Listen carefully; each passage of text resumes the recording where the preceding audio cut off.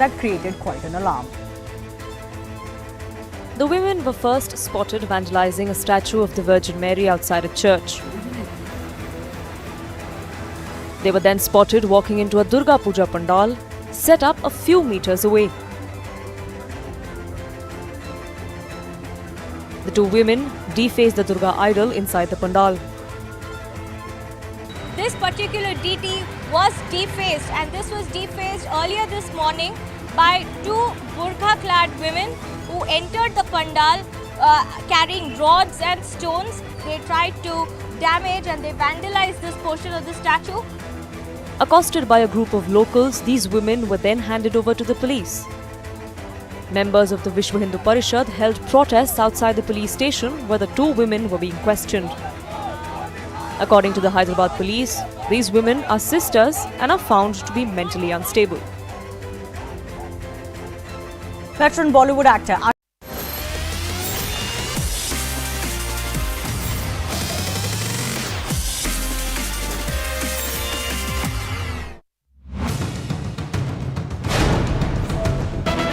This is big, ladies and gentlemen. Just as the ban looked imminent, the ban has happened. The PFI, Popular Front of India, and its affiliate organizations like the PFI, All India Imam Council, Rehab India Foundation, National Women's Front have all been declared as unlawful associations under the UAPA. It speaks about how proscribed organizations like JMP, which are a terror organization, very recently in Bhopal, we've seen it conspiring against India, and the charge is that PFI was colluding with organizations like this, and that is one of the key reasons why finally under UAPA Section 3 and 4, the decision to declare it unlawful and its affiliates have been taken.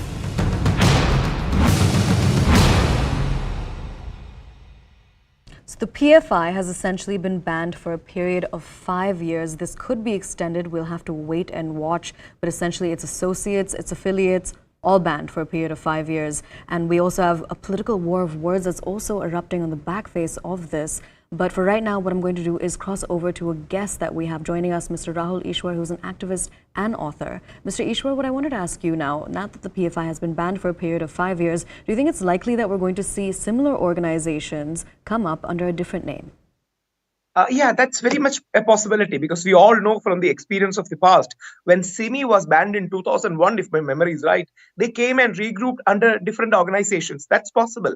But the more important aspect for any government, may it be Indian government or any government acting against any extremist organization, is to cut down and discourage these organizations and to cut down their leverage in the civil society.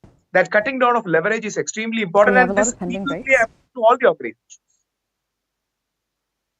All right. Now, Mr. Ishwar, what do you have to say to those political parties who previously in the past had defended organizations like the SIMI, the SDPI, as well as the PFI as well? Please remember, every extremist organization is a threat to India. And there are people equally on the other side. I'm a proud Hindu activist, but I have filed cases against Sadhvi Prachi for her anti-Muslim comments like Muslim Mukt Bharat. And there are people, equally crazy like Yeti Narasimhan, who are acting like urban Nazis on the other side. He's even opposing Indian flags on homes. So, there are every shade of people are in every nation and every organization. So, we need to ban these extremist organizations, whether they are from right or the urban Naxal or the urban Nazi from right. Similarly, the Islamists from the other side. We have some insurgencies in Northeast. We had the Heartline Sikh extremist forces like Bhindranwala. So, every nation needs moderation. Moderate communities, moderate organizations from every organization, including Hindu, Muslim, Christian. They should all be encouraged and welcome. We will all share difference of opinion, but let us fight it out. Let us fight it out in the channel rooms. Let us fight it out in the media. But when you take to arms, when you take to violence, they are crossing a Lakshmana Rekha. And no modern civilized nation which is built on the premise of non-violence can accept it. It is not only India. All modern civilized democracies believe in such, discouraging such kind of hardline or irresponsible behavior. Please remember, even US President Donald Trump was banned from Twitter and many other social media because of his hardline behavior. He was instigating violence. We all know what happened in January 6th when the Capitol Hill was stormed by the hardline supporters of Donald Trump. So Donald Trump ban is still there. So when even US President can be banned, I hope these kind of extremists should be banned by competent agencies in various different nations, and their social media reach, these should be cut. I hope those kind of actions would be taken on digital media for disseminating hardline information or hardline interpretation of events. So every person who is towing a hardline is a threat to moderates everywhere. Let us have responsible Hindu, Muslim, Christian, or atheist, or secular, or different kind of narratives and discourses. But Popular Front has crossed their line many a times, not only once, but many a times, by instigating violence, by killing people, by taking, always having provocative slogans.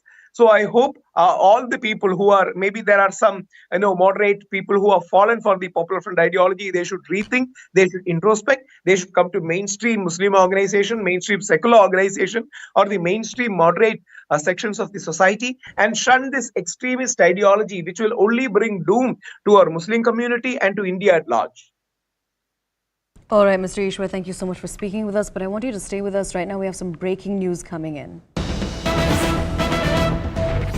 All right, this is a reaction from the Assam Chief Minister. He has tweeted, and I quote, "I welcome the ban on the Popular Front of India by the Government of India. The government is firm in its resolve to ensure that anybody with a diabolical, divisive or disruptive design against India shall be dealt with in iron fist." This is the India of the Modi area. It is decisive and bold. All right, that's the first reaction from the Assam Chief Minister when it comes to the ban on the PFI. Now with this, we're heading into a very short break, but stay with us.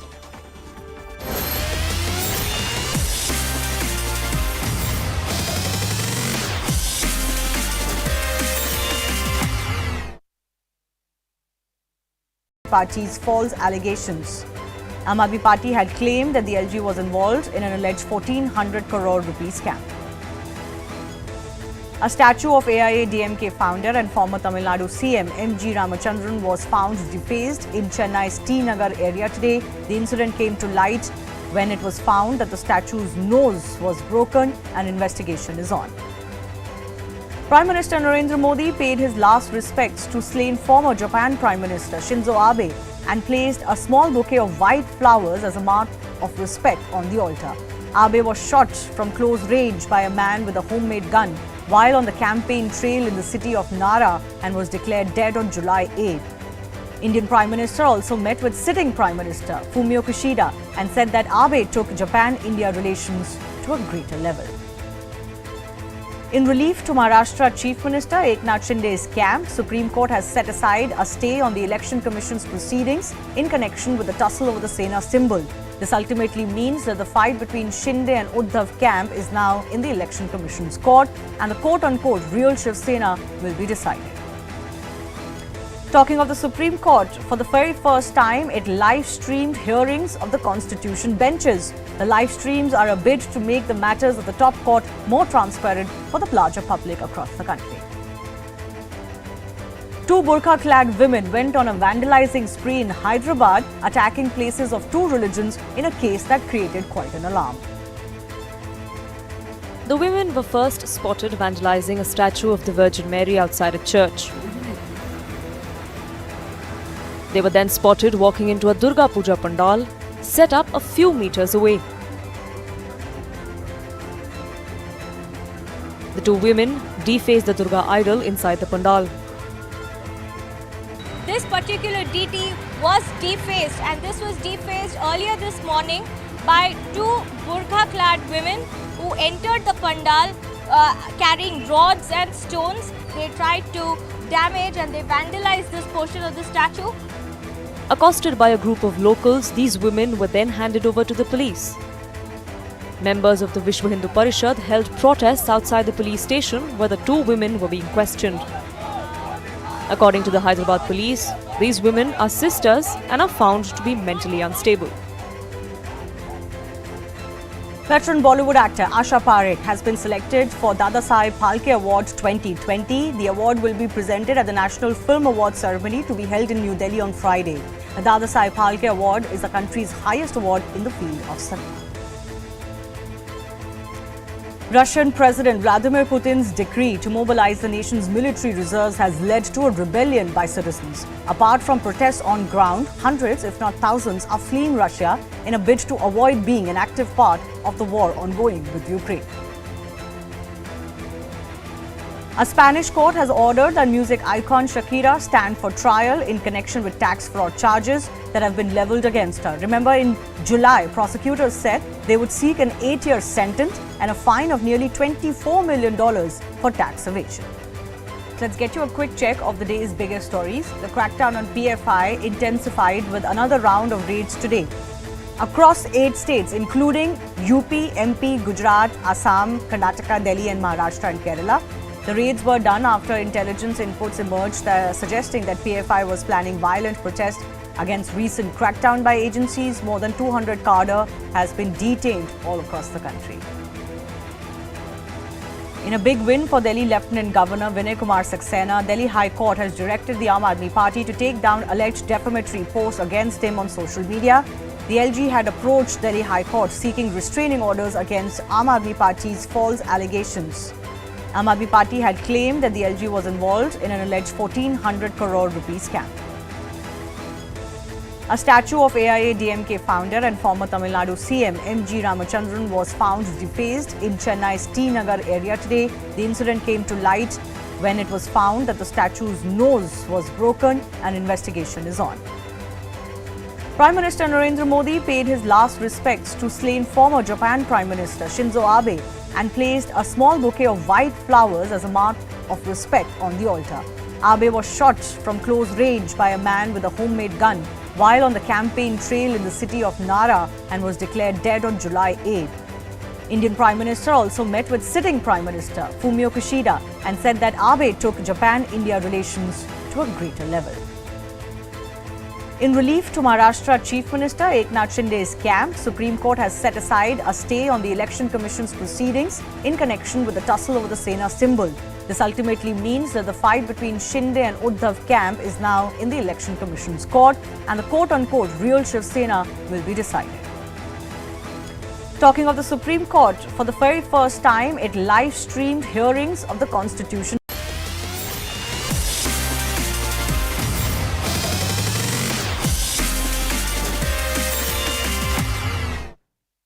Welcome back. What we're going to do right now is take you through what essentially led to the 5-year ban on the Popular Front of India, because it has now been declared an unlawful association, and this includes its affiliates and associates as well. Now, there are 5 reasons that we're going to take you through.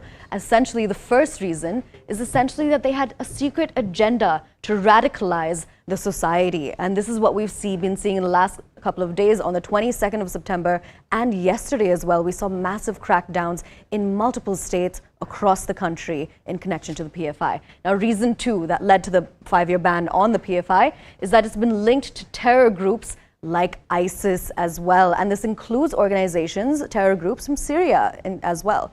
Now, the third reason of why the PFI has been banned for a period of 5 years is that they have the potential to disturb peace. And we've seen this actually play out in multiple states over the last few years, which is why the call for a ban on PFI is not a new one. It's one that we've heard many times before. Now, the fourth reason is that they have indulged in illegal activities. Again, over the last couple of weeks, we've seen a major crackdown, specifically on the 22nd and the 27th, where over 300 people have been arrested. And this took place over a period of 2 days.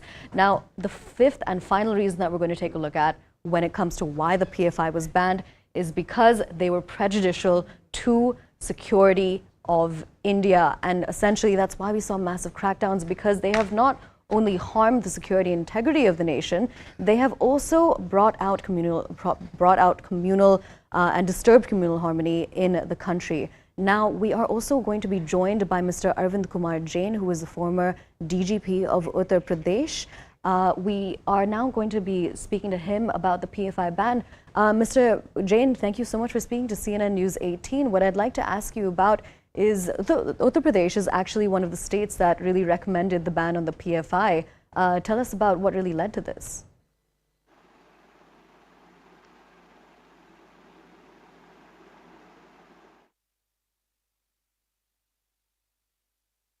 Mr. Jain, can you hear me?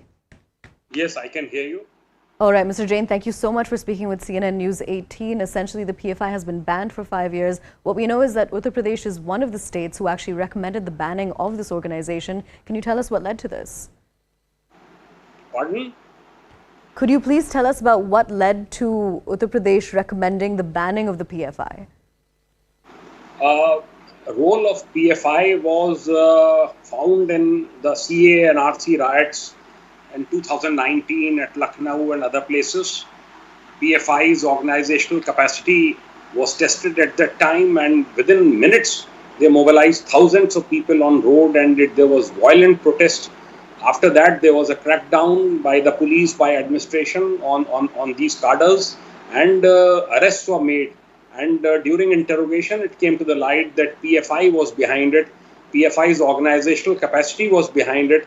Only then they could mobilize people in such large numbers. After that, there was an act also which UP government promulgated, Damage to Public and Private Property Act. It had very salutary impact, but at the same time, they recommended that organizations like PFI should be banned, and this request was pending since then. So now it has been carried out. Okay, Arvind Kumar Jain, sir, thank you for bringing us your opinion. If I could request you to stay on with us. Good morning to all of our viewers. We're going to move very quickly now to Anshul. Anshul is with us from Shaheen Bagh outside the PFI offices. Remember, yesterday you saw crackdowns across the country against the PFI, and one of the area of focuses was very much multiple parts of Delhi. Shaheen Bagh was in focus. Arrests took place there too. Anshul, tell us, yesterday in the arrests, you heard multiple accounts that one or two of those arrested were actually Delhi University students. What information can you give us there? So yes, there were reports that some of the people that were arrested yesterday from the national capital, approximately 32 people were arrested from the entire national capital, from North Delhi to Northeast Delhi to Southeast Delhi as well.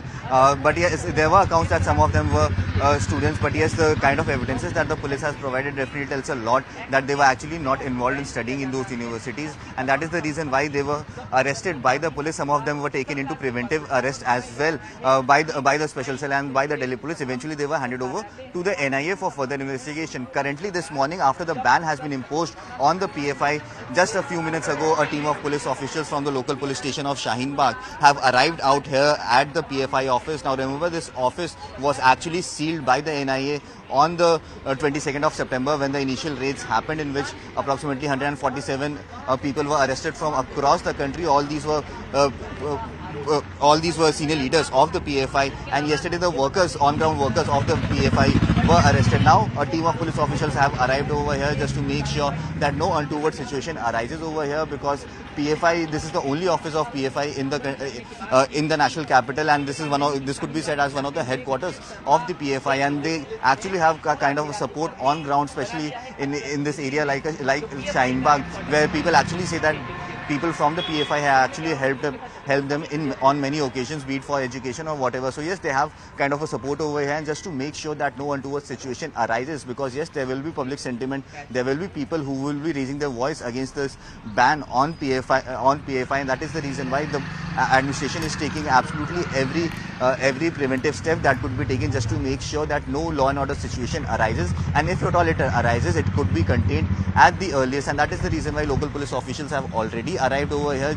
They are making sure that no one is allowed to gather in this area to carry out any sort of protest, because remember, this entire area has Section 144 has been imposed in this entire area approximately 10 days ago, and for the next 2 months that is going to continue as well. So yes, the police and the administration is already taking all the preventive steps that it can take just to make sure that a situation like Kerala that we saw happening on the 23rd of September or on the evening of 22nd September, where massive protests happen over there, there was public unrest, that should not happen on the streets of national capital, and that is the prime focus of the agencies as of now, and that is the reason why we are seeing all preventive measures being taken in the national capital just to make sure that no untoward situation arises, no sloganeering or no marches are being allowed to carried out to support the PFI as of now, Toya.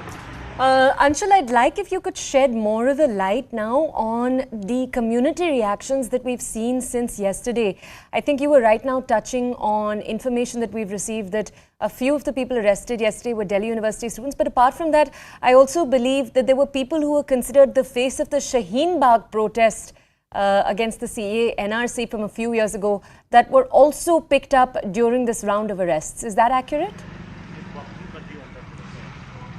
So yes, many workers of the PFI were actually at the forefront of the Shaheen Bagh protest that happened during when the CA was actually passed by the Lok Sabha and the Rajya Sabha. So yes, there were workers of the PFI that were actually involved and were actually at the forefront of carrying out that entire protest. And that is the reason why we saw that the people who were arrested over the last 2 raids that happened over the last 1 week, they could actually have some involvement in that protest as well, because PFI was one of the organizations that was at the absolute forefront of it.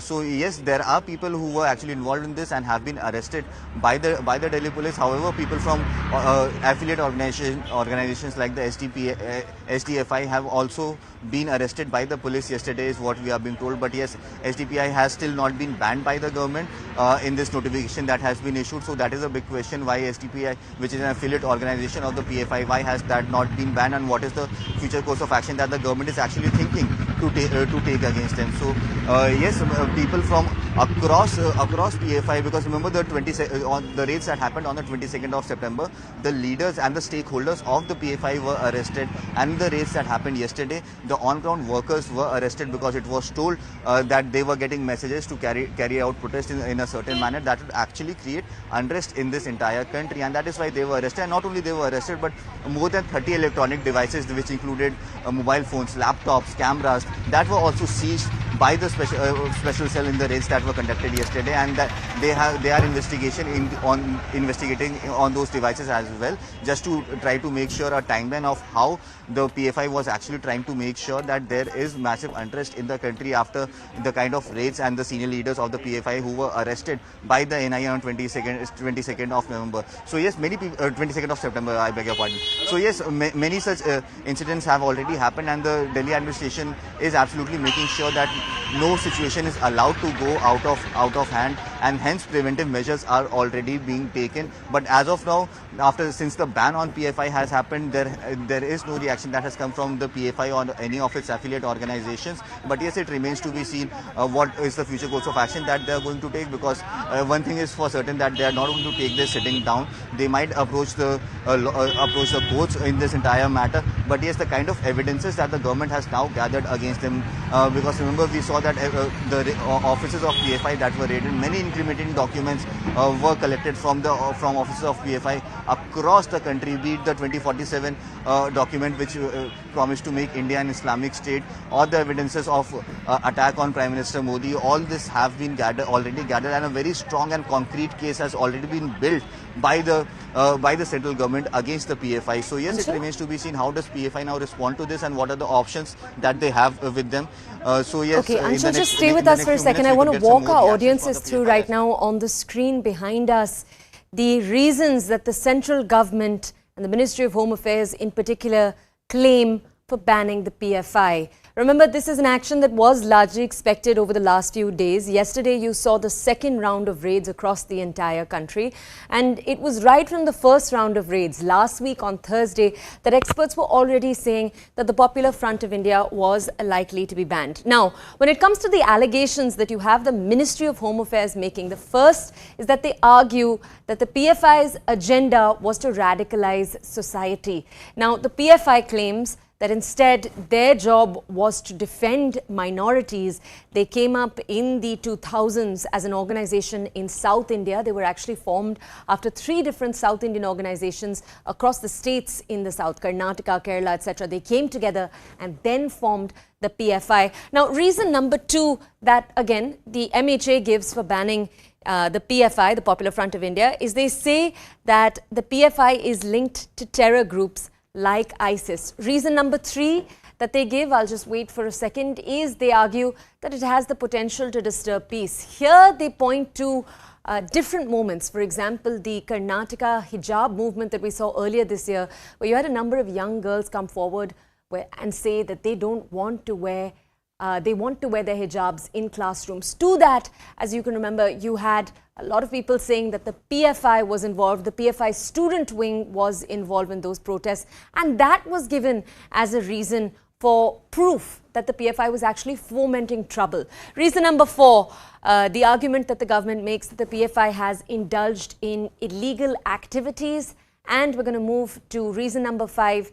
They argue that the security of India is under threat because of the PFI. Now, remember, again, the PFI on its hand continues to argue that they are simply an organization that stands to defend the rights of minorities. But let's go over now to my colleague Mihir. Mihir joins us from Maharashtra, one of the states that saw heavy action yesterday. Let's go over to Mihir to understand more. Mihir, the PFI being banned earlier this morning. For our audiences, if you could give us an understanding of what the PFI has meant to communities in Maharashtra over the last few years and what this ban is going to mean. Absolutely. As far as PFI is concerned, it is a strong organization which still maintains that it works for the people and benefit of the society and community.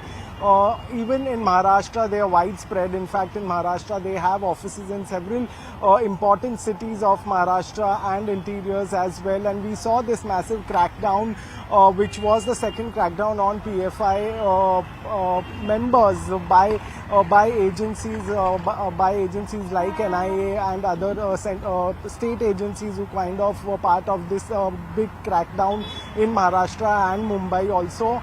We've seen that in the second crackdown, which didn't come as a surprise because one was already seeing that there was a lot of incriminating evidence that the agencies found in the earlier crackdown, based on which there was no doubt that there would be further crackdowns and further raids in this particular direction.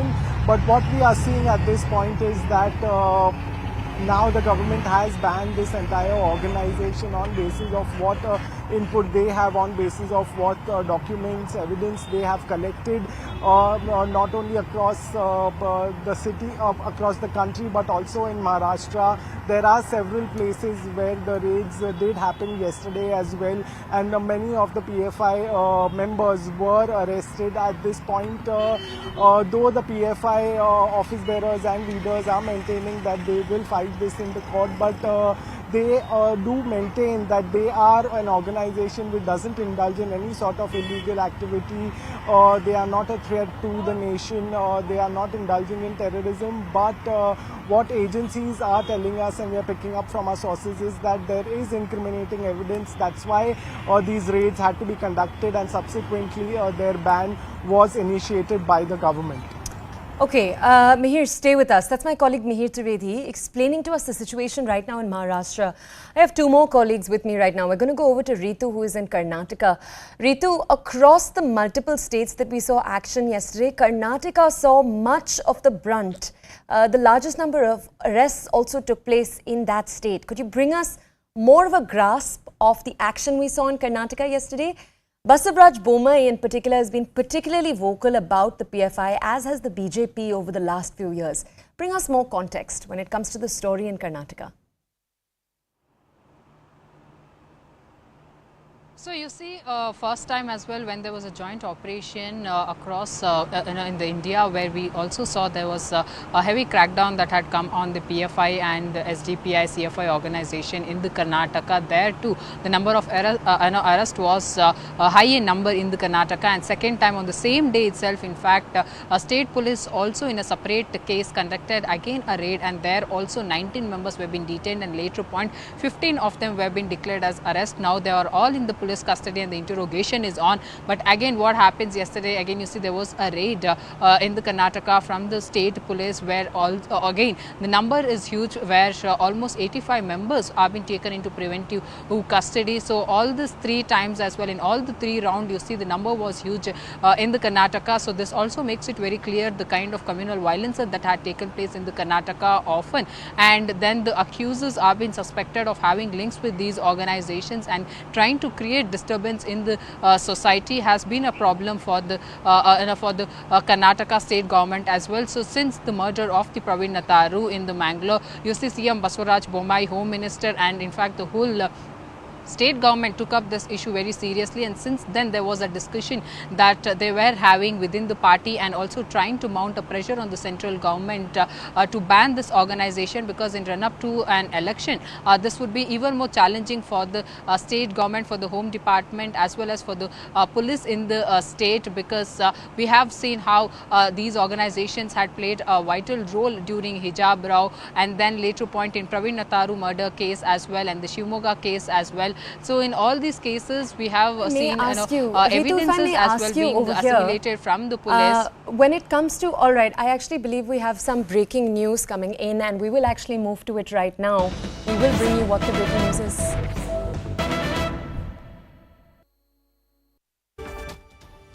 All right, we are bringing you a further report coming in right now. This is a report coming in from the National Conference leader, Sheikh Bashir. He's drawn parallels between the PFI and the RSS, saying the PFI is being banned. And if the PFI is being banned, then the RSS should also be banned for anti-national activities. Now, remember, this statement is not entirely unprecedented. You have had other leaders make similar statements in the past. We'll try to bring you more details, though right now take a look at what Sheikh Bashir had to say. है एक unknown सी organisation है, इसका यहाँ तो कोई असर नहीं है और बहुत सी स्टेट्स के अंदर कोई असर नहीं है, और उनकी एक्टिविटीज़ को लेके अब पिछले कुछ दिनों से छापे पड़ रहे हैं और कहा जा रहा है कि ये एंटी नेशनल एक्टिविटीज़ हैं। तो अगर एंटी नेशनल एक्टिविटीज़ हैं तो बैन करना बुरी बात नहीं, लेकिन एक चीज़ समझ नहीं आई कि 5 साल के लिए क्यों है ये सूट। इनको 5 साल करता है, उसके बाद इनको सूट करेगा। पहली ये चीज़ है। दूसरी चीज़ ये है कि बैन करते वक्त और चीज़ों की तरफ भी देखना चाहिए। बहुत सी एक्टिविटीज़ आरएसएस की एंटी नेशनल एक्टिविटीज़ हैं।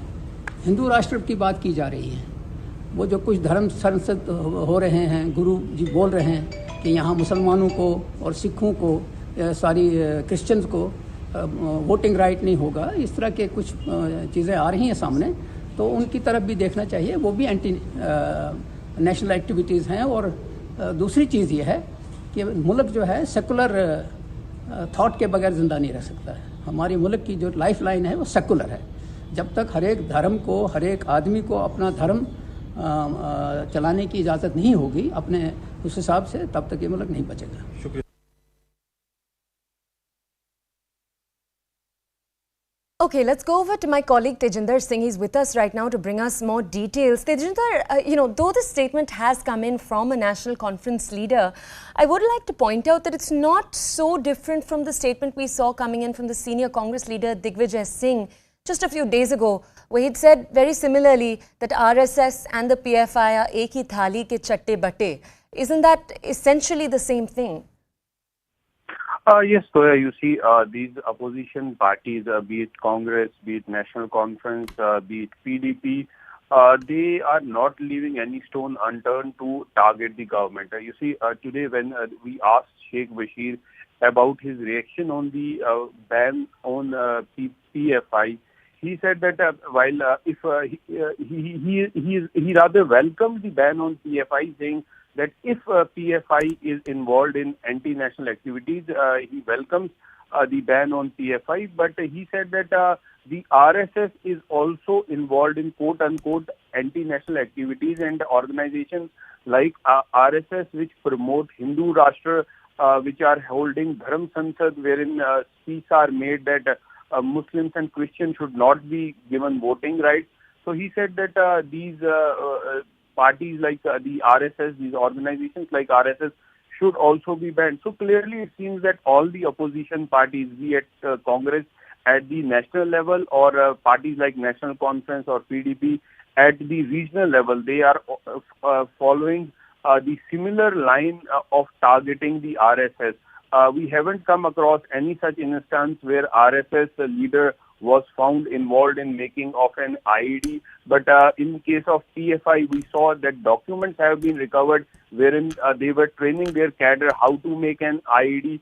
So the government of India, after due deliberation and due process, after getting inputs from various intelligence agencies, the decision was taken that PFI, which is running on an agenda to convert India into a Muslim nation, should be banned. So people across various sections, they have welcomed this decision because PFI was working on an agenda to radicalize the society. It was working an agenda which was to show the disrespect towards the constitution and convert India to a nation on communal lines. Okay. But, all right, Tejinder, if I could hand, just request you to stay with us. We have the ex-Deputy Chief Minister, Kavinder Gupta, is with us. Sir, good morning. Thank you so much for joining us here on CNN News 18.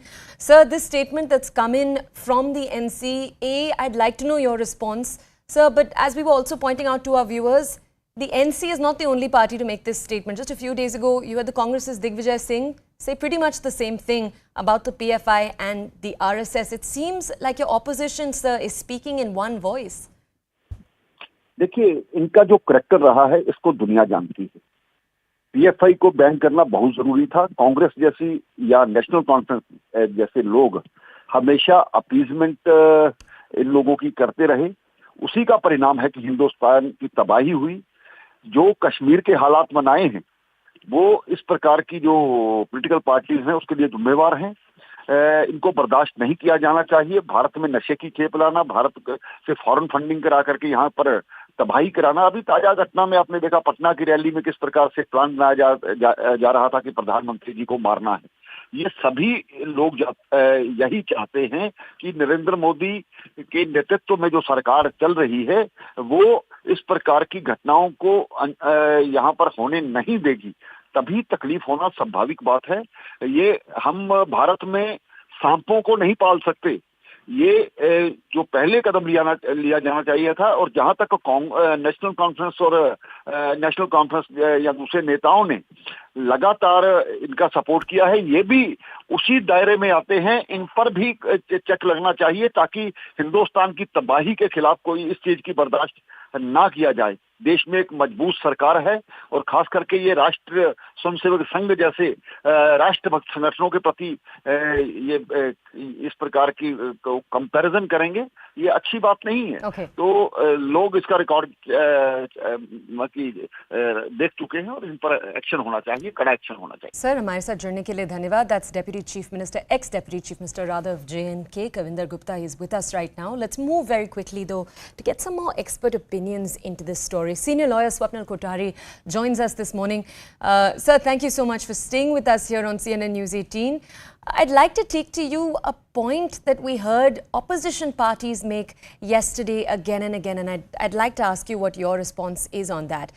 In Karnataka, you had a number of opposition parties come on to our show and point out a figure. The number they pointed to was that since 2007, you've had about 310 cases just in Karnataka registered against the PFI, but you've only had convictions in 5 of those cases. Their point was that the PFI is being unfairly targeted, and specifically in states like Karnataka that are headed towards elections, they're being used to clear the agenda to build the point of the BJP. To that, sir, what is your perspective? Well, Joya, I think that's a very facetious argument. It's equivalent to saying that because the Enforcement Directorate registered 600 cases in a particular year and could convict only 5, say in the past, say 6 to 7 years, that means it should stop doing its job. They are empowered by the law to conduct their job. Likewise, the Ministry of Home Affairs or even the Law Department or any of those laws or any of the statutes, which is like the Unlawful Activities Prevention Act, which is the applicable law here as far as the PFI ban is concerned. And that will be the reason why you haul up people under the UAP, under the IPC section 121 for waging war against the government. Those sections, since they are not convicted or people are not being convicted under those sections, that's the reason why you should not arrest them. That's not the way the law works. If activities are found to be prejudicial to the integrity and sovereignty of the country, if those are terrorist activities, and if in the judgment of the prosecution those are, and if the prosecution tries to convince a court of law, it's up to the court of law at the end of the day as to what, who to convict and who to acquit. And I believe in most of the cases where people have not been convicted, it's because of lack of evidence or because of the prosecution being compromised or being threatened. So that doesn't mean that the ban should not be there, because if there are 5-6 reasons, I'm reading these reasons on your screen which you are showing, those are most legitimate reasons to ban the PFI. So the argument of the Karnataka government, which was there yesterday on your show, to say that because there are only few convictions is a very, very facetious argument. It never works in a court of law. Okay. It's the courts and the judiciary do not function in that manner simply because that would amount to saying that the acts or the statutes are defanged. That's not the case. They are not defanged. It's just that people are not being able to prosecute in a proper manner because the prosecution does not put in enough evidence, or it is compromised, or it is threatened. Because as we've seen in India, especially where there are key cases, such as, say, let me tell you something which most of the people know about, is the Sushant Singh Rajput case. It doesn't take 3 years or 2 years to come out and say that he committed suicide, right? So obviously it was a murder. But then the point is that, why has it not gone forward? So obviously somewhere the prosecution has, or somewhere the Central Bureau of Investigation has been told to be tight-lipped about it. Or that's one case. There could be several other cases that I could point out, but those are cases which may not, strike public memory very easily. But Toya, let me tell you, this argument is very facetious, and I'm glad that the PFI has been banned because that was a long since overdue. Sir, thank you for your opinion. For our audiences, we do very quickly now have to go into a break. This remains our top story, so we'll continue to keep returning to it in the next few hours. Right now, we'll see you in just a few minutes on the other side of this break. Remember, you're watching the morning news right here on CNN News 18. We also have some great news for those of you who are investors. You can now track the US market actions real time on Money Control. Log on to Money Control's app or website and stay informed about all that matters in global markets. You can also vote for your favorite sports person, the athlete that you feel deserves to be Indian of the Year. In the category of sports, Indian of the Year is the event through which every single year we felicitate Indians who've shown excellence in different categories. You can go to indianoftheyear.com to celebrate the Indian that is showing excellence in sports. We'll see you in just a few minutes after this break.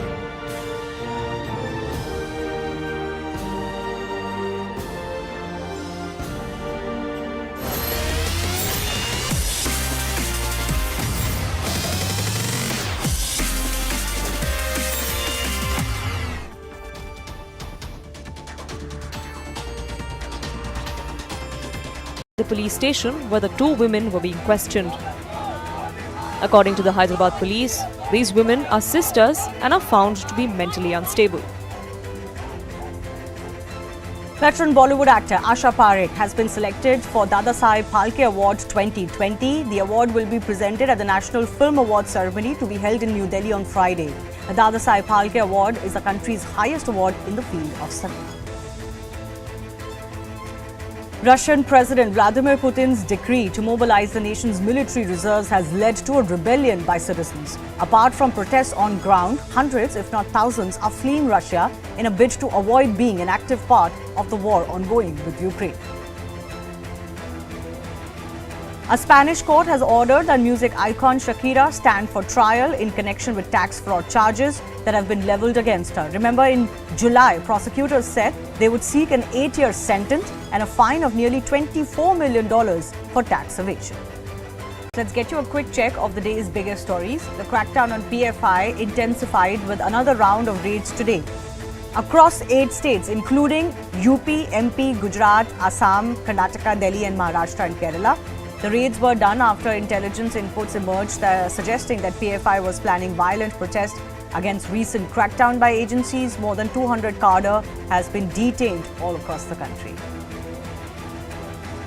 In a big win for Delhi Lieutenant Governor Vinay Kumar Saxena, Delhi High Court has directed the Aam Aadmi Party to take down alleged defamatory posts against him on social media.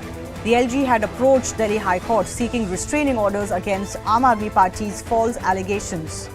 Aam Aadmi Party had claimed that the LG was involved in an alleged 1400 crore rupee scam.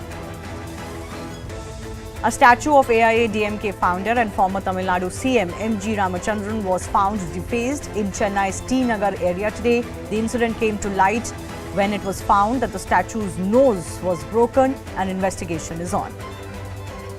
Prime Minister Narendra Modi paid his last respects to slain former Japan Prime Minister Shinzo Abe and placed a small bouquet of white flowers as a mark of respect on the altar. Abe was shot from close range by a man with a homemade gun while on the campaign trail in the city of Nara and was declared dead on July 8. Indian Prime Minister also met with sitting Prime Minister Fumio Kishida and said that Abe took Japan-India relations to a greater level. In relief to Maharashtra Chief Minister Eknath Shinde's camp, Supreme Court has set aside a stay on the Election Commission's proceedings in connection with the tussle over the Sena symbol. This ultimately means that the fight between Shinde and Uddhav camp is now in the Election Commission's court and the quote-unquote real Shiv Sena will be decided. Talking of the Supreme Court, for the very first time, it live-streamed hearings of the Constitution benches. The live streams are a bid to make the matters of the top court more transparent for the larger public across the country. Two burqa-clad women went on a vandalizing spree in Hyderabad, attacking places of two religions in a case that created quite an alarm. The women were first spotted vandalizing a statue of the Virgin Mary outside a church. They were then spotted walking into a Durga Puja pandal set up a few meters away. The two women defaced the Durga idol inside the pandal. This particular DT was defaced, and this was defaced earlier this morning by two burqa-clad women who entered the pandal carrying rods and stones. They tried to damage and they vandalized this portion of the statue. Accosted by a group of locals, these women were then handed over to the police. Members of the Vishwa Hindu Parishad held protests outside the police station where the two women were being questioned. According to the Hyderabad police, these women are sisters and are found to be mentally unstable. Veteran Bollywood actor Asha Parekh has been selected for Dadasaheb Phalke Award 2020. The award will be presented at the National Film Awards ceremony to be held in New Delhi on Friday. The Dadasaheb Phalke Award is the country's highest award in the field of cinema. Russian President Vladimir Putin's decree to mobilize the nation's military reserves has led to a rebellion by citizens. Apart from protests on ground, hundreds, if not thousands, are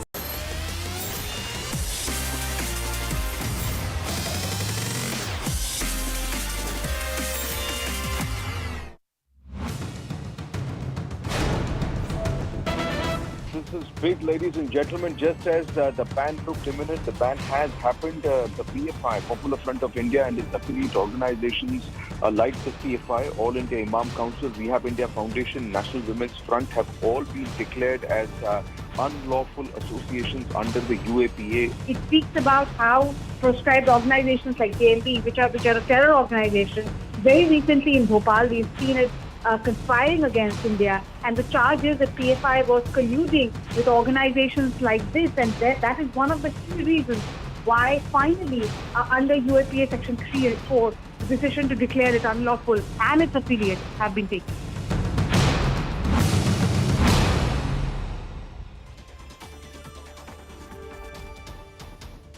So we are keeping our focus on the ban that the Ministry of Home Affairs has notified against Popular Front of India and against all other affiliate organizations, including Campus Front of India, Rehab India and All India Imam Council. These are only some of the organizations which have been proscribed now. What does this really mean? It now means that you can't contribute funds to these organizations. The premises that they were operating from will be declared, will be notified as illegal. For that also, a fresh Gazette notification has come in. Under Section 7 and Section 8 of the Unlawful Activities Prevention Act, Ministry of Home Affairs has now authorized state governments and the administrators of various union territories to go ahead and notify the use of funds as illegal and notify the premises associated with these organizations as unlawful as well. One of those premises, in fact, is in Delhi. Anshul is joining me live from there. Anshul, you can already see Delhi police swinging into action just hours after that MHA notification proscribing PFI and affiliates came. That's right, Arunima. So I'll just try and show you the visuals over here. So this was the office of the PFI that was sealed by the NIA on the 22nd of September. Since then it has been sealed and people were arrested from this office, and also incriminating documents were also collected from this office. Now this morning, after the ban on PFI came up, a team of police officials from the local police station have now come up. They are maintaining a security line over here, making sure that no common man is actually allowed to come near this office or collect near this office. They are just trying to make sure that no untoward situation at all arises in the national capital, because yes, in this area of Shaheen Bagh, I have been speaking to locals of the record, and they have been saying that yes, PFI has been helping them, be it for the education or for medical purposes as well, and hence they have a sort of a support in this area. In fact, the raids that were carried out yesterday, the one person that was arrested from Shaheen Bagh was arrested from this area itself. So yes, the situation on the ground is normal as of now, but yes, the police and administration is making sure that they leave no stone unturned to make sure that no untoward situation happens on the streets of national capital. And definitely a situation like Kerala or Karnataka that we saw happening on the evening of 22nd of September and the day after that, that kind of situation does not arise over here, and hence for the last 10 days section 144 has already been imposed in this area, and it is going to continue for the next 2 months. So yes, all precautionary measures have already been taken just to make sure that no untoward situation arises from here. So yes, it remains to be seen how does PFI now respond to this, because this is said to be the head office of PFI in the national capital, and we are expecting some reaction to come up from the PFI. As of now, they haven't come out and commented or made any statements on the action that has been taken on them by the central government. So yes, it remains to be seen what is the future course of action that they are going to take and what are the comments that they have to make, come out and make. But yes, as of now, the situation on the ground in the national capital seems to be absolutely normal. No call of protest has been given by any of the organization affiliated with the PFI or supporting the PFI in the national capital as of now. So, but even after that, the police and the administration is making sure that they leave no stone unturned to make sure that security situation on the ground remains peaceful at all points in time, Arunima. Right. Right. In fact, making that comment or issuing that statement on behalf of Popular Front of India or any of its affiliates could now be problematic, because after this ban, after the notification by the Ministry of Home Affairs, if you come and go make your association with these organizations public, you are liable for prosecutions. It will be interesting to note if all the legal brains within these organizations now come up with a different strategy. Of course, what happens from here on, this evidence that the Ministry of Home Affairs has put together goes to the UAPA tribunal, and there this evidence is put up for judicial scrutiny. The PFI does have the legal option of challenging the evidence, challenging the ban under UAPA, and it is for the tribunal to then consider the evidence. So that's the first legal remedy that they have. But Government of India, Ministry of Home Affairs has gone ahead with this ban. It was long due, long being demanded. 3 state governments and their dossiers have been considered worth going in as far as evidence is concerned. These are governments and police of Uttar Pradesh, Karnataka and Gujarat. Siddhant is joining me from Gujarat. Siddhant, as far as Gujarat is concerned, what is the kind of evidence that the Gujarat police accumulated over the years which showed that Popular Front of India deserves to be proscribed? Well, that's right, Arunima. As far as the state of Gujarat is concerned, in last couple of years, we have seen that it's Gujarat ATS, the unit which has been handling the cases related to PFI and especially SDPI. So in Gujarat state, SDPI cadre was active. We all know SDPI happens to be the political wing of PFI. So their cadre was very much active in rural parts of Gujarat, and in fact, a few weeks back, ATS Ahmedabad summoned some of the members belonging to PFI or some of the members, those who have alleged links with PFI or SDPI. They were called to the ATS headquarters. They were thoroughly interrogated by the ATS units. So, not just Gujarat, but all, in fact, all the states across the country, they were spreading.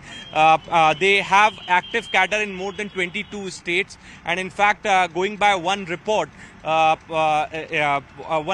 sources have confirmed that they have in total 5 lakh people in their cadre across the country. So with each passing day, each passing month, they were expanding, they were recruiting the cadre. But this time around, after the crackdown by the federal agencies, from the zonal office bearers to the chairman, district presidents, and in fact those who used to handle the social media accounts of PFI, all have been placed under the arrest. And look, Arunima, this all happened in a very strategic manner.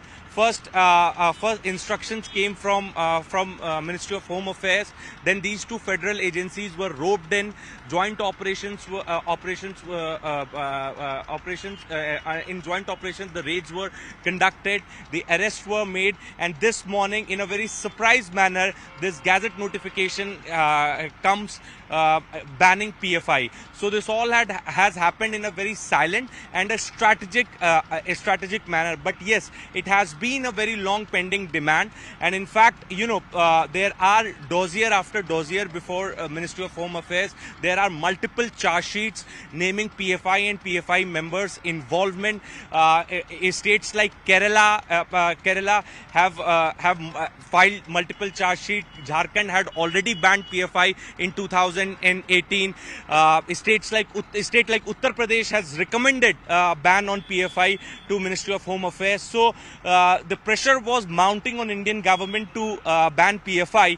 But again, they were looking for the right time. I have to cut you short there because MOS Home Affairs Ajay Mishra Teni has spoken on the ban as far as Popular Front of India is concerned. This is what he said. The first reaction coming in from Government of India. MOS Home, Ajay Mishra Teni. लौट के आता हूँ, आप सबसे बात करना। देखिए, मैं इसके लिए आप सबसे अनुरोध है, सारी चीजें हम आपको बताएंगे। नहीं, हटाई नहीं, अरे ऐसे रहने दो उनको, सब अपने ही लोग हैं। अरे भैया ऐसे मत हटाओ, ऐसा ना, अभी हम 11 बजे आ जाएंगे, 11 बजे सारी आपको पूरी सूचना देंगे। अभी एक कार्यक्रम है, प्लीज एक कार्यक्रम है, मुझे बहुत जल्दी है, नहीं तो मैं आता। ऐसे ना, आपको सब सुन रहे हैं। देखो ऐसा ना, ऐसा है, मैं एक कार्यक्रम में जा रहा हूँ, अभी मुझे क्षमा करें, मैं 1 घंटे में वापस आ रहा हूँ, आपको पूरी बात बताऊंगा। ठीक है, चलिए प्लीज अभी बस आ रहा हूँ। बहुत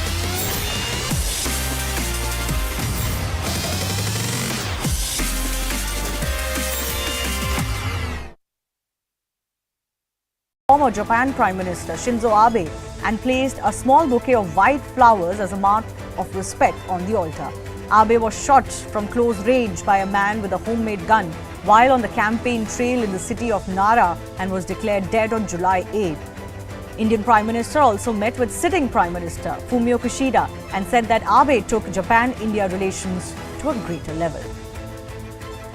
In relief to Maharashtra Chief Minister Eknath Shinde's camp, Supreme Court has set aside a stay on the Election Commission's proceedings in connection with the tussle over the Sena symbol.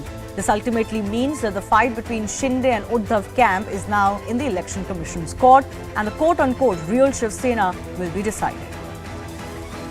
Talking of the Supreme Court, for the very first time, it live-streamed hearings of the Constitution benches. The live streams are a bid to make the matters of the top court more transparent for the larger public across the country. 2 burqa-clad women went on a vandalizing spree in Hyderabad, attacking places of 2 religions in a case that created quite an alarm. The women were first spotted vandalizing a statue of the Virgin Mary outside a church.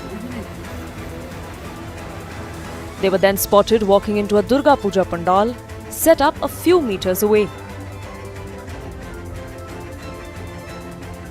The 2 women defaced the Durga idol inside the pandal.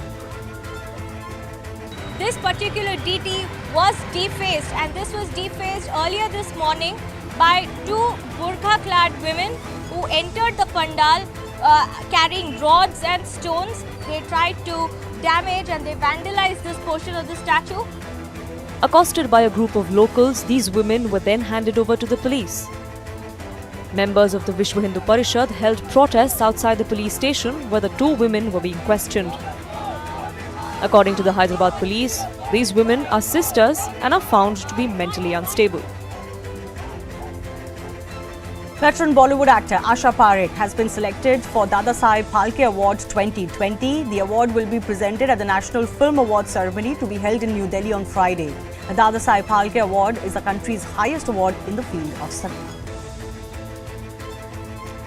Russian President Vladimir Putin's decree to mobilize the nation's military reserves has led to a rebellion by citizens. Apart from protests on ground, hundreds, if not thousands, are fleeing Russia in a bid to avoid being an active part of the war ongoing with Ukraine. A Spanish court has ordered that music icon Shakira stand for trial in connection with tax fraud charges that have been leveled against her. Remember, in July, prosecutors said they would seek an 8-year sentence and a fine of nearly $24 million for tax evasion. Let's get you a quick check of the day's biggest stories. The crackdown on PFI intensified with another round of raids today. Across 8 states, including UP, MP, Gujarat, Assam, Karnataka, Delhi and Maharashtra and Kerala. The raids were done after intelligence inputs emerged suggesting that PFI was planning violent protests against recent crackdown by agencies. More than 200 cadre has been detained all across the country. In a big win for Delhi Lieutenant Governor Vinay Kumar Saxena, Delhi High Court has directed the Aam Aadmi Party to take down alleged defamatory posts against him on social media. The LG had approached Delhi High Court seeking restraining orders against Aam Aadmi Party's false allegations. Aam Aadmi Party had claimed that the LG was involved in an alleged 1,400 crore rupee scam. A statue of AIA-DMK founder and former Tamil Nadu CM M.G. Ramachandran was found defaced in Chennai's T Nagar area today. The incident came to light when it was found that the statue's nose was broken and investigation is on. Prime Minister Narendra Modi paid his last respects to slain former Japan Prime Minister Shinzo Abe and placed a small bouquet of white flowers as a mark of respect on the altar. Abe was shot from close range by a man with a homemade gun while on the campaign trail in the city of Nara and was declared dead on July 8. Indian Prime Minister also met with sitting Prime Minister Fumio Kishida and said that Abe took Japan-India relations to a greater level. In relief to Maharashtra Chief Minister Eknath Shinde's camp, Supreme Court has set aside a stay on the Election Commission's proceedings in connection with the tussle over the Sena symbol. This ultimately means that the fight between Shinde and Uddhav camp is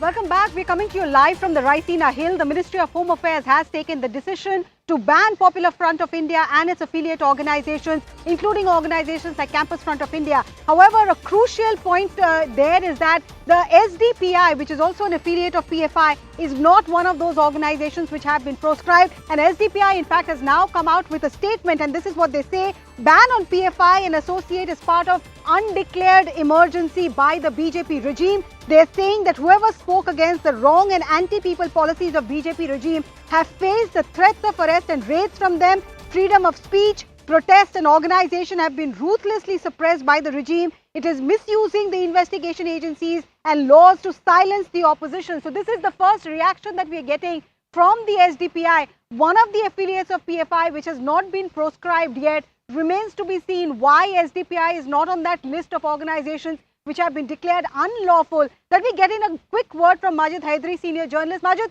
first reaction to this ban and this claim that SDPI is making that they are being targeted because they were speaking against the government, against the government organizations, because the agencies are convinced they have enough and they have enough evidence to pin those murders and those terror funding allegations on PFI. Well, madam, if PFI is into a terror activity and it is a threat to our national security, our national sovereignty, I would say, why ban on PFI? Bomb PFI to pieces which can never be integrated again. But the point is of the witch hunt. Look at the frivolous charges firstly. There are frivolous charges because on one side you say they're into martial art training, no arms have been recovered, no weapons have been recovered, no explosives have been recovered from them. So what kind of terror outfit was it? We don't know. And then second, look at the timing. The timings are about something close to 2024 elections. So BJP, in a bid to make inroads into South Indian states like Kerala, has banned this PFI out of its election motives, its ulterior motives, to make some inroads into South India for the next election, because it's BJP which is always getting defeated in South India. Now they want to come up with a kind of a, it's a prop. It's like a musical prop for BJP that they have played with PFI at the moment. So I don't find anything worthy of banning PFI in the charges which have been put. Because if you look at the FIR which has been put forth by the NIA, it says that the PFI was having what they have recovered from PFI. They say they have recovered a signboard, they have recovered markers, they have recovered bamboo sticks. I mean, is bamboo stick an act of weapon of terror? What kind of charges are these? Yes, over to you.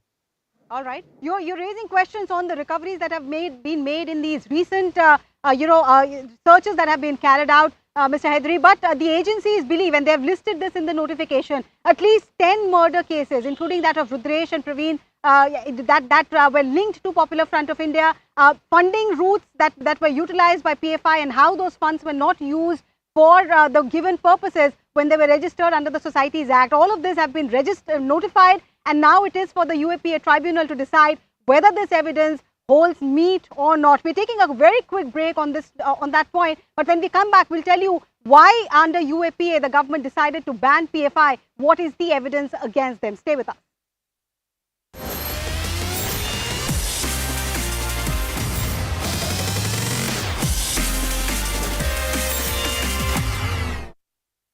Touching on information that we've received that a few of the people arrested yesterday were Delhi University students. But apart from that, I also believe that there were people who were considered the face of the Shaheen Bagh protest against the CA NRC from a few years ago that were also picked up during this round of arrests. Is that accurate?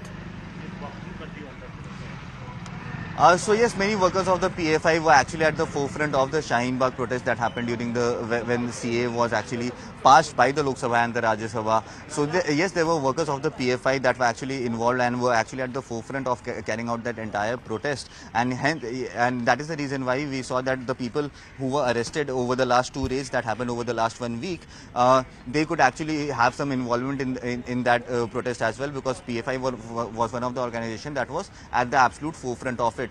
So yes, there are people who were actually involved in this and have been arrested by the Delhi police. However, people from affiliate organizations like the SDFI have also been arrested by the police yesterday, is what we are being told. But yes, SDPI has still not been banned by the government in this notification that has been issued. So that is a big question, why SDPI, which is an affiliate organization of the PFI, why has that not been banned, and what is the future course of action that the government is actually thinking to take against them. So yes, people from across PFI, because remember the raids that happened on the 22nd of September, the leaders and the stakeholders of the PFI were arrested, and the raids that happened yesterday, the on-ground workers were arrested because it was told that they were getting messages to carry out protests in a certain manner that would actually create unrest in this entire country, and that is why they were arrested. And not only they were arrested, but more than 30 electronic devices, which included mobile phones, laptops, cameras, that were also seized by the special cell in the raids that were conducted yesterday, and that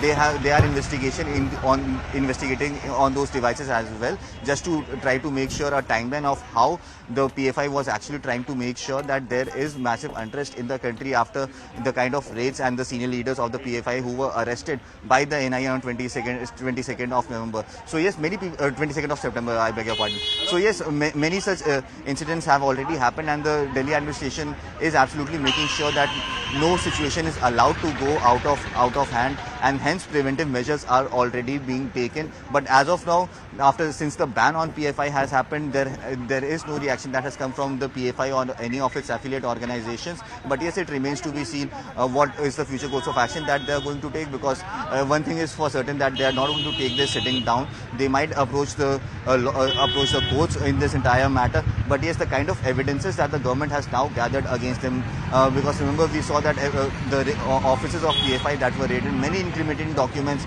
were collected from offices of PFI across the country, be it the 2047 document which promised to make India an Islamic state, or the evidences of attack on Prime Minister Modi. All this have been already gathered, and a very strong and concrete case has already been built by the central government against the PFI. So yes, it remains to be seen how does PFI now respond to this, and what are the options that they have with them. So yes, okay, Anshul, just stay with us for a second. I want to walk our audiences through right now on the screen behind us the reasons that the central government and the Ministry of Home Affairs in particular claim for banning the PFI. Remember, this is an action that was largely expected over the last few days. Yesterday, you saw the second round of raids across the entire country. And it was right from the first round of raids last week on Thursday that experts were already saying that the Popular Front of India was likely to be banned. Now, when it comes to the allegations that you have the Ministry of Home Affairs making, the first is that they argue that the PFI's agenda was to radicalize society. Now, the PFI claims that instead their job was to defend minorities. They came up in the 2000s as an organization in South India. They were actually formed after 3 different South Indian organizations across the states in the South, Karnataka, Kerala, etc. They came together and then formed the PFI. Now, reason number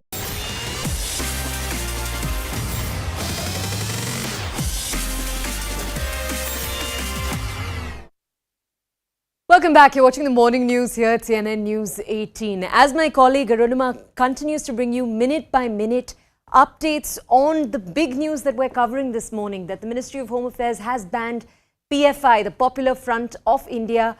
Let's take a quick look at what the Ministry of Home Affairs is citing as evidence. Number one, there is the Praveen Netaru murder case. This is the case in the next few cases that we're actually going to dive the deepest into, because this took place, as you can see on your screens, just a few months ago. Praveen Netaru was a Bharatiya Janata Yuva Morcha leader. He was on his way home when he was hacked to death by 3 unidentified assailants.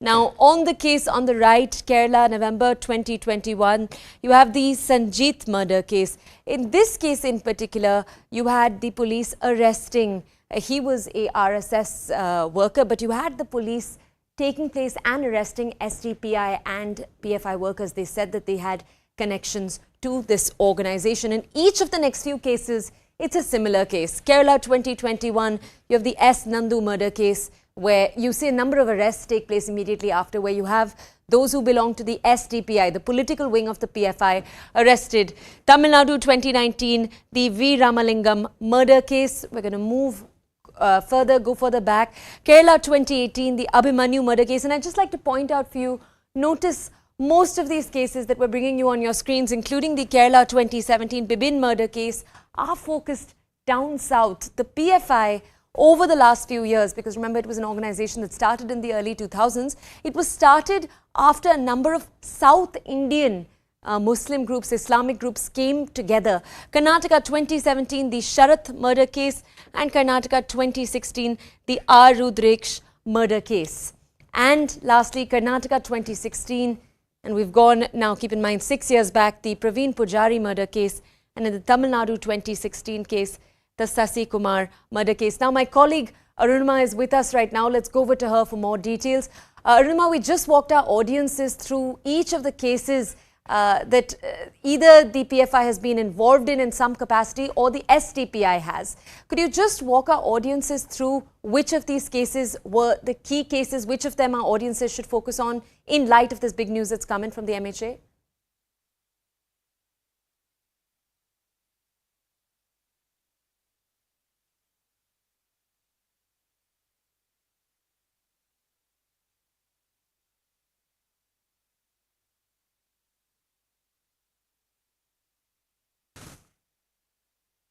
All right, let's go over now to my colleague Arunima, who's with us right now. Arunima, are you able to hear me?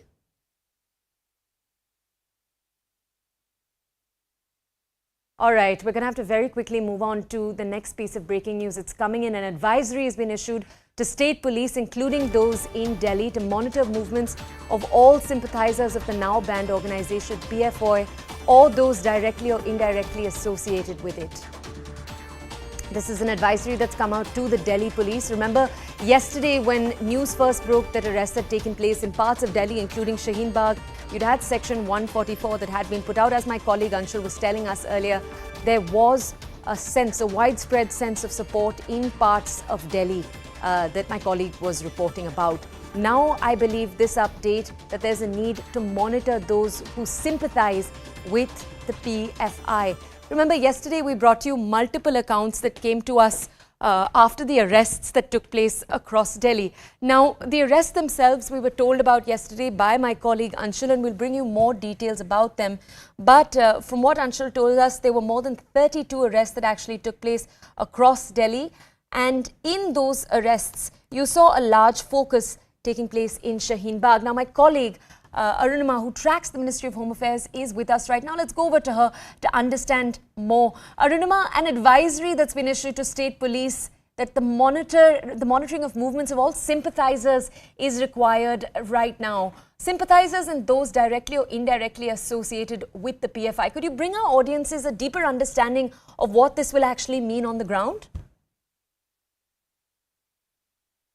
So on the ground, the local police, like in Delhi, Anshul has been reporting that at the Shaheen Bagh office of the Popular Front of India, there is heavy police presence. More teams are coming in. Why is this happening? Because after declaring PFI and its affiliates unlawful organization, there was a second notification that was issued, and this notification under section 7 and 8 of UAPA empowered the state government and the UT administrators to A, crack down on the funds that the PFI was receiving, and B, notify the premises of PFI as illegal. And that is the breaking that Anshul has for us as well, that there is now an advisory also that has gone to the state police. This is what Anshul is learning, asking the police men and women in all these states where PFI has been operating to go ahead and carry out monitoring of their movement. So we'll take a break. When we come back, we'll discuss that further with our colleagues on the ground. Taking a break, stay with us.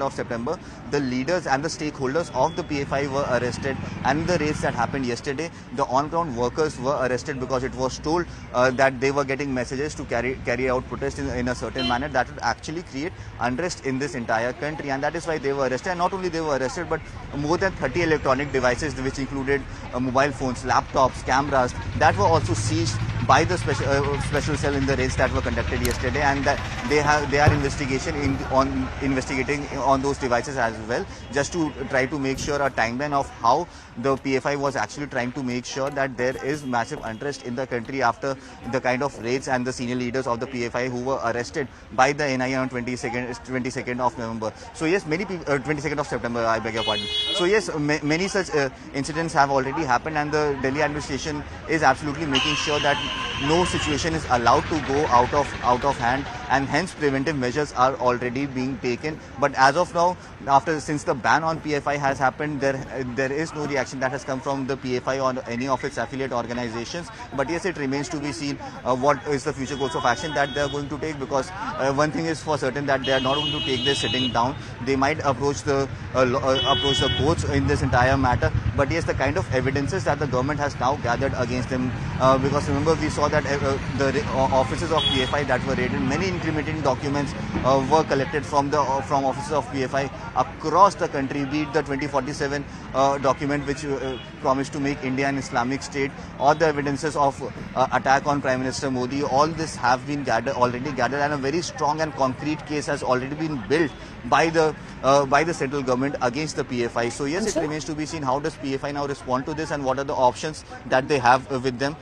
So yes, okay, Anshul, just stay with us for a second. I want to walk our audiences through right now on the screen behind us the reasons that the central government and the Ministry of Home Affairs in particular claim for banning the PFI. Remember, this is an action that was largely expected over the last few days. Yesterday, you saw the second round of raids across the entire country.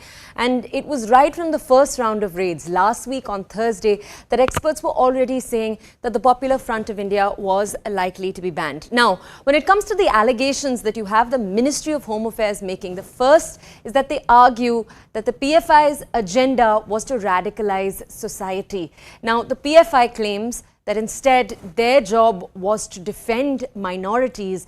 They came up in the 2000s as an organization in South India. They were actually formed after 3 different South Indian organizations across the states in the South, Karnataka, Kerala, etc. They came together and then formed the PFI. Now, reason number 2 that again the MHA gives for banning the PFI, the Popular Front of India, is they say that the PFI is linked to terror groups like ISIS. Reason number 3 that they give, I'll just wait for a second, is they argue that it has the potential to disturb.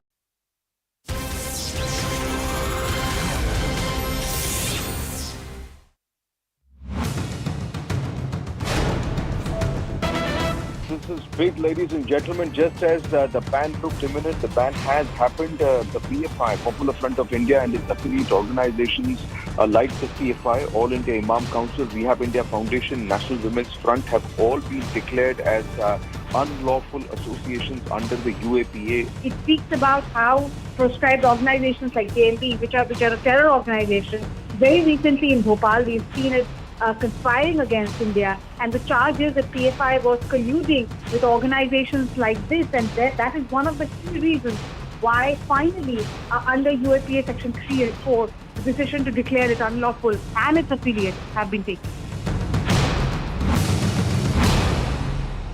Good morning. You're watching Breaking News here at CNN News 18. It's here that we bring you breaking news stories from across the country.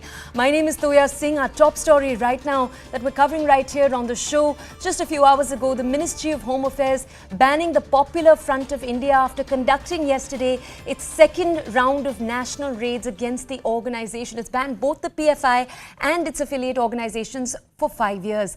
My colleague Arunima, who tracks the Ministry of Home Affairs and has been bringing us all of these developments, is with us to bring us each of these developments. Arunima, over to you. Thanks for that, Toya. Good morning, viewers. I am Arunima coming to you live from the Raisina Hills, the seat of power as far as the central government is concerned. The Ministry of Home Affairs has invoked provisions of the Unlawful Activities Prevention Act to not just declare Popular Front of India as unlawful, but also its affiliate organizations. And a subsequent notification has asked the state government and the administrators of union territories to now act under Section 7 and 8 of the UAPA to act against the funds that PFI has been receiving and also the premises that have been used by PFI. And now there is news just coming in, and this is what the opposition leaders are saying. This is the news that we have from K. Suresh. He's the Congress MP from Kerala, and he has spoken on the PFI ban, comparing PFI with the RSS, and he isn't the first one. Other opposition parties like the National Conference also have spoken about PFI and RSS in the same vein. This is what K. Suresh says: we demand for RSS also to get banned. PFI ban is not a remedy. RSS is also spreading Hindu communalism throughout the country. Both RSS and PFI are equal, so government should ban both. Why only PFI? Pradeep Pillai, my colleague from News 18 Kerala, is the one who's getting us that detail. Pradeep, good morning. So comparison between RSS and PFI, almost the same thing has been said by SDPI, the PFI's affiliate, which has escaped the ban in its press release also. Well, good morning. Good morning. Yes, as you've been mentioning, this is not the first time that such a reaction is coming, either from the Congress or the CPM. Arunima, the Critical Suresh MP's latest soundbite says that Popular Front of India ban is not a remedy. RSS is also spreading Hindu communalism throughout the country, and he's equating both, and he's saying that both RSS and PFI are equal, so government should ban both. Now, why only PFI? Now, we have the same statement, same bite, same reaction from M.V. Govindan, the State Secretary of the CPM. We have been hearing this very reaction from Congress leaders across the state, once again saying banning PFI is not the solution. The RSS, which is equally communal and equally detrimental to the security and secularism of the country, should also be banned. What they fail to see or refuse to understand or comprehend is the fact that, as we have been reporting over all these days, the ban on Popular Front comes after massive raids across the nation and gathering of evidence, documentary, digital, and otherwise. And the ED, of course, parallelly coming and confirming to us the kind of financial dealings that have been happening, the kind of money that has been coming from foreign shores, the kind of funding that they have been having. All these organizations related to the Popular Front of India. I mean, what we've been reporting is that the ED has found that at least 120 crore has been pumped into the various accounts of PFI leaders or these frontal organizations. But then the Congress as well as the CPM in Kerala refused to take the stand, and they're trying to equate the PFI with the RSS and saying that banning the Popular Front is not the solution. Even this morning, the first reaction that came from former Home Minister and former Leader of the Opposition and former PCC President, Sri Ramesh Chennithala, once again took this very line saying that banning Popular Front of India is not the solution. RSS is equally dangerous, so why are you not banning RSS? Arunima? Right. Right. So, Pradeep, this is politics that is happening there. But this comparison between RSS and PFI, are they substantiating it with evidence? Because the notification against PFI actually lists 10 murder cases and multiple accounts of funding discrepancies to prove that PFI must be banned. When this comparison is being made by the opposition leaders in Kerala, what is the evidence based on which they are comparing RSS and talking of RSS in the same breath as PFI? Arunima, absolutely zero evidence. This is just politics. It's a full cry playing out in Kerala. They are playing to the gallery, if I may say so. We are looking at the vote banks. Both the CPM and Congress obviously are worried whether, if at all, they support the ban on PFI or they speak against the Popular Front of India, it might affect the minority votes on which both of them have their eyes on. Also, it is pertinent to point out at this stage that the growth of Popular Front of India, which took birth in Kerala, was not an overnight, event, or it not happened overnight. It has been on since years and years. There have been several demands, several allegations, several reports, including one by the former state police chief T.P. Senkumar, saying and listing out the kind of anti-national activities that have been happening in the name of frontal Pradeep Pillai, just stay with us. We also have the BJP national spokesperson Shehzad Poonewala, he's with us right now. Shehzad, we have this anecdote that's coming from the Congress MP in Kerala. This is Kodukunil Suresh, but he's also the second big Congress leader, I believe, in the last few days to make a statement like this. You also had Digvijay Singh, a senior Congress leader, say RSS, PFI, ek hi thali ke chatte batte. So we're seeing the Congress and the Congress's leaders make these statements again and again. To this, Shehzad, what is your response? First of all, the RSS was patronized by no less than Pranab Mukherjee, the former president of India, and a series of Congress leaders. If they had so much proof against the RSS, which is a nationalistic organization, they had a government for 10 years between 2004 to 14. What did they do? But that's not the point today. The point today is that Congress party time and again provides protection and patronage to terror, and especially to PFI. You would know that in Karnataka, when they had a government, they withdrew 175 cases against PFI because they had an alliance with them. In Rajasthan, they gave them a free pass to take out a march on the hijab issue. In Kota, they've been hand in glove with the PFI on the hijab issue.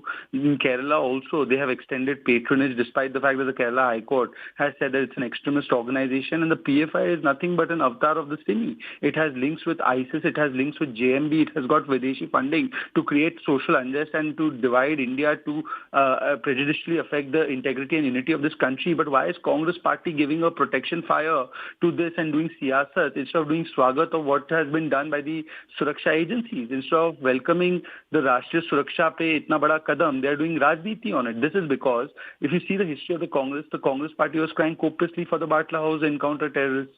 They were crying copiously and they were trying to give a clean sheet to Pakistan on 26/11, the same Digvijay Singh. They tried to give a clean sheet to Pakistan on Pulwama. They've doubted the braves, like the braves who were involved in the surgical strike. So, time and again to question the security forces and to give cover fire to the terrorists. And all of them do the same thing. The Samajwadi Party questioned the UP ATS when they arrested Al-Qaeda terrorists. Amanatullah Khan and the Aam Aadmi Party questioned Batla House. They've questioned the Delhi police when action is taken by the Delhi police or NIA on terrorists. The RJD has come out in defense of SIMI when the SIMI was banned by the Supreme Court. So all of them are actually ek hi thali ke chatte batte, which is basically the name of vote bank politics, extending patronage and cover fire to terrorist organizations like PFI, like SIMI, and they have done this for time immemorial. Right.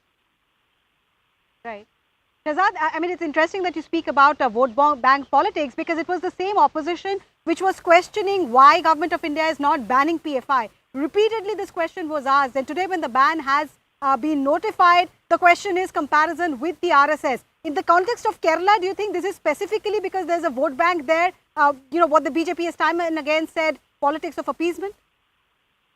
Absolutely. Arunima, as somebody who covers these issues very intently, you know that the Kerala High Court no less has come out with a finding that the PFI is an extremist organization. Yet people like Omar Salim and others were provided patronage by the Kerala government instead of taking action on them. You've seen the number of jihadis that have killed nationalists in Kerala, one after the other, but no crackdown has been done on them.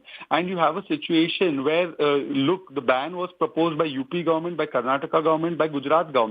When there was a Jharkhand BJP government, they had proposed a ban. It got overturned by the High Court, but the new government of JMM Congress did not take any action on it. So this shows that the Congress, the left, want to only provide patronage and protection to PFI, not take any real action on them, and that's why they're questioning it today. No interference.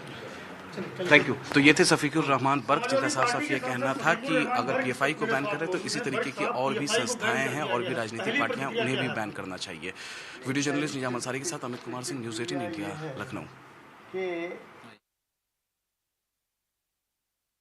Right. So we told you, about the comment that was made by K. Suresh, the Congress leader from Kerala, comparison between PFI and RSS. Let's just show to you and play out that sound bite. Exactly what is it, the comparison? What is it that Mr. Suresh is saying? Listen it.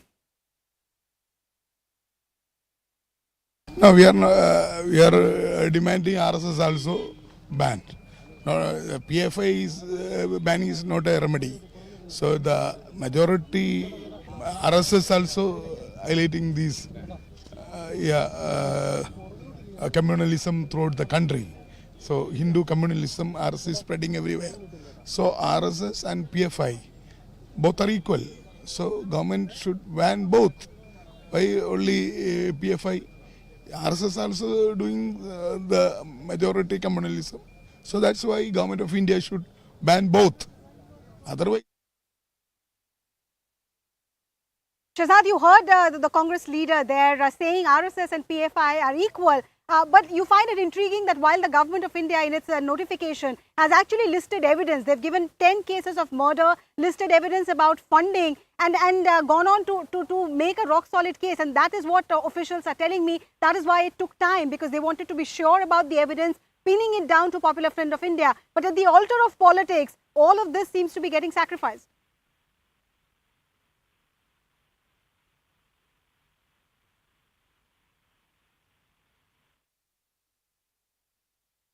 Okay, I think I've lost that line with Shahzad. We'll try and reconnect. But what is the update that we have for you? The update is the politics that is now happening around the ban as far as Popular Front of India and its affiliates are concerned. There are opposition leaders who are questioning why only PFI and comparison being made between the RSS and the Popular Front of India. Just to give you an update as to what has happened since morning, early this morning, the Ministry of Home Affairs issued a Gazette notification banning PFI and the other affiliate organizations, including Campus Front of India, Rehab India, All India Imam Council and various other affiliates. The only organization associated with PFI which has not been named is the SDPI. My colleagues Anshul and Siddhant have been tracking various aspects of this. Siddhant, let me come to you first. As far as Gujarat is concerned, it is one of the three states, Uttar Pradesh, Karnataka and Gujarat, three states whose dossiers, whose evidence have been accepted by MHA as good enough to mention it while banning Popular Front of India. SDPI has not been named in there.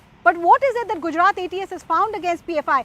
What I'm specifically wanting you to answer is that as far as PFI's reach in Western India, in Northern India is concerned, is it as sinister, as serious as Kerala, Karnataka, Andhra, Tamil Nadu?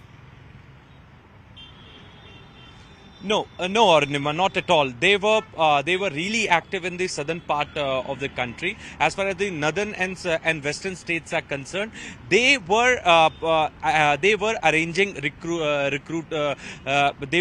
arranging camps for recruitment. In fact, their membership drives were also open, especially in the states of Gujarat, Maharashtra, and Uttar Pradesh. And their model was Arunima, and we all have read the model in various charge sheets and FIRs that have been filed by various police forces, that they first enter one territory, then start raising local issues and start funding local NGOs and local politicians there. That's how they build their cadre at a local level. Then they raise Muslim issues related to Muslim community, and then they start sending their cadre, their members, to join major protest against Bharatiya Janata Party or the central government. That this is their standard operating procedure, and this they have applied in each and every state. Now, Arunima, if you talk about Delhi riots, you talk about the Ram Navami procession that took place across the country, and violent incidences take place. In all these communal clashes, PFI has been named by multiple state police forces. Also, there are a couple of findings that have been mentioned by NIA in multiple charge sheets that have been filed by them. In fact, in the Easter bombings, NIA did interrogate PFI cadre. Then, if you remember, Gurudwara was attacked in Kabul in 2020, and going by the reports, one of the key accused later had links with PFI.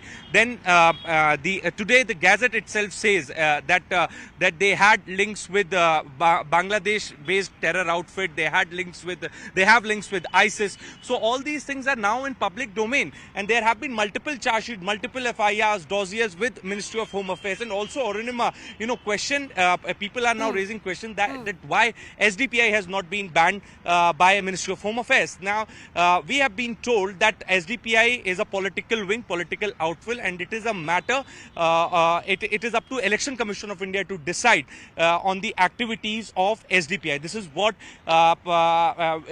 we have been told as far as why SDPI will come is from not the Election banned. Commission of India if that decision has to be taken. Yeah. Yes. Go on, yes, Siddhant. Arunima. Yes. So PFI, yeah. Right. So, Siddhant, thank you for that update from Gujarat. Why Gujarat is significant in this coverage is because it is one of the three states. Uttar Pradesh, Karnataka and Gujarat are the three states whose evidence have been considered positively by the law officers who finally gave the go-ahead, and then the Ministry of Home Affairs notified the ban on PFI. How is it playing out in Karnataka, the second state whose evidence has been considered? Ritu is joining me live from Bengaluru. Ritu, some 6 in the morning, we have been reporting about this notification, going live about what the content of the notifications are. Any reactions that you're seeing on ground, like we saw in Kerala when a day after the searches were carried out?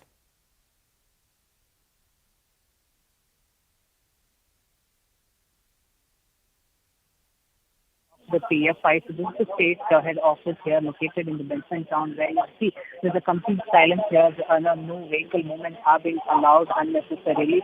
But yes, there's also a police deployment in and around this location of the Benson town, especially near this office. So in the visual that you're getting to see is the Popular Front of India state office, which happens to be on the first floor. So this is the exact location wherein there used to be a crucial meeting that used to be held from the PFI leaders, head leaders and all.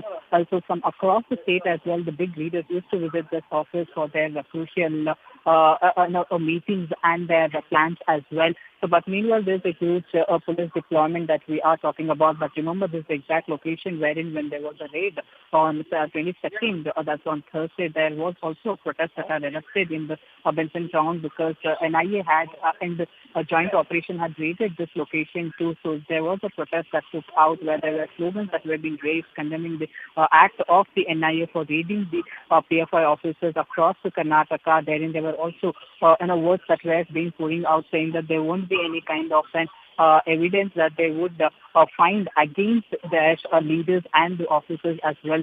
But herein there comes a strict action, and that is being taken against the PFI organizations and against the leaders as well.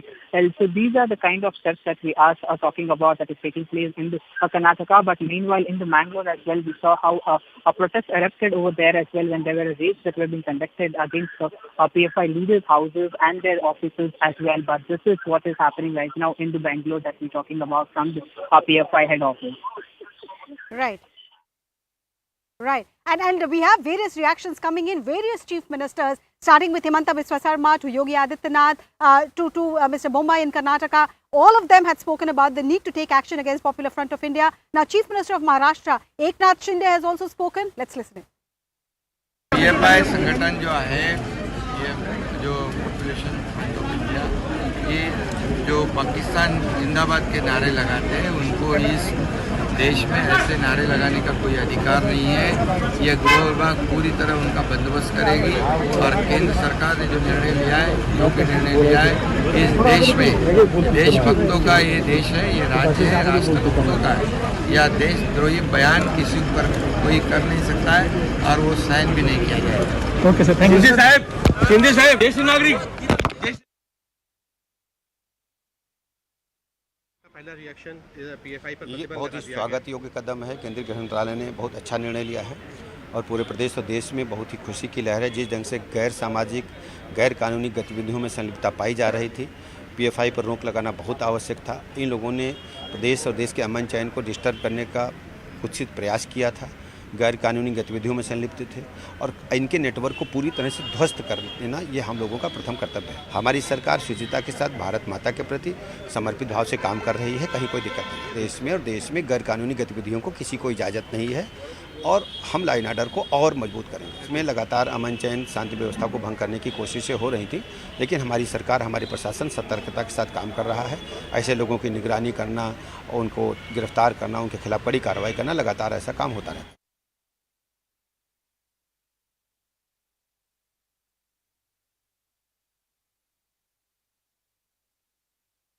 So there are political reactions coming in after this big decision by Government of India. My reporters on the ground, colleagues Purnima, Ritu, Anshul, Siddhant, they're all keeping an eye and picking up what the various state governments are saying, because there is apprehension about law and order wise what this ban will translate into. I'll go to all my colleagues, but I'm just slipping into a very quick break. Please stay right here. Coming back on this story after this quick break.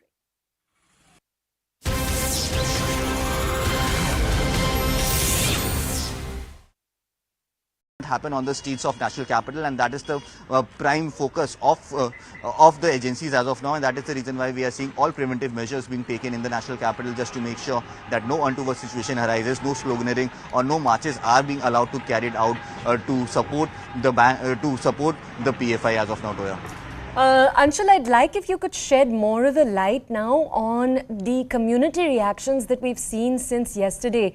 I think you were right now touching on information that we've received that a few of the people arrested yesterday were Delhi University students. But apart from that, I also believe that there were people who were considered the face of the Shaheen Bagh protest against the CA NRC from a few years ago that were also picked up during this round of arrests. Is that accurate?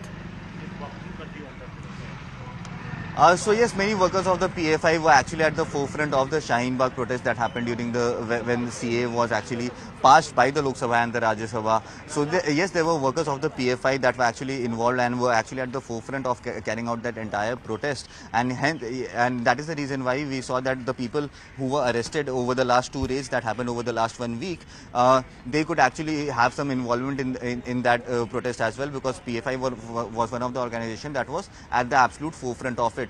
So yes, there are people who were actually involved in this and have been arrested by the Delhi police. However, people from affiliate organizations like the SDFI have also been arrested by the police yesterday, is what we are being told. But yes, SDPI has still not been banned by the government in this notification that has been issued. So that is a big question, why SDPI, which is an affiliate organization of the PFI, why has that not been banned, and what is the future course of action that the government is actually thinking to take against them. So yes, people from across PFI, because remember the raids that happened on the 22nd of September, the leaders and the stakeholders of the PFI were arrested, and the raids that happened yesterday, the on-ground workers were arrested because it was told that they were getting messages to carry out protests in a certain manner that would actually create unrest in this entire country, and that is why they were arrested. And not only they were arrested, but more than 30 electronic devices, which included mobile phones, laptops, cameras, that were also seized by the special cell in the raids that were conducted yesterday, and that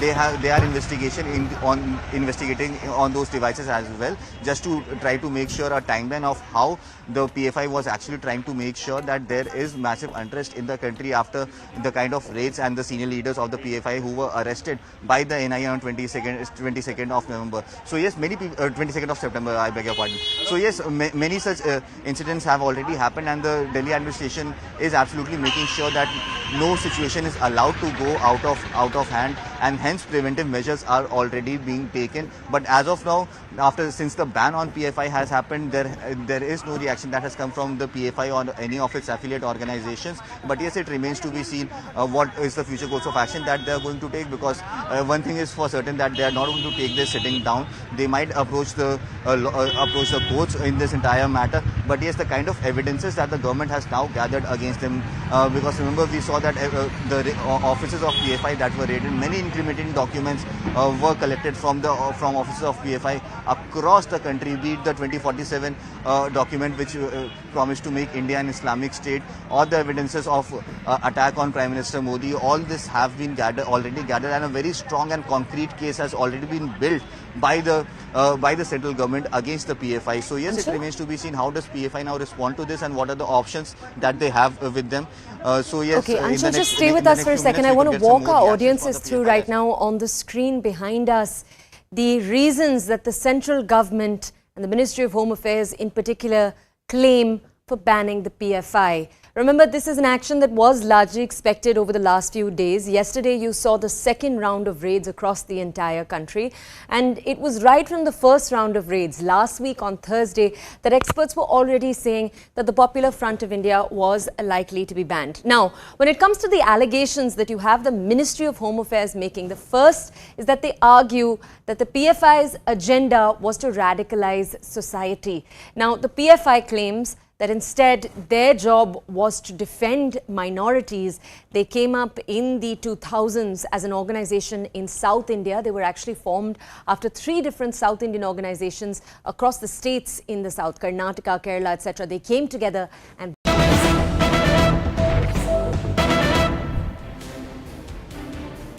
PFI continues to be our top focus, and after Congress leader from Kerala asked why RSS was not being banned if PFI was, now Bharatiya Janata Party's Amit Malviya has drawn linkages between the left front government in Kerala and the Popular Front of India. This is what he has said. His Twitter timeline has this post. It says, one of the trustees of Rehab India Foundation, in fact, is one of the affiliates of PFI which has now been proscribed. He says one of the trustees of Rehab India Foundation, now banned by Government of India, is Professor Mohammed Suleiman. He is also the national president of the Indian National League. INL is a coalition partner of the LDF. Ahmed Devarkovil, in charge of Ports, Museum and Archaeology, is the General Secretary of INL. See the terror link ? That's what Amit Malviya has tweeted. Arun Dhanta is joining me, tracks the Bharatiya Janata Party closely. So Arun, it's all out politics. If the Congress leader from Kerala was speaking of PFI and RSS in the same breath, Amit Malviya is alleging direct linkages between banned organizations with terror links and the left front government. Well, that's right. Clear attack coming from the BJP side. Amit Malviya really digging out the details of Rehab India Foundation, which has been banned by the Ministry of Home Affairs. And in fact, in his tweet, he talks about Professor Mohammed Suleiman. He is the national president of Indian National League, which is in the alliance with the left government of Kerala, the LDF government in Kerala. And remember, Ahmed Devarkovil, who's the minister in the government of Kerala, that is also mentioned by Amit Malviya in this tweet. And we had seen in the past, Arunima, that how the PFI people were active in Kerala and Tamil Nadu, specifically in area of Kerala, where various instances have been reported in which the involvement of PFI people have emerged, and therefore these are grave charges coming from Amit Malviya, straight away hitting at the government there in Kerala, because they have this minister who comes from Indian National League, whose president is the trustee of Rehab India Foundation, which has been banned by the Ministry of Home Affairs. So very serious charges coming from the BJP side on the minister which is there in the Kerala government. Right. Arun, thank you for that. Thank you for that detail that is coming in. And to discuss the politics of this all, I have Mr. Sumant C. Raman, political analyst, also former DGP of Punjab. Mr. Shashikant is here with me. Thank you, gentlemen. Just give me a moment, because my colleagues on the ground are also getting us information. Let me go across to Purnima Murali from Tamil Nadu. Purnima, we saw how in Coimbatore there were reactions on the ground orchestrated by PFI when the searches were carried out. Now that this ban has been notified, it has been declared unlawful, how is Tamil Nadu reacting?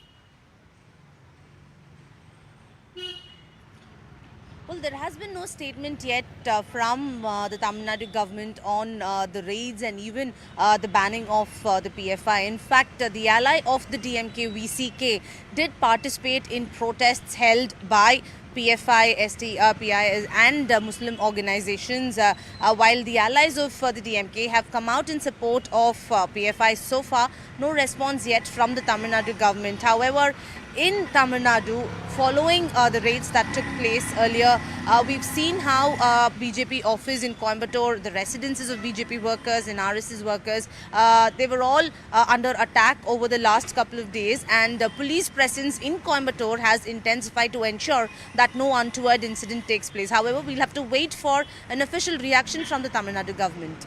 Arunama. Right. So Purnima Murli there telling us about the situation there in Tamil Nadu. All quiet as far as the government front is concerned. And I will discuss the politics of it all. Like I said, Suman C. Raman is here with me, political analyst. But I want to go to former DGP of Punjab, Mr. Shashikant first. Sir, this has been coming. We as internal security reporters have been hearing since 2009-2010 that Popular Front of India is treading on dangerous territory and it must be banned. It has taken so much time because officials said there's a smart organization. It was getting difficult to pin down evidence on them. But on ground zero, how do you see this ban now helping law enforcers, ensuring that the country is safe from terror? Look, as far as the banning is concerned, I'll say, okay, it's well in time. But that is by itself is not sufficient. If you look at the history, these organizations which are banned and which work against the national interest, they've got a tendency to come up again like a phoenix. They just come up. Like what happened to SIMI? SIMI turned into PFI. And similarly, lots of other organizations that just changed their names. Now, what is needed is to keep a constant eye on this thing. Like you're saying that this particular organization was being watched for a long time now. I fail to understand why the action was not taken against it. And I was also listening into your comment that certain states have sent their papers about the banning and all those things, whereas certain other states are not. Let me make it very clear how these organizations work. These organizations always have a nerve center. They don't spread their things. They don't create so many nerve centers. Nerve center is only one. Then they go in for recruitment. And whenever this nerve centers pulls the triggers, and these other hubs, sub-hubs, they act like sleeper cells. So that effort is to ensure that this sleeper elements, sleeper cells, they just are sort of sprung into action all of a sudden so that the governments are taken by surprise. My personal view, from my police background, from my intelligence background, is that a constant vigil will be required. And this effort, now that they have been banned, but their elements, their hubs, their sleeper cells, all over the country, they have to be identified, taken care of, and a constant vigil continue. Thank you. Right. Right. So just want to clarify that comment about the three states, the states of Uttar Pradesh, Karnataka and Gujarat. These are three states which have been named in that notification issued by Ministry of Home Affairs, that these are the three states who recommended. But we have also heard from other chief ministers. Let me again point out to what Himanta Biswa Sarma has said. So there are other states too, and central agencies like NIA who have sent dossiers. But I think why the notification only mentions Karnataka, Uttar Pradesh and Gujarat is because when the law officers considered the evidence on record, perhaps evidence presented by these three states were considered the best of the entire lot. But having said that, you're right in saying that this is only step one. There is lots more to be done. We have seen how even after the arrests, they managed to carry out hartals and carry out violent protests in Kerala. So there could be sleeper cells. So the law enforcer's job is not done with yet. But there is politics also that is happening on this. And on that note, let me bring in the other guest on the show, Mr. Suman C. Raman. The politics that is happening, Congress Kerala leader asking why are you not banning RSS? The BJP spokesperson here drawing linkages between the LDF government and PFI. Unfortunate? Yeah, I would say it is unfortunate. Look, the demand for the ban on the PFI has come from Kerala quite some time back, and Kerala has never had a BJP government. So the communist government in Kerala has also been having issues with the PFI. The government in Telangana recently They handed over a case related to the PFI to the NIA, took over that case. So this is not, I think that there should not be politics on this particular issue. The call for a ban on the PFI is at least 5 years old, and predominantly states of Kerala and Karnataka, southern Karnataka, northern Kerala, where the PFI has been quite active, have been in the forefront of the concerns being expressed repeatedly over the PFI. Now, the recent raids organized by the NIA may have tilted the scales in favor of the ban. I mean that evidence may have been got which necessitated the imposition of a ban. But I think the DGP is 100% right. There will just be a new name after a few months, and a new organization will sprout with many of the elements, like SIMI, morphed into the PFI over a period of time. The PFI will now morph into something else. Absolutely. So you have to have a Absolutely, and that was one of the apprehensions, why it took so much time, why it took so much longer to ban PFI. But I was speaking to a former Home Secretary, and he said that, we are aware that, this is the path that PFI could take. But then when your banking transactions are frozen, when your bank accounts are frozen, when all your Hawala channels and money coming in from abroad are flagged off, it is not easy in this day and age to suddenly come up with a new name and new avatar. So that is one view. We'll have to wait and see, but I'll request both of you gentlemen to hold on, because we do want to tell our viewers what this ban means on the ground as far as keeping countries safe is concerned. What does that really mean? Toya, can you take us through those details? Absolutely. Okay, so for our audiences, we're going to show you on this board right behind me what this ban will effectively mean. The first key point, it's been banned for 5 years.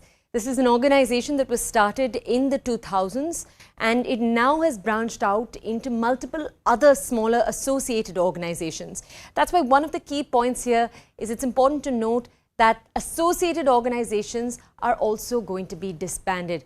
One key organization, for example, that will be affected is the Campus Front of India, the student wing of this organization. Now, this second point, the funding of the organizations is now criminalized. When we've been talking to Arunima and other experts on the channel over the last few days, one of the key issues that the MHA has claimed it has with the PFI is what it's called as foreign funding coming in from Gulf countries, what they called Hawala transactions. Now, as my colleague Arunima was pointing out, it'll just be much, much harder for those transactions to pass internationally. Now, thirdly, the PFI will no longer be able to hold protests. This is particularly important, both in the CAA NRC and in the Karnataka hijab movement that you saw earlier this year. It was well known that the PFI and its student organizations had people on the ground arguing, fighting for the community's benefits and healing those protests over there. That now won't be possible. And fourthly, the property of the PFI scattered around the entire country, from Delhi in Shaheen Bagh to Maharashtra, Karnataka, Kerala, all of this property will now be forfeited. The property that belongs to its affiliate organizations also, and there are a number of them, will all also be forfeited. And number 5, and this perhaps for an organization like PFI and for most grassroots organizations that are known for the publications they put out often on a weekly or a monthly basis, the seminars they put out, all of that now can't take place. Now, we're going to move on very quickly from this story for now, for just a few minutes. Right now, though, we're heading into a short break.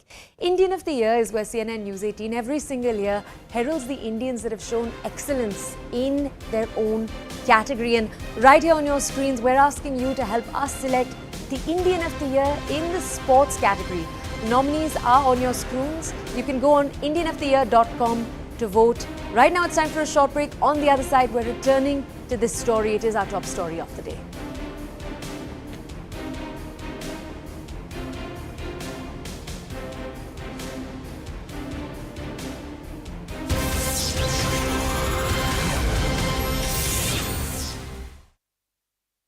Has Section 144 has been imposed in this entire area approximately 10 days ago, and for the next 2 months that is going to continue as well. So yes, the police and the administration is already taking all the preventive steps that it can take just to make sure that a situation like Kerala that we saw happening on the 23rd of September or on the evening of 22nd September, where massive protests happen over there, there was public unrest, that should not happen on the streets of national capital, and that is the prime focus of the agencies as of now, and that is the reason why we are seeing all preventive measures being taken in the national capital just to make sure that no untoward situation arises, no sloganeering or no marches are being allowed to carried out to support the PFI as of now, Toya.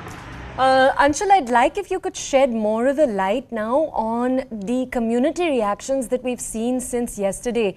I think you were right now touching on information that we've received that a few of the people arrested yesterday were Delhi University students. But apart from that, I also believe that there were people who were considered the face of the Shaheen Bagh protest against the CA NRC from a few years ago that were also picked up during this round of arrests. Is that accurate?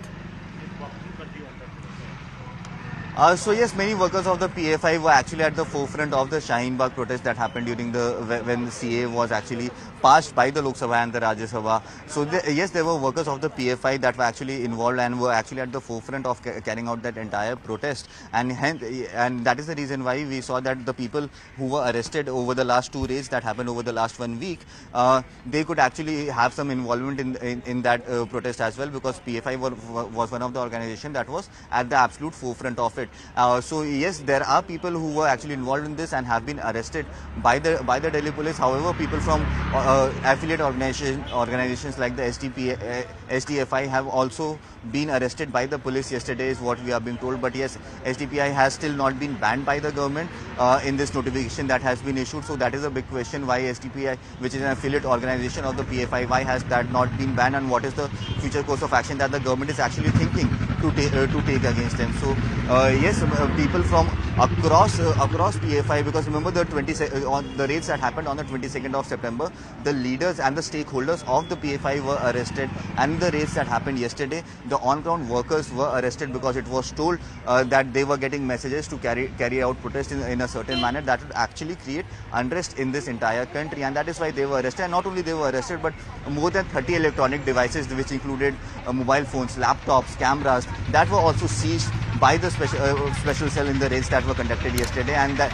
they are investigating on those devices as well, just to try to make sure a timeline of how the PFI was actually trying to make sure that there is massive unrest in the country after the kind of raids and the senior leaders of the PFI who were arrested by the NIA on 22nd of November. So yes, many people 22nd of September, I beg your pardon. So yes, many such incidents have already happened, and the Delhi administration is absolutely making sure that no situation is allowed to go out of hand, and hence preventive measures are already being taken. But as of now, since the ban on PFI has happened, there is no reaction that has come from the PFI or any of its affiliate organizations. But yes, it remains to be seen what is the future course of action that they are going to take, because one thing is for certain, that they are not going to take this sitting down.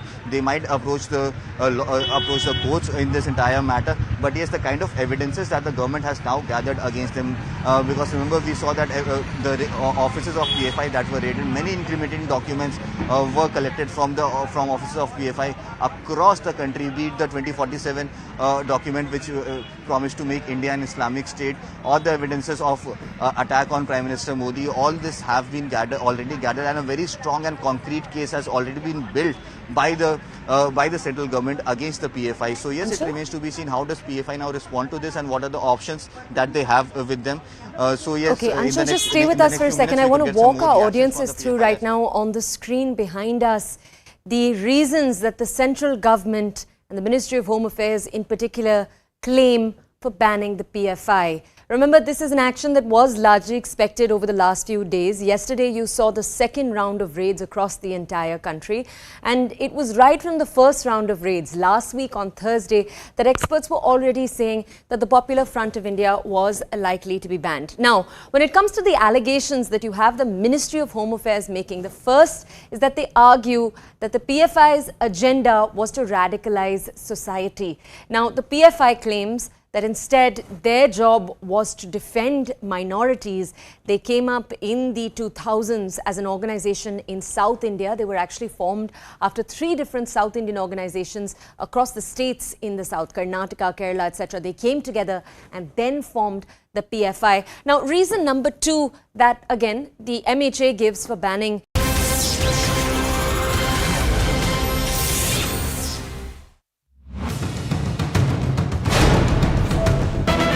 This is big, ladies and gentlemen. Just as the ban looked imminent, the ban has happened. The PFI, Popular Front of India, and its affiliate organizations like the CFI, All India Imam Council, Rehab India Foundation, National Women's Front have all been declared as unlawful associations under the UAPA. It speaks about how proscribed organizations like JMP, which are a terror organization, very recently in Bhopal, we've seen it conspiring against India, and the charge is that PFI was colluding with organizations like this, and that is one of the key reasons why finally under UAPA section 3 and 4, the decision to declare it unlawful and its affiliates have been taken.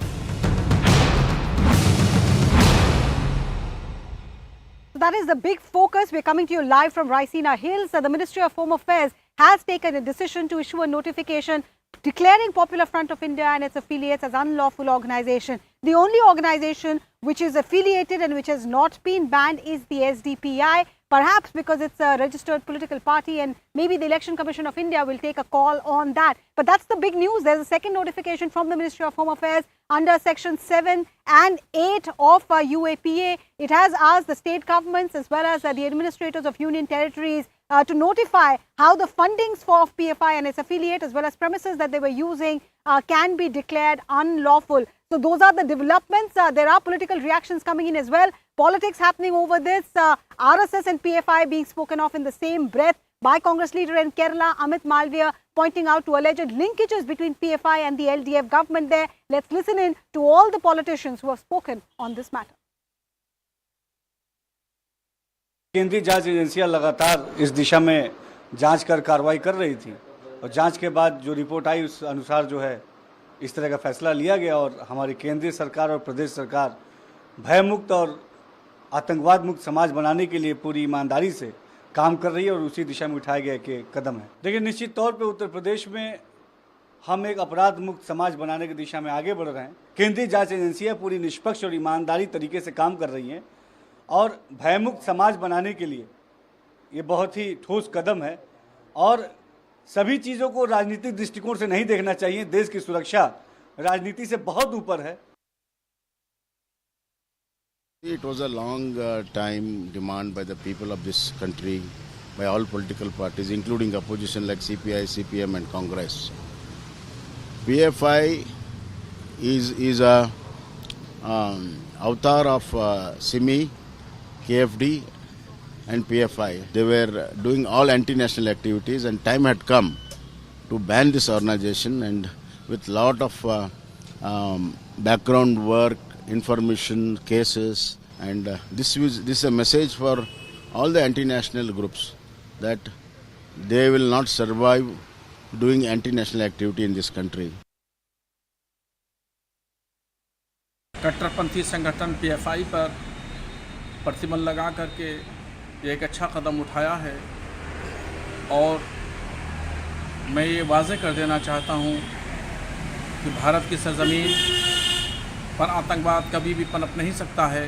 पूरे भारत में वाहिद बरेलवी उलमा हैं जिन्होंने कट्टरपंथी विचारधारा वाले संगठन पर हुकूमत हिंद से प्रतिबंध लगाने की मांग की थी और आज वो मांग पूरी हो गई है। ये एक अच्छा कदम उठाया गया कि कट्टरपंथी विचारधारा के संगठन पर प्रतिबंध लगा करके हुकूमत ने बेहतर कदम उठाया है।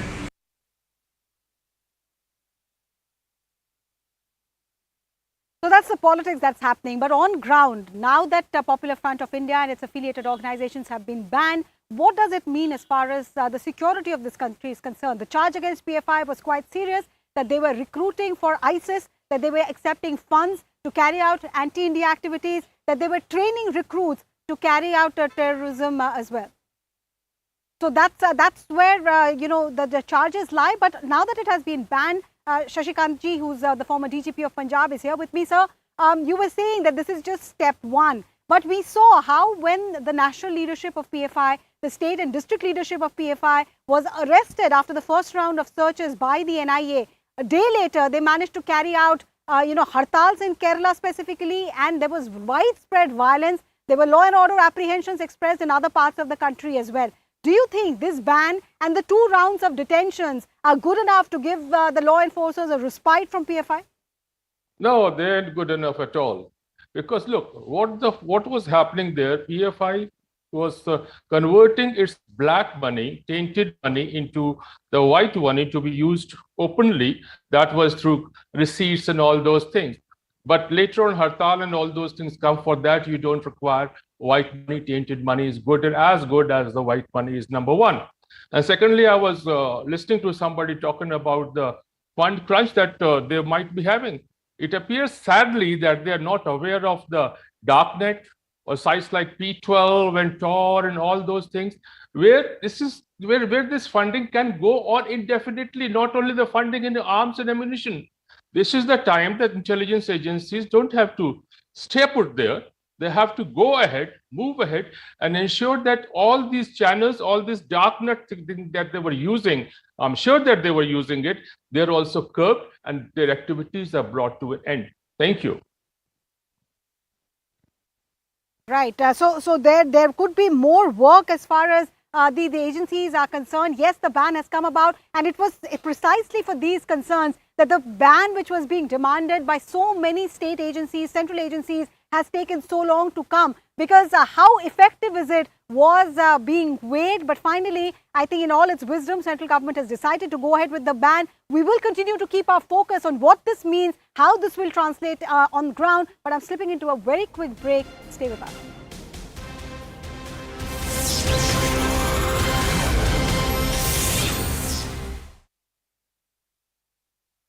Out of hand, and hence preventive measures are already being taken. But as of now, since the ban on PFI has happened, there is no reaction that has come from the PFI or any of its affiliate organizations. But yes, it remains to be seen what is the future course of action that they are going to take, because one thing is for certain, that they are not going to take this sitting down. They might approach the courts in this entire matter. But yes, the kind of evidences that the government has now gathered against them, because remember, we saw that the offices of PFI that were raided, many incriminating documents were collected from offices of PFI across the country, be it the 2047 document which promised to make India an Islamic state, or the evidences of attack on Prime Minister Modi. All this have been already gathered, and a very strong and concrete case has already been built by the central government against the PFI. So yes, it remains to be seen how does PFI now respond to this, and what are the options that they have with them. So yes, okay, Anshul, just stay with us for a second. I want to walk our audiences through right now on the screen behind us the reasons that the central government and the Ministry of Home Affairs in particular claim for banning the PFI. Remember, this is an action that was largely expected over the last few days. Yesterday, you saw the second round of raids across the entire country. And it was right from the first round of raids last week on Thursday that experts were already saying that the Popular Front of India was likely to be banned. Now, when it comes to the allegations that you have the Ministry of Home Affairs making, the first is that they argue that the PFI's agenda was to radicalize society. Now, the PFI claims that instead their job was to defend minorities. They came up in the 2000s as an organization in South India. They were actually formed after 3 different South Indian organizations across the states in the South, Karnataka, Kerala, etc. They came together and then formed the PFI. Now, reason number 2 that, again, the MHA gives for banning the PFI, the Popular Front of India, is they say that the PFI is linked to terror groups like ISIS. Reason number 3 that they give, I'll just wait for a second, is they argue that it has the potential to disturb peace. Here they point to different moments. For example, the Karnataka hijab movement that we saw earlier this year, where you had a number of young girls come forward and say that they don't want to wear they want to wear their hijabs in classrooms. To that, as you can remember, you had a lot of people saying that the PFI was involved, the PFI student wing was involved in those protests, and that was given as a reason for proof that the PFI was actually fomenting trouble. Reason number 4, the argument that the government makes that the PFI has indulged in illegal activities. And we're going to move to reason number 5. They argue that the security of India is under threat because of the PFI. Now, remember, again, the PFI on its hand continues to argue that they are simply an organization that stands to defend the rights of minorities. We're going to move very quickly now to Anshul. Anshul is with us from Shaheen Bagh outside the PFI offices. Remember, yesterday you saw crackdowns across the country against the PFI, and one of the area of focuses was very much multiple parts of Delhi. Shaheen Bagh was in focus. Arrests took place there too. Anshul, tell us, yesterday in the arrests, you heard multiple accounts that 1 or 2 of those arrested were actually Delhi University students. What information can you give us there? So yes, there were reports that some of the people that were arrested yesterday from the national capital, approximately 32 people were arrested from the entire national capital, from North Delhi to Northeast Delhi to Southeast Delhi as well. But yes, there were accounts.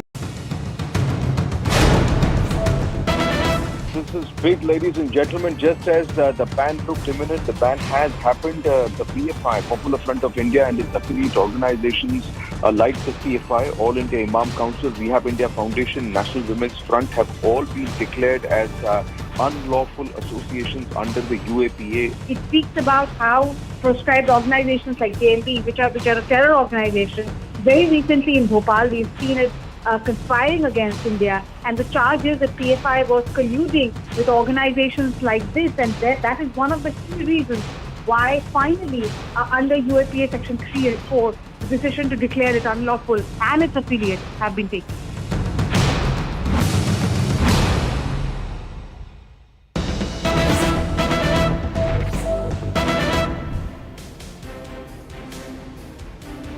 And news just coming in, Uttar Pradesh Chief Minister Yogi Adityanath has also tweeted welcoming the action by the central government against Popular Front of India and its affiliates. He has tweeted to say, राष्ट्र विरोधी गतिविधियों में संलिप्त Popular Front of India और उसके अनुषंगिक संगठनों पर लगाया गया प्रतिबंध सराहनीय एवं स्वागत योग्य है. So that is what the Chief Minister of Uttar Pradesh has said. In fact, UP is one of those states whose evidence has been mentioned in that notification. Pranshu Mishra is the one who's getting us that detail. Pranshu, Uttar Pradesh took the lead in cracking down when the anti-CEA protests were happening, anti-NRC protests were happening. Posters were put up and people were, it was really made difficult for them to participate in this protest. Yogi Adityanath's reaction on expected lines then?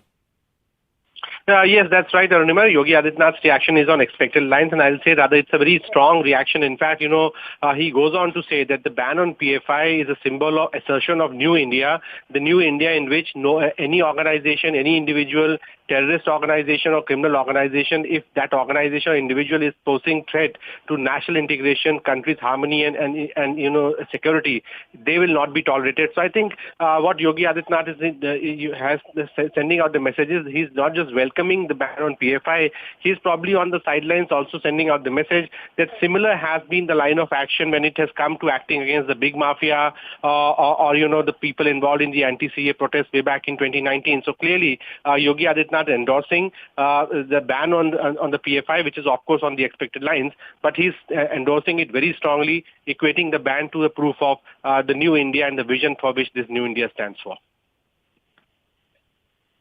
Right, but like we have been discussing, Pranshu, is this just the start of action against PFI? And for that, let me bring in Ashish Maharishi into the conversation. Ashish, we know both the NIA and the Enforcement Directorate at the central level, along with the Intelligence Bureau and various state police, the anti-terrorism squads of various state police, they have been on the lookout for PFI for some time now. Finally, the ban has come, but former DGP Shashikant was expressing his apprehension if this is just step one, because PFI is still an organization which can circumvent the ban and carry on its operations. So, is absolutely right. Reason being that it's not about only banning in India. So, the Indian government can take action in India, but what about abroad? Because if you go through the ED charge sheet, Arunima, the funds are coming from UAE, Oman, Qatar, Kuwait, Bahrain, Saudi Arabia, and they were flowing obviously in India through Hawala channels and various other means to hide, or you can say to basically bifurcate, bypass the route of the legitimate route, you can say. But ultimately, it's basically a global phenomena where the money was coming from majorly Gulf countries into India.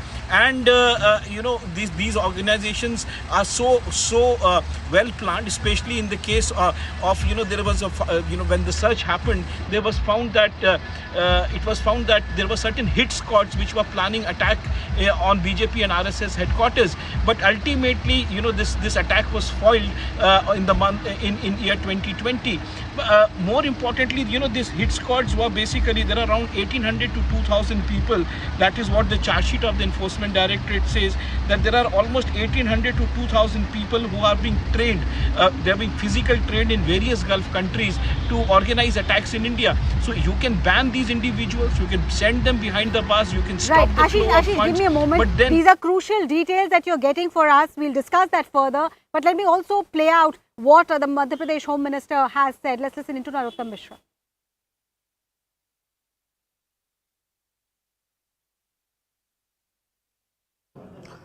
PFI पर ban लग चुका है। हमारे साथ गृह मंत्री हैं sir, किस तरह से अब यहाँ पर कार्रवाई की जाएगी? केंद्र ने बैन लगा दिया है। मध्य प्रदेश में PFI की सारी गतिविधियां प्रतिबंधित हो गई हैं, कोई भी एक्टिविटी नहीं होगी और पुलिस हमारी लगातार कार्रवाई कर रही है। जितनी भी इनकी स्लीपर सेल हैं, उन सब स्लीपर सेलों को भी चिन्हित कर रहे हैं। सर, अगर बात करें तो मध्य प्रदेश के आसपास उज्जैन, महिदपुर और सुजालपुर, यहाँ पर भी कई ऐसी एक्टिविटी थी और SDPI का दफ्तर शाहजहानाबाद में चल रहा था। कैसे और नकल कसी आएगी? नकेल तो कसी थी है। कल 8 जिलों में से 21 लोग उनके गिरफ्तार हुए हैं, उनके अध्यक्ष गिरफ्तार हो गए हैं। केंद्र ने पूरे देश में कार्रवाई की। सर्जिकल स्ट्राइक जो केंद्र की थी, इस बार देश के अंदर की, रात में 3 बजे एक साथ इतने प्रदेशों में करके सारे तार उनके निकल आए कि ISI से इनकी क्या संबंध थे, इन्होंने कितनी हत्याएं की हैं, किस तरह से ये आतंक विरोधी गतिविधियों को बढ़ावा देते थे। ये सारी चीजें आपको आई गई हैं, गजट नोटिफिकेशन में आ गई। सर, अब राज्य को भी अधिकार रहेगा कि वो जो दूसरी ऐसी ताकतें हैं इन पर भी कार्रवाई और अंकुश लगाया जा सके। बिल्कुल, जो राज्य को अधिकार है वो अपने अधिकारों का प्रयोग करेगी, पर कहीं भी इनको उभरने नहीं देगी। ये मध्य प्रदेश शांति का टापू था, है और रहेगा। सर, दिग्विजय सिंह जी ने कहा था कि इन जैसे संगठनों के प्रति संघ पर भी कार्रवाई करनी चाहिए। ये जाकिर नायक को शांति दूत जो दिग्विजय सिंह जी कहते हैं, आप बार बार उनका नाम लेके उनकी जो विभाजनकारी राजनीति है उस पर उंगली उठती है। अब ये कांग्रेस इसीलिए खत्म हो रही है, बस थोड़े दिन की बात और फिर ढूंढते रह जाओगे। तो बिल्कुल, मध्य प्रदेश के गृह मंत्री हमारे साथ हैं, उन्होंने साफ तौर पर कहा कि अन्य किसी भी इस तरह के संगठन या जो देश विरोधी एक्टिविटी करते हैं इनको मध्य प्रदेश में पनपने नहीं दिया जाएगा। कैमरा पर्सन खिलान सिंह के साथ Jitendra Sharma, news 18 Bhopal.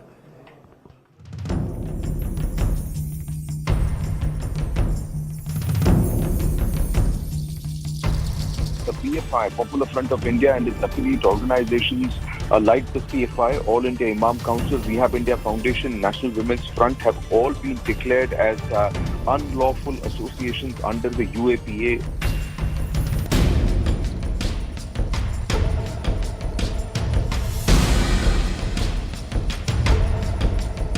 Agencies are telling us that there is incriminating evidence. That's why these raids had to be conducted, and subsequently their ban was initiated by the government. State government took up this issue very seriously, and they were trying to mount a pressure on the central government to ban this organization. Very strong and concrete case has already been built by the central government against the PFI.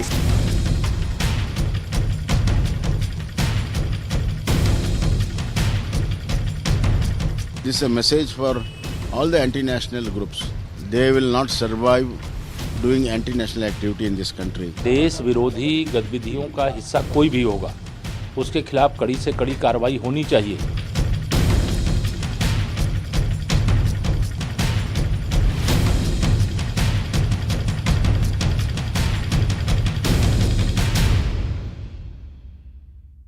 Hello and welcome. You're tuned into CNN News 18 and you're watching our rolling coverage on the biggest talking point in the country. The Popular Front of India has been banned. We've seen the lead up to that since the mega crackdown on Thursday last week, and the ban has finally been placed on the Popular Front and several of its associates. Now, there are several evidences that the agencies took into account before this ban was imposed for 5 years. Here's a list of that dossier that we've accessed for you. Now, these are some of the incriminating evidences the agency believes they have against the Popular Front, which is why a ban has been imposed. The first one is this document that was recovered from a PFI affiliate's home. This is an ID making document. It's a dossier of how you can make IDs at home. That was recovered from a UP PFI leader's residence during the raids that were conducted.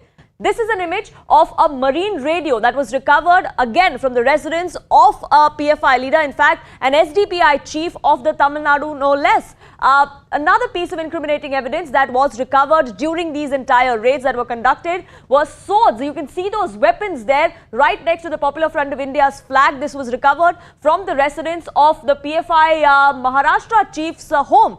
This also happened during the 2-day intensive raids that took place, one on the 22nd of September and one just yesterday.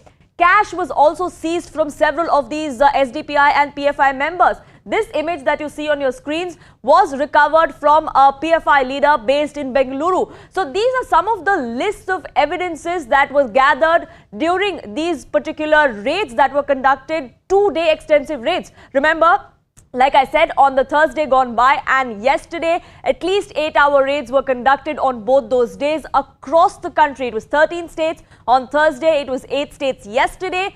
That has finally led to the ban, and that decision came in early this morning. Notification coming to the fore from the MHA this morning. And in the backdrop of that ban, politics is already ensuing. We've seen several within the opposition coming to the fore and questioning this ban. They're also drawing the RSS PFI analogy, saying there is no difference between the two. If you ban the PFI, then you must ban the RSS as well. Some even going on to say that a ban on the PFI is really not a remedy.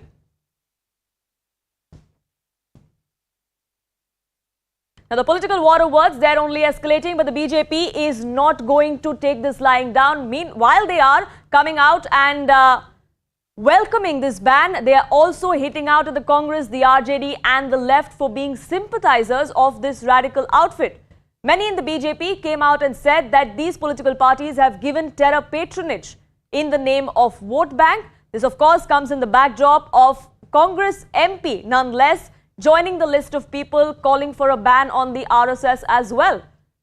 The Congress going on to say that the PFI and banning them is not a remedy. That's not how this is going to be solved. You also need to ban the RSS as well, because they too are involved in spreading communalism in the country. No, we are demanding RSS also banned. No, PFI is banning is not a remedy. So the majority RSS also highlighting these communalism throughout the country. So Hindu communalism, RSS is spreading everywhere. So RSS and PFI both are equal. So government should ban both. Why only PFI? RSS also doing the majority communalism. So that's why government of India should ban both. Otherwise, no result. अब आज पूरे देश में PFI को ban कर दिया गया है, क्या कहेंगे इस पर आप? तो ठीक है, अब ये तो गवर्नमेंट की पॉलिसी है। बहरहाल हम तो इसको पसंद नहीं करते। उन्होंने जो बैन लगाया है, और भी पार्टियां हैं, वो भी सब सियासी पार्टी है, ये भी एक सियासी पार्टी थी, लेकिन ये मुस्लिम कौम को रिप्रेजेंट करती है, उन्होंने उन पर बैन लगा दिया। ये मुनासिब नहीं था, बैन नहीं लगाना चाहिए था, या तो फिर और पार्टियों पर बैन लगाओ। तो जब और पार्टियां फील्ड में काम कर रही हैं, अपनी बात कहती हैं, ये भी अपनी बात कह रहे हैं।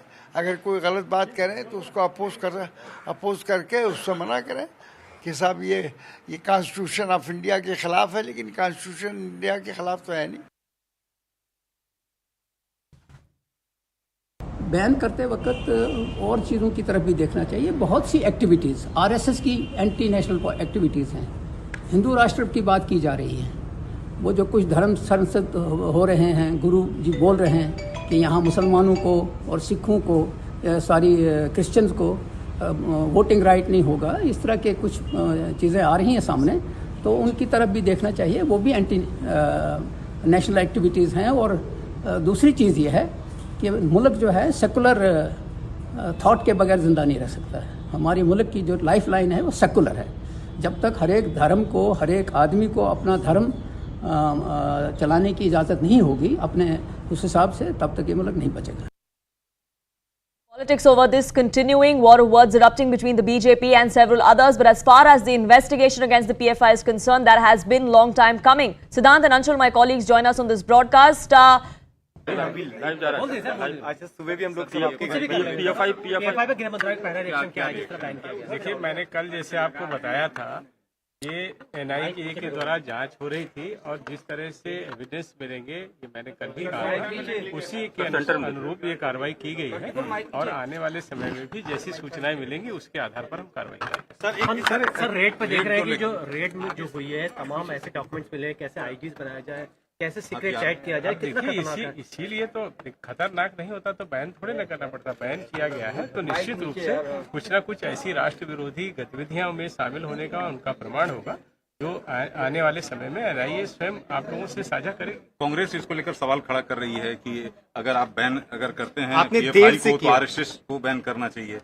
अब कांग्रेस देखिए क्या कहती है, मैं इस पे क्या कहूँ। वो अभी उनको जो राजस्थान में कहना चाहिए वो कह नहीं पा रहे हैं। उनके पास देखिए हताशा और निराशा के सिवा कुछ भी शेष नहीं बचा है। वो ऐसी किसी भी बात के लिए जो राष्ट्र विरोधी ताकतों को मदद करने वाली हो वो खुल करके सामने आ जाते हैं। निसंदेह ये दुर्भाग्यपूर्ण है। मैं यही कहना चाहूँगा कि राष्ट्र के निर्माण में अपना योगदान करें। सर PFI के जो एक्टिविटीज है, PFI के लोग हैं कहीं देश में लॉ एंड ऑर्डर की सिचुएशन क्रिएट न करें बैन करने के बाद, इसके लिए गृह मंत्रालय की क्या तैयारी है? एक सक्षम सरकार देश में है। हमारे प्रधानमंत्री जी, हमारे गृह मंत्री जी और हमारी सरकार, हमारी एजेंसियां इतनी सक्षम है कि पूरे देश में कानून व्यवस्था, विधि व्यवस्था सारी ठीक रहेगी, ये मैं आपको विश्वास दिलाता हूं।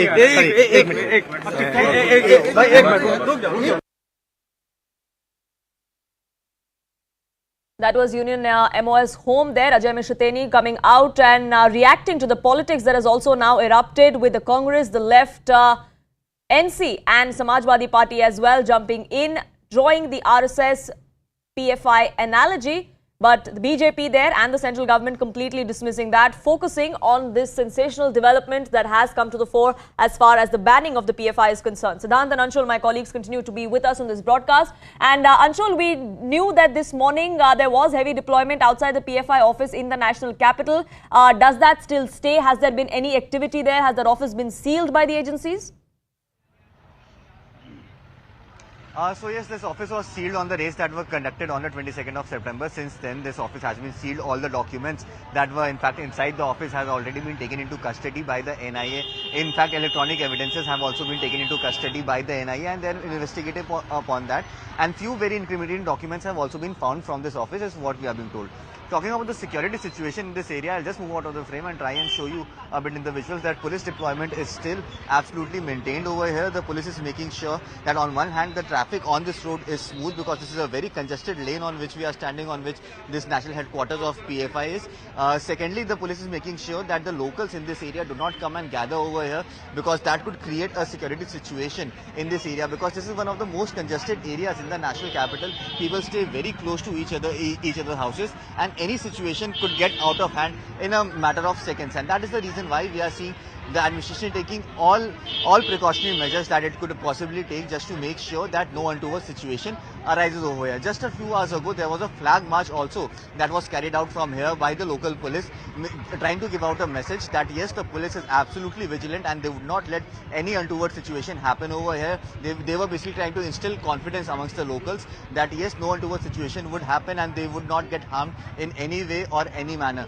Talking about the precautionary measures that have already been taken, approximately approximately 10 days ago itself, Section 144 was imposed in this entire area, and just a day before yesterday, Jamia Millia Islamia University, one of the universities which has seen the student wing of the PFI have a strong hold in this university. That university came out with a notification in which they went ahead and said that any student faculty should not gather inside or outside the campus for any purposes, be it marches, protests, candlelight marches or whatever. They should not gather there at any point in time because the Delhi police will take strict action against them. So yes, the Delhi police and the local administration is taking all precautionary measures that is possible just to make sure that no untoward situation arises over here. Since morning, the situation has been very absolutely. So the agency is there not taking any chances after the ban coming to the fore because of the kind of protests we saw after the crackdown that was seen on day one on Thursday last week. Siddhant also continues to be with us. Now, Siddhant, you're reporting from Gujarat. It was one of the states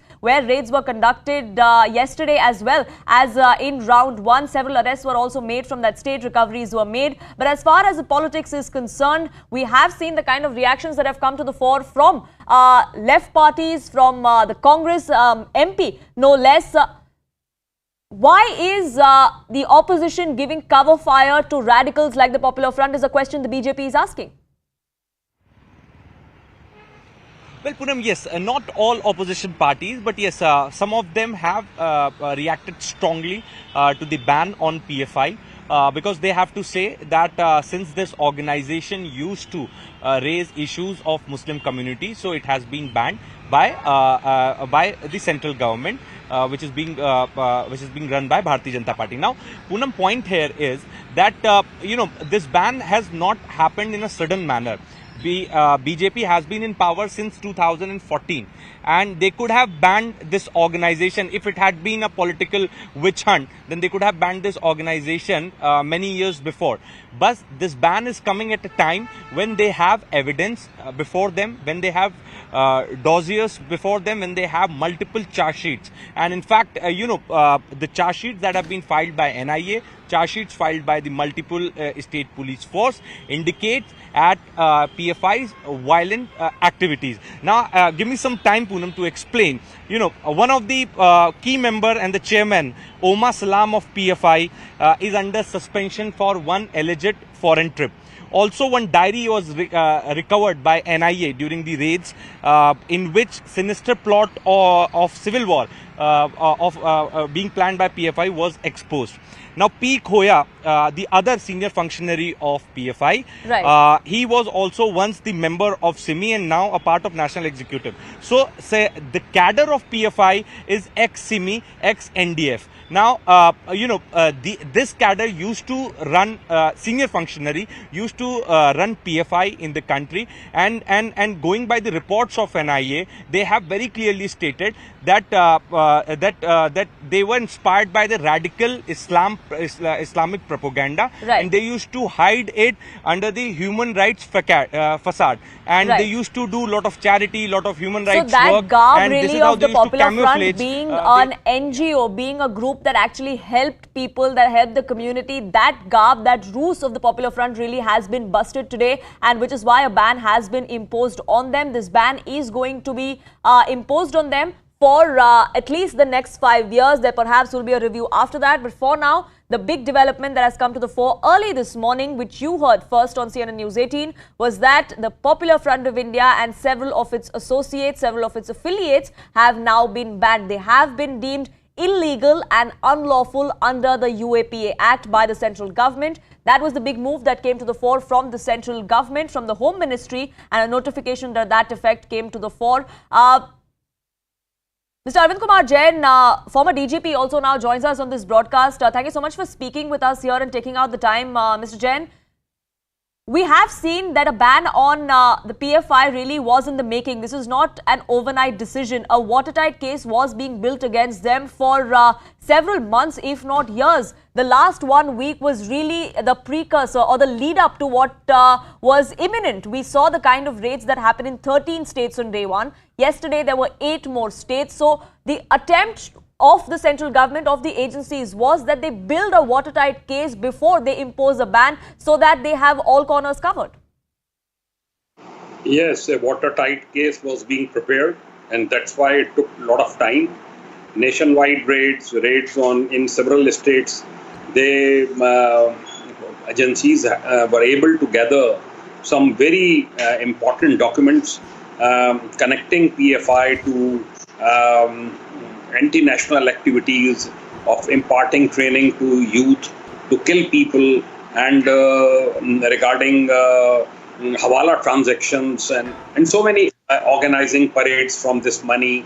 Kerala, it is very prevalent that parades are being organized, training camps are being organized, killings are being organized. So it's a very well thought out ban, and I think they might put up a battery of lawyers at Supreme Court level, High Court level, but I don't think they are going to get a stay, and it is for 5 years. But agencies will have to keep up pressure on PFI and all its organizations which have been banned.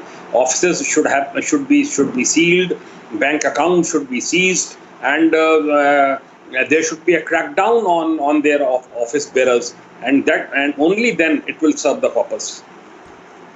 Absolutely, and that crackdown has already begun, because even though we are expecting Mr. Jain for a legal battle or a legal hurdle against this particular decision, the fact of the matter is the top leadership of the Popular Front has already been put behind bars. That happened on day one of those raids.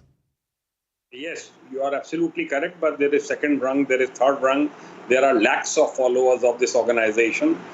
You can ban, you can impose Section 144, but compliance of Section 144 is a difficult job, and it has to be done.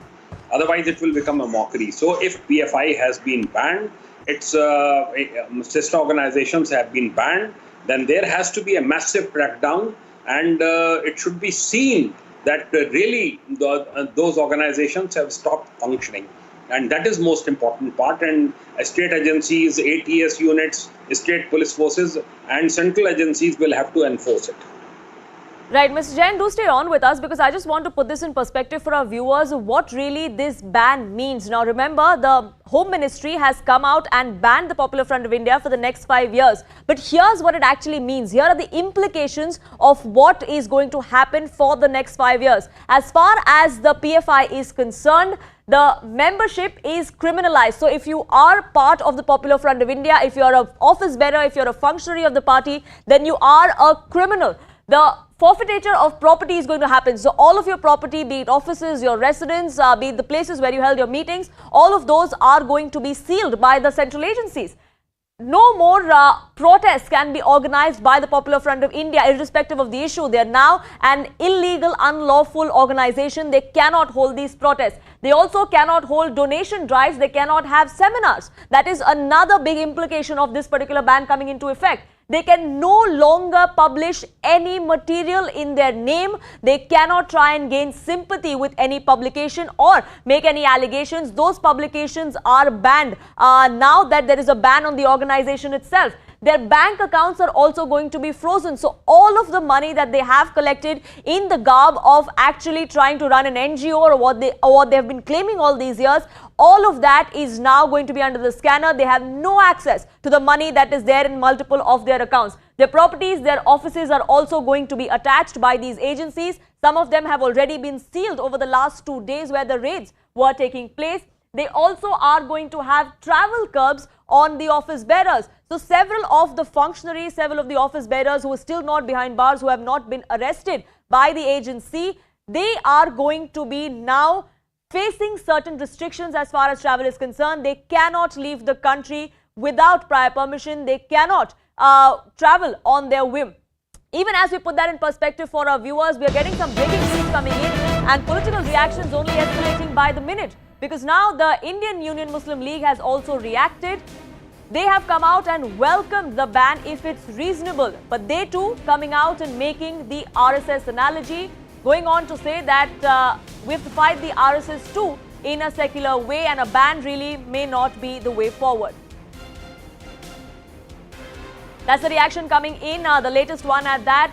The politics, remember, over this is only escalating. We've seen several within the Samajwadi Party, the National Conference, and even a Congress MP who came out and said that the ban is not going to be solving problems. It's not the remedy.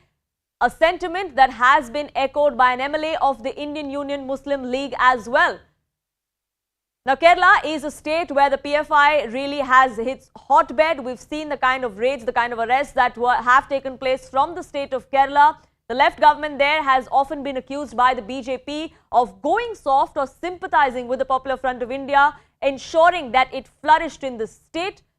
An MP from Kerala now, an MLA from Kerala now, I beg your pardon, coming out and saying that if the ban is reasonable, it's fine, but going on to cast doubts of whether or not the ban is actually reasonable, even going on to rake up the fact that it was SIMI earlier that was banned, but it took many more forms. The PFI also emerged later as a new avatar, so ban really is not going to be the be-all, end-all of it all. Pradeep Pillai, my colleague, now joins us for more on this. And Pradeep, we've seen the kind of reactions come to the fore politically. Another MLA from Kerala there going on to say that a ban really can't be the solution because perhaps in a new avatar, the PFI will re-emerge.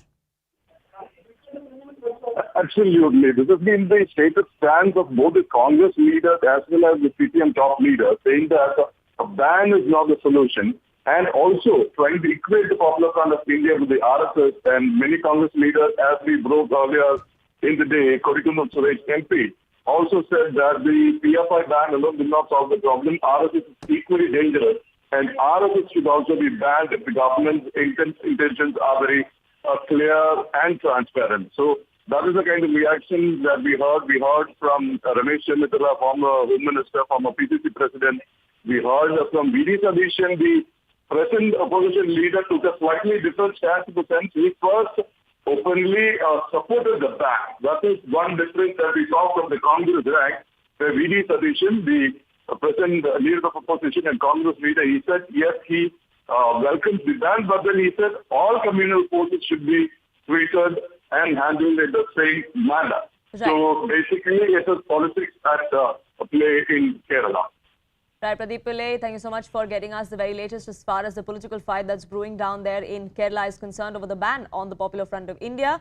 My colleagues Purnima and Pranchu continue to be with us on this broadcast, and we here on CNN News 18 are getting you the scale of this entire crackdown, the scale of what this ban really means for the Popular Front and its affiliates across the country. Remember, this decision came to the fore from the Home Ministry early this morning. And Purnima, coming to you first, we've seen how right after the crackdown, there was some kind of resistance, there's some kind of pushback that was seen from PFI and SDPI cadres on ground. We saw protests that broke out in the state of Tamil Nadu. Now that the ban has been imposed on them, are we seeing similar kind of scenes there today as well?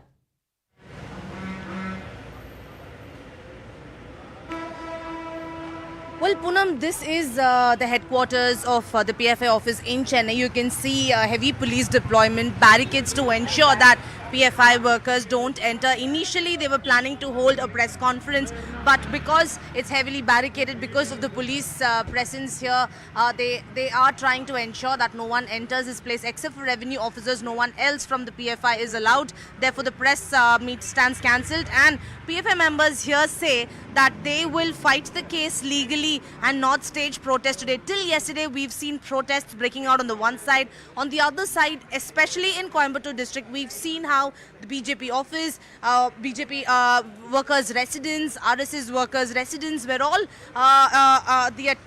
under attack in the aftermath of raids. And now, with the banning of PFI, at the moment they say that they will take the case legally and not stage any protests. That's the word that's coming in at this point in time, even as the Tamil Nadu government so far has not issued a statement or taken a stance on the banning of the PFI. Poonam. Right, do stay on with me, because as far as the MHA ban is concerned on the Popular Front of India, the notification makes it clear that there were 3 states that recommended this particular ban, that recommended this sort of crackdown and action on this organization. And Pranchu, Uttar Pradesh was one of those 3 states. We've seen the kind of reactions come to the fore from several of the politicians, several of government functionaries there in Uttar Pradesh welcoming this particular ban, and the link between the PFI, its affiliates, and with Uttar Pradesh and several cases there is pretty undeniable as per agencies. CFI সমস্ত office seal কৰাৰ কাম ইতিমধ্যে আৰম্ভ হৈ গৈছে আৰু তেওঁলোকৰ active কেডাৰসকলক arrest কৰিবৰ কাৰণে মই ইতিমধ্যে নিৰ্দেশ দিছোঁ কা আন্দোলনৰ সময়ত আৰু গৰুখুটি এই দুইটা ঘটনাৰ সময়তে PFI আৰু CFIৰ কলংকিত হস্তক্ষেপ আমি অসমত দেখা পাইছিলোঁ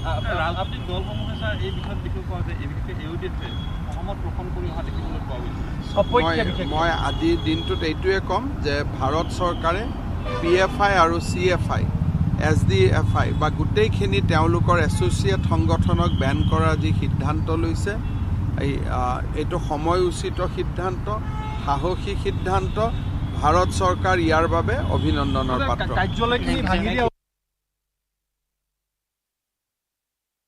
That was Assam Chief Minister Hemanta Biswa Sarma there welcoming the ban on the PFI, going on to say that the crackdown was already underway in Assam and that will be only intensify against the cadres in the state there. Pranchu continues to be with us.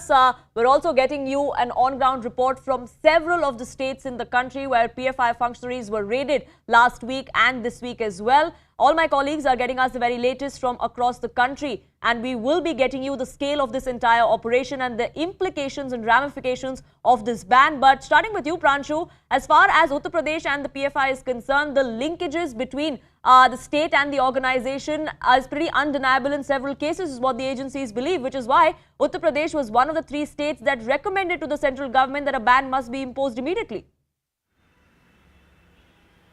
Yes, that's right. In fact, Uttar Pradesh has already in the past recommended that PFI should be banned, and the fact that intelligence agencies were getting this input that the organization, which is primarily has roots in southern Indian states, was trying to expand its base in Uttar Pradesh, and the fact that 26 districts have been raided over the period of past 4 or 5 days, and around 57 people have been arrested from Uttar Pradesh, most of them being the senior office bearers of the PFI in Uttar Pradesh, that clearly proves that PFI was clearly on course to establish strong roots in Uttar Pradesh also.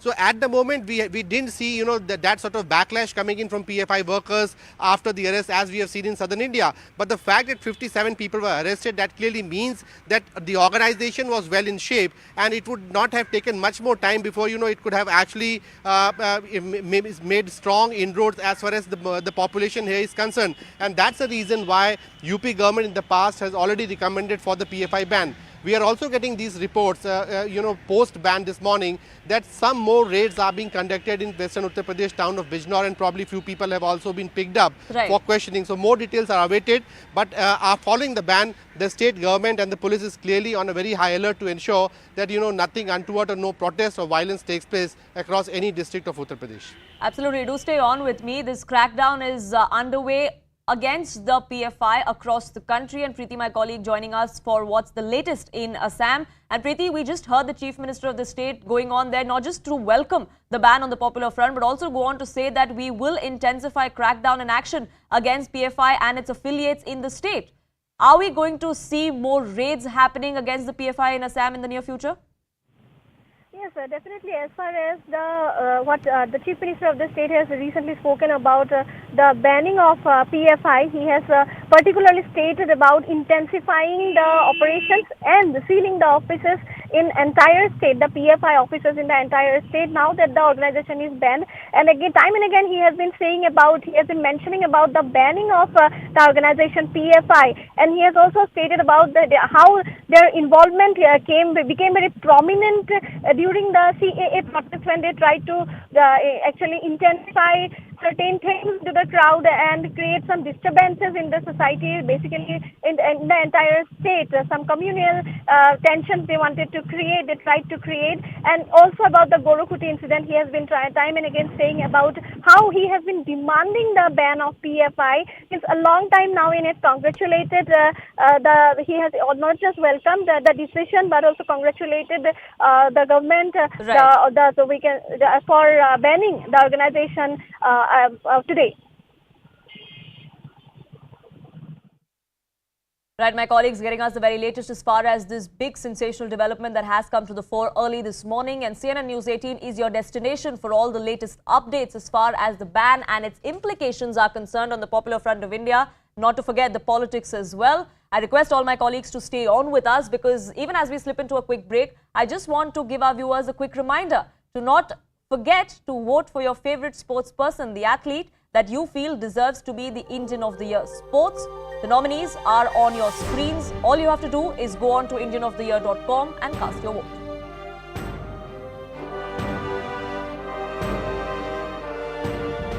Time for a quick break here on this edition, but lots lined up for you. Don't go anywhere.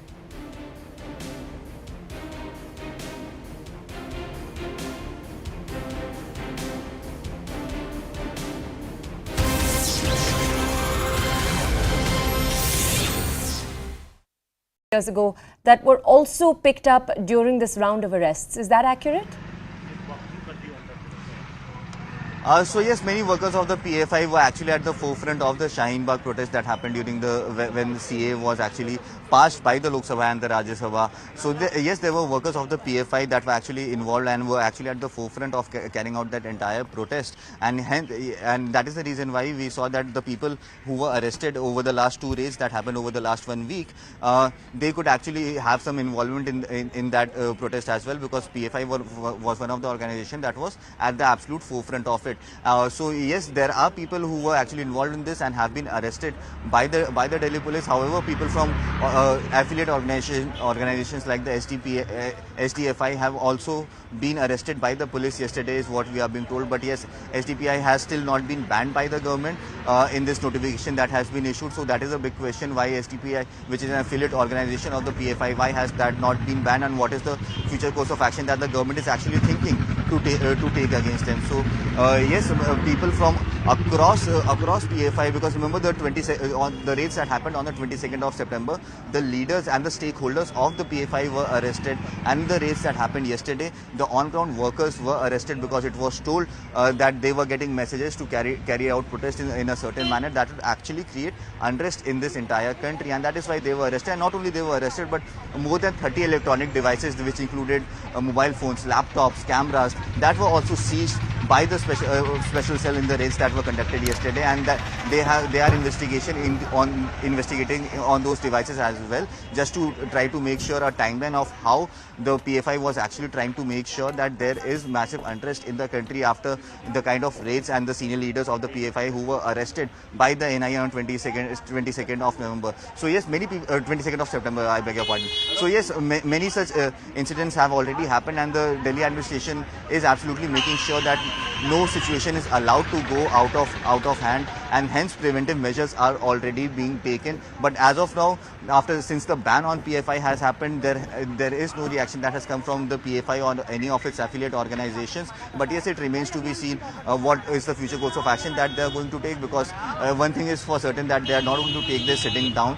They might approach the courts in this entire matter. But yes, the kind of evidences that the government has now gathered against them, because remember we saw that the offices of PFI that were raided, many incriminating documents were collected from offices of PFI across the country, be it the 2047 document which promised to make India an Islamic state, or the evidences of attack on Prime Minister Modi. All this have been already gathered, and a very strong and concrete case has already been built by the central government against the PFI. So yes, it remains to be seen how does PFI now respond to this, and what are the options that they have with them.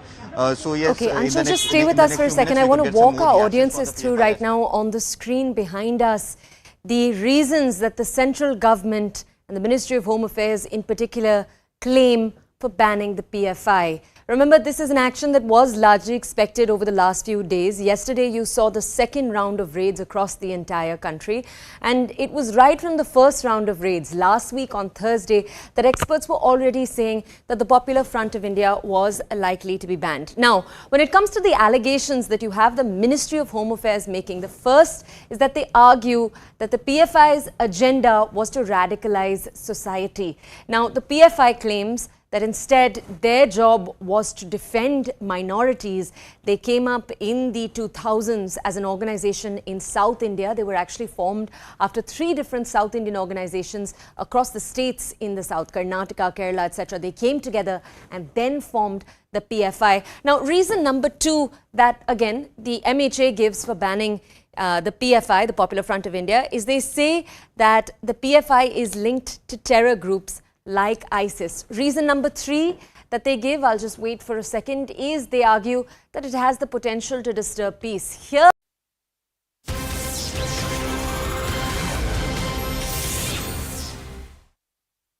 Welcome back. Breaking news now coming in. The politics over the ban on PFI is only escalating, and now the Karnataka BJP has put the Congress in the state in the dock. Questioning DK Shivkumar and Siddaramaiah for why they haven't commented yet on the ban on this radical organization, asking them if they are afraid of losing their vote bank. Remember, it's election year in Karnataka, and it looks like this is going to be an election controversy as well. Ritu, my colleague, now joins us for more on this. Ritu, we've seen the political fight over the ban on PFI only escalate, but as far as Karnataka is concerned, the BJP now asking why the Congress leadership, DK Shivkumar and Siddaramaiah in the state are silent. Yes, exactly. You see, there's another kind of a controversy that we are getting to see with the ban of the PFI in the India, and especially in the Karnataka. You see, the PFI ban has been a long time discussion in the Karnataka, because right after Praveen Nataru's murder case as well, it was the Congress party and their leaders who started taking in a way steps and digging at the BJP party and their leaders for not being able to take care of their own party members, especially the BJP Yuva Morcha members who were working for their own party. So that's when we saw how the leaders had come out to speak about the BJP party's steps being taken to take in the safety of their own members. But therein also it was another BJP party and their members who had spoken about that the party will not step back from taking the stricter action, no less than a UP model as well. If there is a need, they will bring out that kind of a model too, and they don't want to listen to what the Congress party or the leaders have to say at it, because yes, it's a big organization which is functioning not only in the Karnataka but throughout India, and thus the moreover decisions also laid in the central government hands. So that's when the BJP party members also started talking about the pressure that they wanted to mount on the central government as well. So they had promised their party members with all that, not hearing to what the Congress leaders had to say. But there was some sort of a mocking from the Congress leaders, especially from the former CM Siddaramaiah against the BJP party. But therein now you see the BJP party is replying to the Congress, Karnataka Congress unit for a kind of a step that they have taken, and they are saying that we have proved it to what we have stood by. Right now, the BJP has also retweeted an old tweet of Siddaramaiah back from August, if I'm not mistaken. And in that particular tweet, Siddaramaiah had questioned the BJP for not acting against these organizations or against riots. Yes, so you see in the tweet as well, the former CM Siddaramaiah in fact happened to question the BJP party, saying... Right, sorry to interrupt you there. Shankara Guha of the Congress party is now with us on this broadcast. Thank you, Mr. Guha, for speaking with us here on CNN News 18. How do you respond to this? The BJP asking why the top leadership of your party in the state is silent. They have no rights to question us for any matter. It is 8 years since they are in power. Whatever action has been taken, too much of blame game has happened and too much of criminalization. Now, whatever you have done, we welcome it. Anybody working against the interest of the nation and our people must be punished in accordance with law, with the strictest and the most stringent act. We welcome this. Please do a thorough, unbiased investigation. And, generally BJP is just involved in hyping up this and bringing in a communal angle to this. Don't do that. Allow the investigating authorities to do their job, bring out the truth and punish every single person, irrespective of their caste, color, creed and party affiliation, who is working against the national interest and against our people. Don't communalize this. Don't blame game this. What you have done is very late, but still we welcome what you have done. Get into action mode and stop talking. Right, Mr. Guha, do stay on with me. BJP's Pramila Nesargi is also with us on the phone line. And Ms. Nesargi, if you heard what Shankara Guha of the Congress was saying, that better late than never, yes, we welcome it. But you have been silent yourself for 8 long years. Why now try to claim credit and create communal controversy, especially in the state of Karnataka, by questioning the leadership of the Congress? So I just want to tell you, this is how they have been doing it since long. It is the Congress party which withdrew the cases filed against the PFI. And it is Mr. Siddaramaya's government and the cabinet and Mr. Jayachandra, who was the then law minister, who withdrew all the cases against the PFI, nearly more than 200 cases. What has happened, against the opinion of the law department and the home department, that they did it by themselves. Who has been encouraging all these things? It is these people.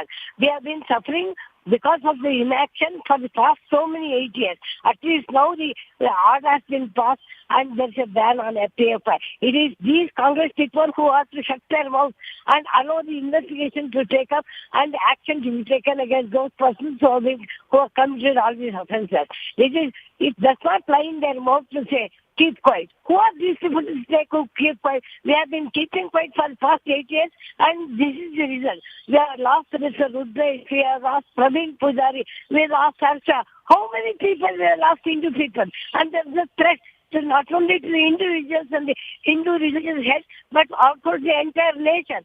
They are Rashtra Drohis. And the persons who are abetting this crime are the Congress people and their government, Mr. Siddaramaiah and their cabinet minister. They're not advisors. High time they shut their mouths and keep quiet. And let them not abet the offences. Let them keep quiet. Allow the law to take its own course. Let these organizations be banned. If there are any other organizations who are indulging in the same state of affairs, let the Congress come out and say openly, yes, we cooperate. These are all the persons who are indulging. Let those organizations also be banned. That is what we expect from the Congress people. Right. Mr. Sarki, do stay on with me because Shankara Goa of the Congress is also with us on this broadcast. And Mr. Goa, if you heard what the BJP has to say, that the Congress can't point in the other direction, and that's something that BJP nationally is also accusing you of, that there are several instances across the country where the Congress party has seen to be soft on the PFI and its affiliates. Now, let me tell you, using words like shut up when things are not good for a senior person like Pramila Madam. Anyway, having said that, anything out of communalism is out of syllabus for BJP. So, they will get flabbergasted. They will not be able to answer. The thing of pointing at each other, if they found something in what we have done, they should have reopened the cases. Who asked them not to? If they have found anything substantial, let them open it. Let them investigate, punish the culprits. Who is preventing them from punishing all the culprits involved? I am telling you time and again, sir, 30 murders in the last 3 years. Not even a single conviction. Other than bringing in communal issues, other than making every single possible into a communal fight and talking, they do nothing. Pramila Madam should realize that you have to stop talking. We will shut up. We will listen to you and shut up. You also have to shut up and work. You talk and do no work. Right, Mr. Guha and Mr. Sargi, do stay on with us on this broadcast because the political fight over this is only escalating with each passing minute, in fact. And Karnataka Congress also has just taken to Twitter to respond to the BJP really as far as this entire controversy goes. And like what Shankara Goha has also been saying, the Karnataka Congress on Twitter welcoming this particular ban on the PFI and any other organization that seems to sowing hatred, disturbing peace or harmony in the society. That perhaps should answer the BJP, who's asking the Congress party in the state to respond as to why they are silent so far. And even as the political war wars that escalates now, all taking place on Twitter, Mr. Goha, I want to ask you, is this going to be the new controversy that we see in the run-up to elections in the state? See, I told you, for BJP, every opportunity they get, they will use it to bring in a communal angle to it. Because they have nothing else to talk.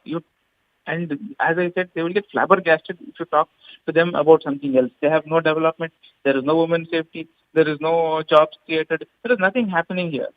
Other than communal issues to fight the elections, they have nothing. Obviously, they will use it, but we are not going to react for any of their actions. The people of the state are watching, our senior leaders are watching. We have reacted in the most dignified manner every time they try to instigate us. We are going to remain silent and let's see what the investigation happens and let us wait and watch. But we are not going to fall into their communal trap, and I am requesting through your medium, through your channel to the people of our state not to fall into any sort of communal trap. Right, Shankara Goha and Pramila Nesargi, thank you so much for speaking with us here on CNN News 18. The political fight only escalating, while the Congress says it's better late than never, welcoming that The ban is finally happening, but it should not be communalized. It should not be used as a political tool. Now, Karnataka BJP General Secretary has hit out at the Congress and all of those who are drawing the RSS analogy with the PFI. Taking to Twitter, and I quote, "Today the whole world is speaking about RSS. Other countries want to build organizations like the RSS. It is a very disciplined organization. RSS is another name for a patriot.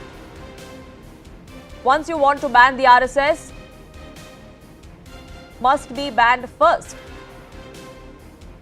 That's the response coming to the fore from the BJP as far as calls being made to ban the RSS as well. Now that the Popular Front of India is banned, Congress MP from Kerala, leaders from the Samajwadi Party and the National Conference as well had come out to draw this analogy between the Popular Front and between the RSS, accusing both organizations of spreading communalism and hatred in the country, asking the BJP to now ban the RSS as well now that the PFI is banned. The BJP now hitting out at all of those who are drawing that analogy. The politics over a ban on PFI continuing with each passing minute.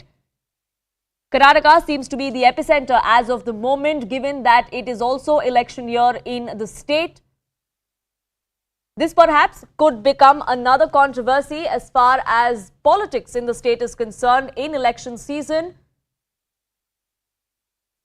Karnataka has had its link with the Popular Front of India in several cases, in multiple murder cases, in the violence in Bengaluru a few years ago as well. The role of the SDPI and the Popular Front was under investigation. Several of their functionaries and cadres were also arrested by the law enforcement agencies there. BJP has often accused the Congress of going soft on the PFI and on the SDPI. Let's listen into a reaction coming in from the BJP.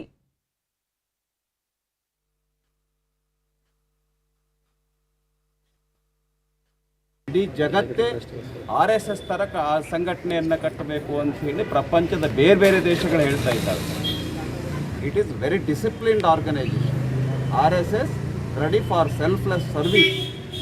ಯಾವುದೇ ಸಮಾಜದ ಸಮಸ್ಯೆ ಬಗ್ಗೆ, ಯಾವುದೇ ಸಮಾಜದ ರೋಗ ರುಜಿನಗಳ ಬಗ್ಗೆ ಏನು ನಿಸ್ವಾರ್ಥವಾಗಿ ಕೆಲಸ ಮಾಡ್ತಕ್ಕಂಥ ಒಂದು ಜಗತ್ತಿನಲ್ಲಿ ನಂಬರ್ 1 ಸಂಘಟನೆ ಇದ್ದರೆ ಅದು RSS.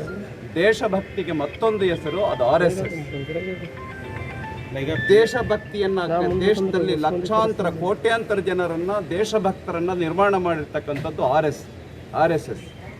RSS ಇಲ್ಲ ಅಂತ ಹೇಳಿದ್ರೆ ದೇಶಕ್ಕೆ ಬಹಳ ಕಷ್ಟ ಆಗುತ್ತೆ. ಆ ಹಿನ್ನೆಲೆಯಲ್ಲಿ RSSನ ಬ್ಯಾನ್ ಮಾಡ್ತಕ್ಕಂಥವ್ರನ್ನ ಮೊದಲು ಬ್ಯಾನ್ ಮಾಡಬೇಕು. The political fight there only escalating as many in the opposition are drawing the RSS PFI, I beg your pardon, analogy. The BJP responding to that allegation.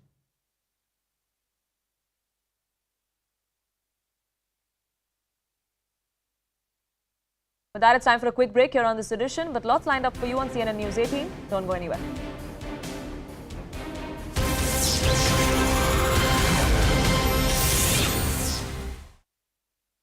Carrying out that entire protest, and that is the reason why we saw that the people who were arrested over the last 2 raids that happened over the last 1 week, they could actually have some involvement in that protest as well, because PFI was one of the organizations that was at the absolute forefront of it. So yes, there are people who were actually involved in this and have been arrested by the Delhi police. However, people from affiliate organizations like the SDFI have also been arrested by the police yesterday, is what we are being told. But yes, SDPI has still not been banned by the government in this notification that has been issued. So that is a big question, why SDPI, which is an affiliate organization of the PFI, why has that not been banned, and what is the future course of action that the government is actually thinking to take against them. So yes, people from across PFI, because remember the raids that happened on the 22nd of September, the leaders and the stakeholders of the PFI were arrested, and the raids that happened yesterday, the on-ground workers were arrested because it was told that they were getting messages to carry out protests in a certain manner that would actually create unrest in this entire country, and that is why they were arrested. And not only they were arrested, but more than 30 electronic devices, which included mobile phones, laptops, cameras, that were also seized by the special cell in the raids that were conducted yesterday, and that they are investigating on those devices as well, just to try to make sure a timeline of how the PFI was actually trying to make sure that there is massive unrest in the country after the kind of raids and the senior leaders of the PFI who were arrested by the NIA on 22nd of November. So yes, many people, 22nd of September, I beg your pardon. So yes, many such incidents have already happened, and the Delhi administration is absolutely making sure that no situation is allowed to go out of hand, and hence preventive measures are already being taken. But as of now, since the ban on PFI has happened, there is no reaction that has come from the PFI or any of its affiliate organizations. But yes, it remains to be seen what is the future course of action that they are going to take, because one thing is for certain, that they are not going to take this sitting down. They might approach the courts in this entire matter. But yes, the kind of evidences that the government has now gathered against them, because remember we saw that the offices of PFI that were raided, many incriminating documents were collected from offices of PFI across the country, be it the 2047 document which promised to make India an Islamic state, or the evidences of attack on Prime Minister Modi. All this have been already gathered, and a very strong and concrete case has already been built by the central government against the PFI. So yes, it remains to be seen how does PFI now respond to this, and what are the options that they have with them. So yes, okay, Anshul, just stay with us for a second. I want to walk our audiences through right now on the screen behind us the reasons that the central government and the Ministry of Home Affairs in particular claim for banning the PFI. Remember, this is an action that was largely expected over the last few days. Yesterday, you saw the second round of raids across the entire country. And it was right from the first round of raids last week on Thursday that experts were already saying that the Popular Front of India was likely to be banned. Now, when it comes to the allegations that you have the Ministry of Home Affairs making, the first is that they argue that the PFI's agenda was to radicalize society. Now, the PFI claims that instead their job was to defend minorities. They came up in the 2000s as an organization in South India. They were actually formed after 3 different South Indian organizations across the states in the South, Karnataka, Kerala, etc. They came together and then formed the PFI. Now, reason number 2 that, again, the MHA gives for banning the PFI, the Popular Front of India, is they say that the PFI is linked to terror groups like ISIS. Reason number 3 that they give, I'll just wait for a second, is they are... Welcome back, Amit. The crisis in the Congress party as far as Rajasthan is concerned. Chief Minister of the state, Ashok Gehlot, is likely to meet Sonia Gandhi today. In that meeting, perhaps a final call is going to be taken on when his nomination will take place, if at all that happens, for the race of the Congress's chief. Remember, the 2 national observers who were in Jaipur for less than 24 hours perhaps submitted their report to Sonia Gandhi yesterday. They have recommended action not against Ashok Gehlot but against 3 of his aides for the rebellion that was seen on the day the CLP meeting was to take place in Jaipur. Pallavi Ghosh, senior editor, now with me live for more on this. Pallavi, Ashok Gehlot likely to meet Sonia Gandhi in the national capital later this evening. That's right. There are 3 people we know that we put out yesterday, Shanti Dhariwal as well as Mahesh Joshi and of course Dharmendra Rathore. They are the ones who are facing that show cause notice, no action against Ashok Gehlot. So today we are going to see the Rajasthan Chief Minister come across to Delhi. He's expected to be here for the next 2 to 3 days. Of course, an important meeting coming up with Sonia Gandhi. Will that mean that the desert storm blows over? He's going to be all forgiven and all is going to be well? Because what his office is also telling us is he's likely to file his nominations on 29th or 30th. So there's no clarity on that. But this is something which also depends on the kind of signaling he gets from the top Congress leadership. Are they still upset with him? Because Mrs. Gandhi certainly was when she did speak to the observers and she asked them that why did he have to do it. Now, if you look at the 9-page report, nowhere does it mention categorically that Ashok Gehlot is to blame. But by inference, it's very much there because the MLAs who did not turn up for the CLP meeting, the MLAs who are facing the show cause notice, all of them are believed to belong to the Gehlot camp. Right now, we do know that Ashok Gehlot has spoken to Sonia Gandhi in the past as well, in the last 24 to 48 hours, where he actually went on to attempt a face saver of sorts, as some would say, where he said that I was caught unawares as well. I did not expect for the kind of rebellion or the stunt that we saw in Jaipur to actually take place. If he actually ends up filing the nomination after the meeting with Sonia Gandhi today, perhaps that defense has been accepted by the party top brass? Yes, and in fact, interestingly, Sachin Pilot too is here in the national capital. In that brief conversation he had with Mrs. Gandhi, he told her that we don't mean to show any disrespect to the High Command. Whatever they say, the party leaders always do that. It'll be interesting to watch whether he files his nomination papers. But what some people within the Congress party tell me is that is no guarantee he's going to win. So is there going to be yet another twist in the tail? Is there a lesson going to be tried to be taught to Ashok Gehlot in case he loses the elections, that you are not indispensable and you're as vulnerable just as anybody is? So I think there's still a twist in the tail. We can expect this saga to go on for quite some time, at least till the 19th, when there's going to be a clarity completely on who really is going to be the president of the Congress party. Absolutely. Do keep a track of what comes out of that meeting between Ashok Gehlot and Sonia Gandhi. For the moment, Pallavi, thank you so much for getting us that update. Staying with Rajasthan though, more news coming in, because it's not just the Sonia Gehlot meeting that is taking place today. We're given to understand that State Minister Shanti Dhariwal will be meeting Chief Minister Ashok Gehlot as well, perhaps before Ashok Gehlot makes the trip to the national capital. This, of course, comes in the wake of the show cause notice that is expected to be issued to Shanti Dhariwal in the wake of the Observer's report that was submitted to Sonia Gandhi yesterday. Remember, Shanti Dhariwal, close aide of Ashok Gehlot, was the man who hosted the meeting of 70 to 80 MLAs at his residence at a time when the CLP meeting was to take place. He was the one who said that we will not accept replacing Ashok Gehlot with Sachin Pilot or anybody from Pilot camp. After that particular meeting is where 76 MLAs tendered their resignation to the state speaker. He has now been show-caused by the Congress party after the Observer's report that was submitted to Sonia Gandhi. But he seems to be now making a last-ditch effort to save face. And Akash is with me for more on this. Akash, that meeting is expected between Mr. Dhariwal and Gehlot before Gehlot leaves for the national capital? Exactly, and you see this development is coming after the particular program where we are learning that Gehlot would be leaving for Delhi and he may meet Sonia Gandhi this evening. And Shanti Dhariwal is one of the most important person in the politics of Rajasthan. This is what they say.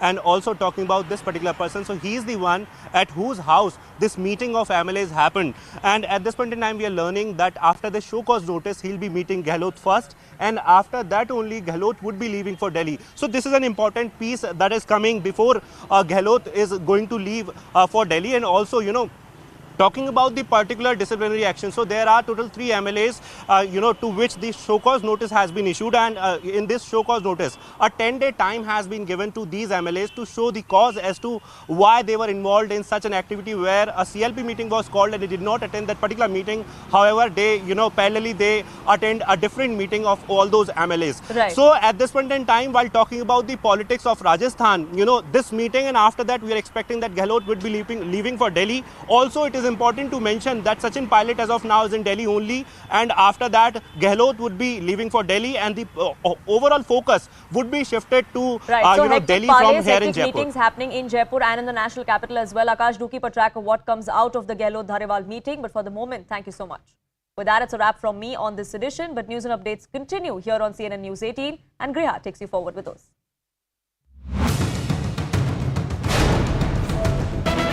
This is big, ladies and gentlemen. Just as the ban looked imminent, the ban has happened. The PFI, Popular Front of India, and its affiliate organizations like the PFI, All India Imam Council, Rehab India Foundation, National Women's Front have all been declared as unlawful associations under the UAPA. It speaks about how proscribed organizations like JLP, which are a terror organization, very recently in Bhopal, we've seen it conspiring against India, and the charge is that PFI was colluding with organizations like this, and that is one of the key reasons why finally under UAPA section 3 and 4 the decision to declare it unlawful and its affiliates have been taken. Good afternoon, and thank you so much for staying with CNN News 18. I'm Griha Siddiqui. Let's begin this broadcast with some breaking news that we are getting at this hour. The politics over the Popular Front of India ban continues. Now, the All India United Democratic Front leader Rafiqul Islam has said that the Home Ministry has taken a hurried decision to go ahead and ban the PFI. My colleague Preeti joins us for more on this. Preeti, we have been bringing to fore all the voices from various political parties all through the country ever since this 5-year ban on PFI has been announced. Now, the AIUDF has also joined in the fray. They are saying that this was a hurried decision. Any basis to this statement?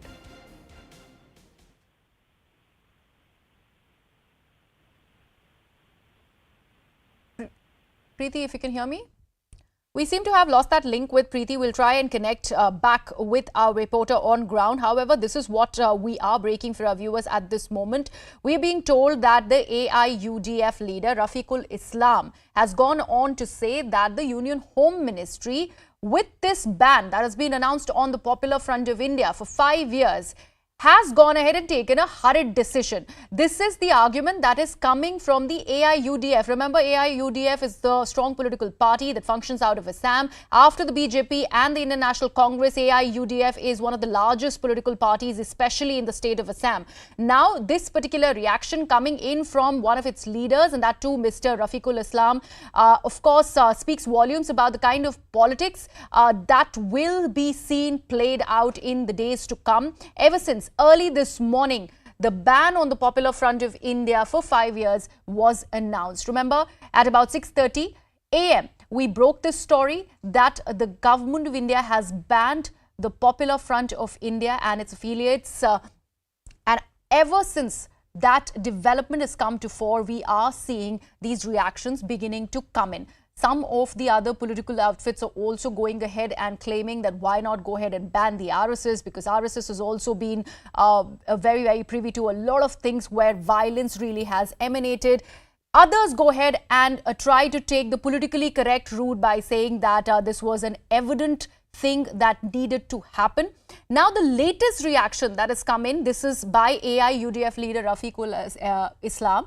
Now, he's saying that this was sort of a hurried decision. Remember, we're talking about raids on PFI members and its leaders that happened for 2 days. The first one was across 13 states in the country that was actually presided over by the National Investigative Agency. There were over 108 PFI leaders and members that were nabbed in that raid. The second one happened yesterday along 8 states of the country, where there were more arrests that were made. Before this, there was a hartal call by the PFI on Friday, where we had some violence that emanated because of that hartal. And of course, there were so many questions raised on the Popular Front of India. Now we are seeing another political reaction coming in on this story. My colleague Preeti is back with us on the broadcast. Preeti, this reaction by Rafiqul Islam, of course, going ahead and staying in line with the kind of political furor and reactions that we have been seeing since the morning that we broke this story of the ban on PFI.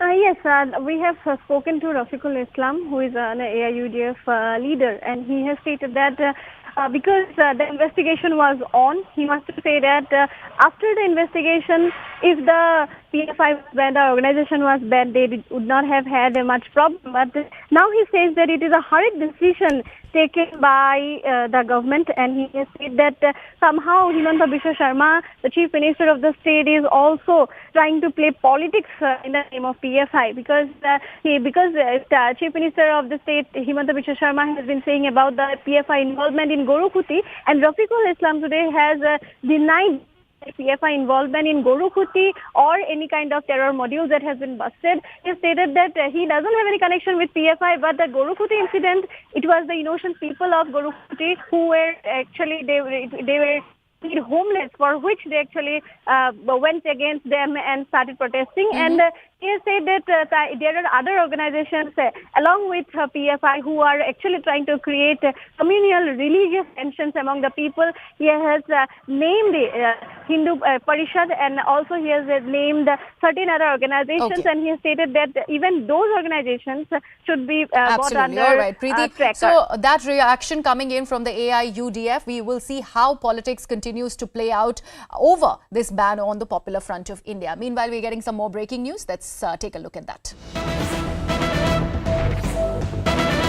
We also have Congress Party's official response now. The Congress Party has said that the party has always been and will continue to be against all forms and types of communalism. Majority, minority makes no difference to the Congress Party.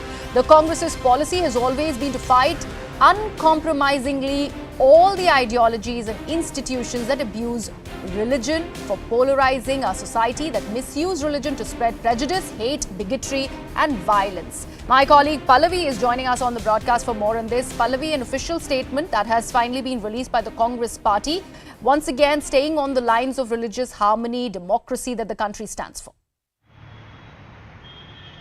Yes, and I think the Congress is also trying to make it very, very clear to those voices within the party who seem to be suggesting that the PFI ban is only because of elections and therefore the ban doesn't really mean much.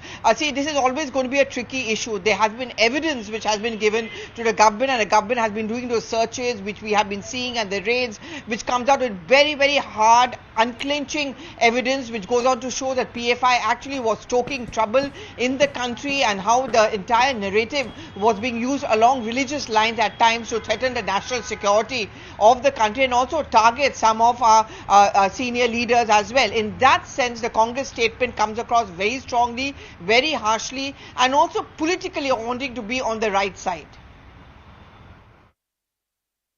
All right, Pallavi, thank you so much for joining us on the broadcast. So a statement there finally by the Congress Party over the ban on the Popular Front of India. They are claiming that the party has always stood for religious harmony.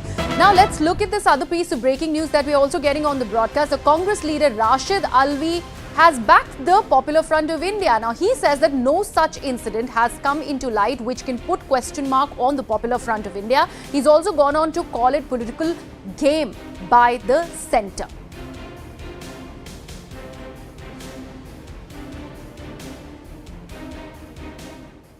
PFI अगर इतनी खौफनाक खतरनाक संगठन है तो अभी तक पाबंदी क्यों नहीं लगाई थी? PFI का कोई भी ऐसा वाकया हमारे सामने नहीं आया जिस पे सवाल या निशान लगाया जा सके। ये दिसंबर का चुनाव है, गुजरात और हिमाचल और मेघालय, और उसके बाद फिर चुनाव है। चूँकि भारतीय जनता पार्टी आने वाले समय में ये चुनाव जीतने वाली नहीं है, इसलिए PFI पे पाबंदी लगाई गई है। My colleague Pallavi continues to be with us on the broadcast. Pallavi, while you were talking about how this seems to be a very, very tricky subject, Congress Party treading on caution, but not so much with this statement that has come by Rashid Alvi. I think Jairam Ramesh's comment is also to address those voices within the Congress Party who are going to be sounding wishy-washy as far as the ban on the PFI is concerned. There are two things which are happening over here. There are some like Rashid Alvi who are questioning why this ban now, why not earlier, and is it only because of an eye on elections in Gujarat and Himachal Pradesh and later on in Karnataka? And of course, there are some who are also saying that why not have a ban on the RSS as well. Jairam Ramesh at least wants to send that record straight. It's an official statement on behalf of the Congress Party condemning that activities of the PFI and saying in a sense that this kind of ban is justified because anyone who tries to stoke trouble in the country should not be allowed to flourish. But at the same time, I think the point also which he would want to make to many of his party colleagues is do not make a statement which comes across as the Congress Party going soft on the ban on PFI, because that is something which walks into the agenda or the ammunition of the BJP, because the BJP has often accused the Congress Party of indulging in divisive politics, also being against national interest. That's been a very, very weak wicket of the Congress Party. All right. All right, Pallavi, thank you so much for joining us with all those details. Of course, the reactions by the Congress party seem to be varied, where one of its leaders is saying that this ban should not really have gone ahead and done. Now, let's take a look at the dossier that we have managed to actually get here on the broadcast. This is the incriminating proof against the Popular Front of India that we are talking about. Now, this is what the dossier really says. ID making document. This is what has been recovered, and this has happened from Uttar Pradesh, and this is by one of the PFI leaders' houses, residences, where this dossier really was recovered. So that is one thing. Also, marine radio was recovered from the SDPI chief in Tamil Nadu. So you have looked at Uttar Pradesh. This has happened in Tamil Nadu. Of course, the third thing is that swords, weapons at Maharashtra PFI president's house was also recovered. So these are all incriminating evidences that have been recovered. Cash was seized from Bengaluru PFI leader. We can also see this kind of cash that was also recovered. Obviously, there are a lot of people who given zakat money to the Popular Front of India for the betterment of the minority community. All of that is coming into play here. Let's actually quickly go to my colleague Anshul, who's been tracking all the developments vis-a-vis this ban. Anshul, thank you so much for joining me on the broadcast. We were talking about the incriminating evidence that was recovered that has actually led to the ban on the Popular Front of India. 5-year ban is what they're looking at over here. How foolproof is this? And of course, now that the government has been planning this for 5 years, there were documents that were seized, and NIA was also there. 2 back-to-back crackdowns led to this ban. So yes, the government this time around has made a foolproof plan to incriminate PFI, because remember the noises to ban PFI has been coming up for the past many years. But this time around the government has made a foolproof plan to make sure that the PFI is banned in such a manner that it could not come back, or the order of the government or the notification of the government could not be challenged in the courts. That is why we have seen that after finding incriminating documents against the PFI, where it was said that India should be a Muslim country Islamic country by 2047, that was recovered in one of the raids. Also from here, where I am standing at the PFI headquarters in the national capital, many incriminating documents were also seized from here. Not only documents but also electronic evidences such as mobile phones, computer laptops and cameras were also seized from here, and all that is under investigation by the NIA right now. Also in Shaheen Bagh, very close to where I am standing, was the raids where yesterday happened, and one person was arrested from Shaheen Bagh itself. So yes, the government has made a foolproof plan to make sure that the PFI doesn't, if at all PFI decides to go to the court to challenge this decision by the government, they do not stand any chance because of the kind of evidences that the government has managed to get. Also, the government has also gotten the evidence where a document has been found by the investigating agencies, where an attack on Narendra Modi was also being planned. So all these documents have been formed, and this is the basis of the kind of action that we have seen being taken against the PFI. If I could just show you in the visuals over here the ground situation, if you could see, the police officials are already present over here, because Griha, Shaheen Bagh is a very congested area, and the PFI has a lot of support over here, is what we are being told, and that is the reason why the police and the administration is taking each and every precaution. You see police officials deployed over here.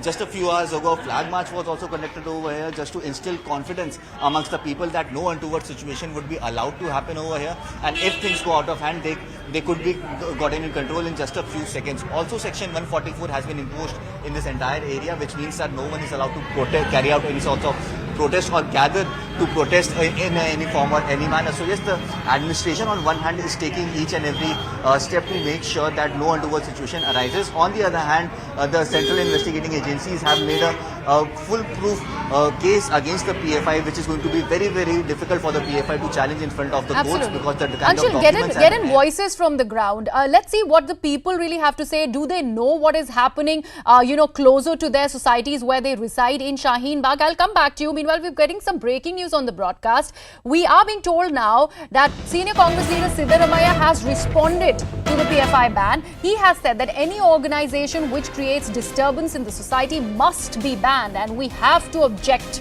to it.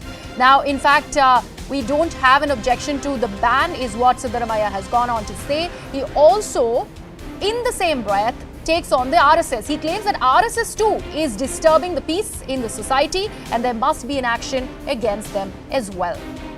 My colleague Ritu, who's brought us that exclusive piece of information, is joining us on the broadcast. Ritu, while on the one hand, Siddaramaiah is one with the idea of banning an outfit like the Popular Front of India and any kind of extremism that might emanate from the Indian soil. However, in the same breath, he's also talking about how RSS also is an extremist outfit.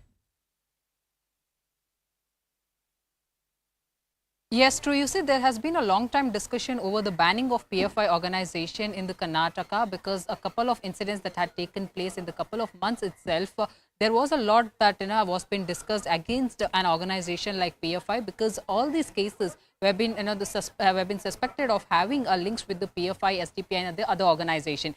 Since then, the state government was been very much strict about it and had also given a word out to the BJP Yuva Morcha members as well, saying that they will look up to their security and ensure that this kind of activities will not take place right after the Praveen Natharu murder case too. So right after that, you'd see that, this whole controversy also taking a political colors, wherein you see former CM Siddaramaiah entering into the controversy and also the other leaders entering into the controversy and saying that why does not this state government, BJP government in specifically, ban PFI at the earliest. Now, yes, there was this discussion previously wherein they were raising questions against the BJP party, questioning when will they ban such organization which create disturbance in the society. Now, where now a step has come in of a ban on a PFI organization. Now, you see the Congress leaders are questioning the timing of the ban, saying that why did the state government take this long to mount pressure on the central government and then a central government coming out with a ban after a long time.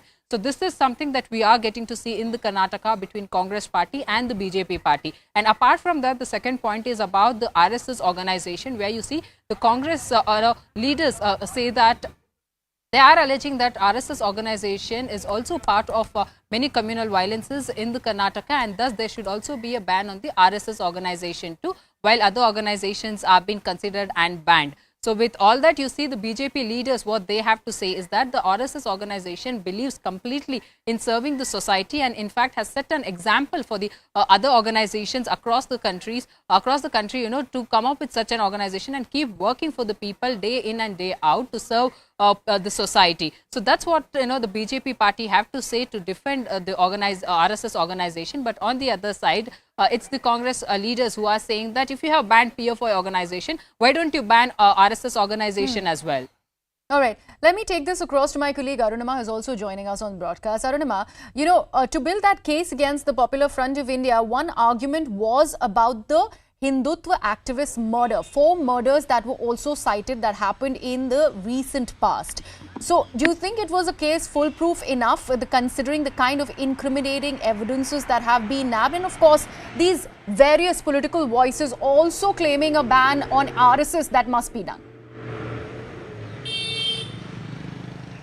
I couldn't hear you very clearly. I think there are network issues here. But talking about the evidence, if that's what you wanted to please know, go ahead. Yes. Popular Front of India has been at the crosshairs of the agencies for almost 10 years now, more in fact. And when I spoke to some former Home Secretaries on whose table that Popular Front of India ban file and those dossiers starting with National Investigation Agency and various state police, those files came to their tables. And when I asked them this morning, why has this taken so much time?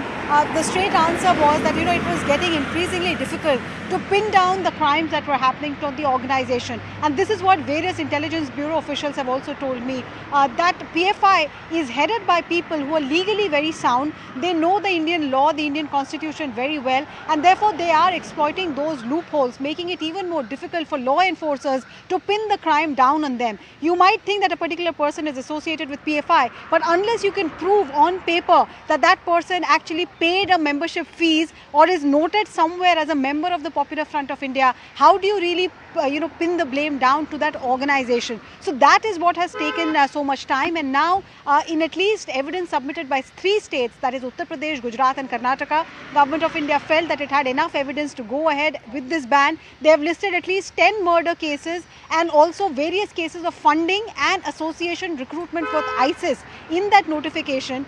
Home Ministry is hoping that when this matter goes to the UAPA tribunal, because that's the legal process, they will have to prove their evidence in a court.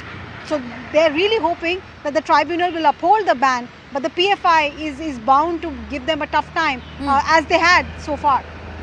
Arunama, also the fact that they are planning to go ahead and ensure that any such political outfit or an outfit to the tune of the Popular Front of India doesn't really spring up in the near future. Of course, banning its affiliates and other organizations are in line with the same ban. However, this is a 5-year ban that we are looking at. What happens after that? So first step first they will have to go to the UAPA tribunal and get the ban upheld, and then there will be monitoring of their activities. If they continue like CME, continue to be underground, then perhaps 5 years later they can come back and challenge the ban. Legally that is possible. But on the ground, again, to give CME's example, what have we seen? When you ban an organization, they lie low for some time. Their entire leadership, it appears, is in custody. But then fresh leadership springs up, like in the case of PFI, Mr. Salam provided the chairmanship with other top leaders like Mr. Koya, Abu Bakr and others. Now they are all in custody, but there are still a few absconders. Lookout notices have been issued by NIA. Are these absconders going to lie low and provide leadership while they are away from custody? That remains to be seen. What about funding? Funding is the real worry. A former DGP of Punjab, Shashikant ji, was speaking to us a short while back and said that, just banning bank accounts, freezing bank accounts and banning donation that is coming in from abroad may not help. You'll have to keep a watch on the dark web as well, because those routes are also used by terror and anti-national organizations to continue their funding route. So as per former police officers, current intelligence bureau experts and officials, this is just step one. There is a long way to go before you can safely say that the country has avoided the terror reign that PFI was allegedly trying to strike. All right, Arunama. So, Arunama, they're explaining for our viewers what this PFI ban for 5 years really mean. Let me break it down for our viewers here. Now, we are looking at membership that has been criminalized. So, PFI, the SDPI and affiliates, of course, the members of that front will be criminalized. Forfeiture of their property. Of course, all the properties that has been associated with the members and leaders of the Popular Front of India stands forfeited. They can't organize protests.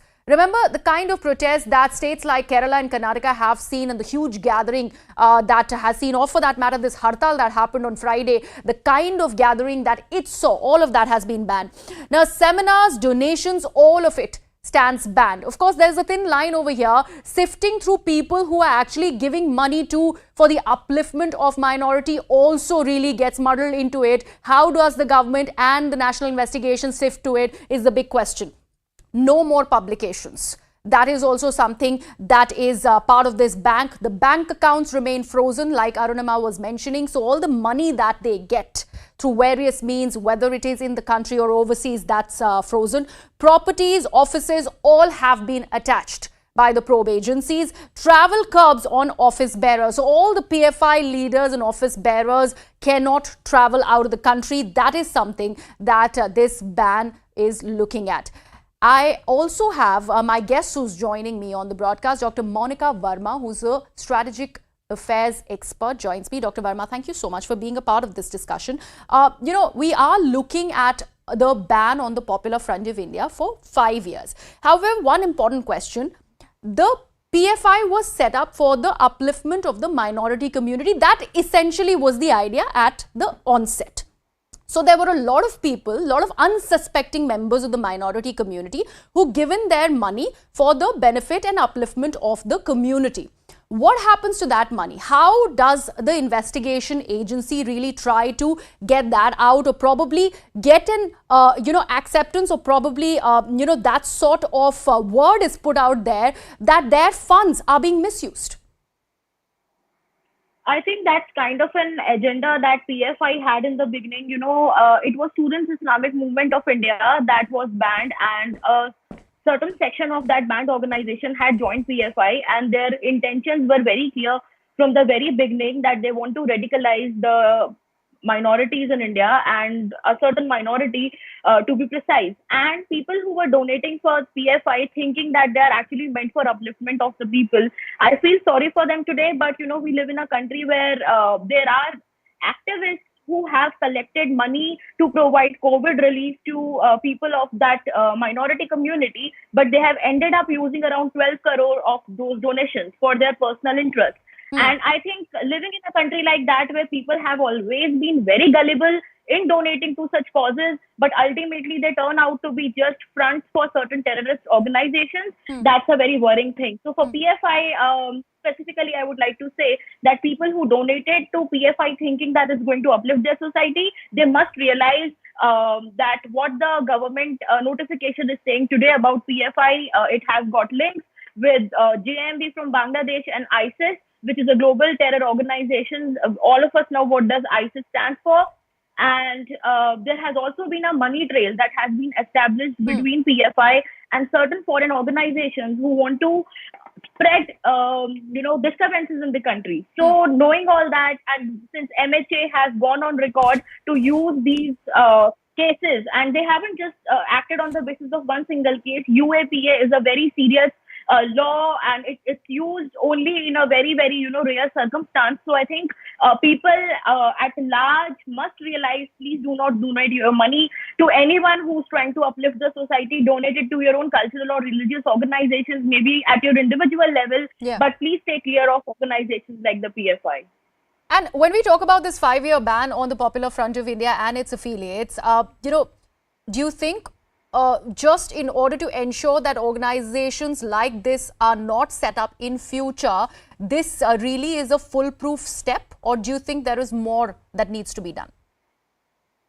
Well, India being a democracy, we can't really be thinking on those terms that, no organization should be set up, because it's a fundamental right in our country for every community. And I'm pretty proud of that, that our constitution gives right to every single community, and especially the minorities, whether they are linguistic minorities or religious minorities, to set up their own institutions. And I think that's a good step for any democracy to have. But how the way in which the PFI ban is going to work is it's going to work in a prohibitive way, that people who want to utilize PFI, example to create such other examples of spreading radicalization in the country would at least be they'll at least think twice before starting something like this. Okay. But looking at support that PFI has been getting, and the firefighting and the defending that countries' mainstream politicians have been doing since the last 3-4 days, it's a worrying thing. Because when you look at someone like AIUDF or someone like a Congress spokesperson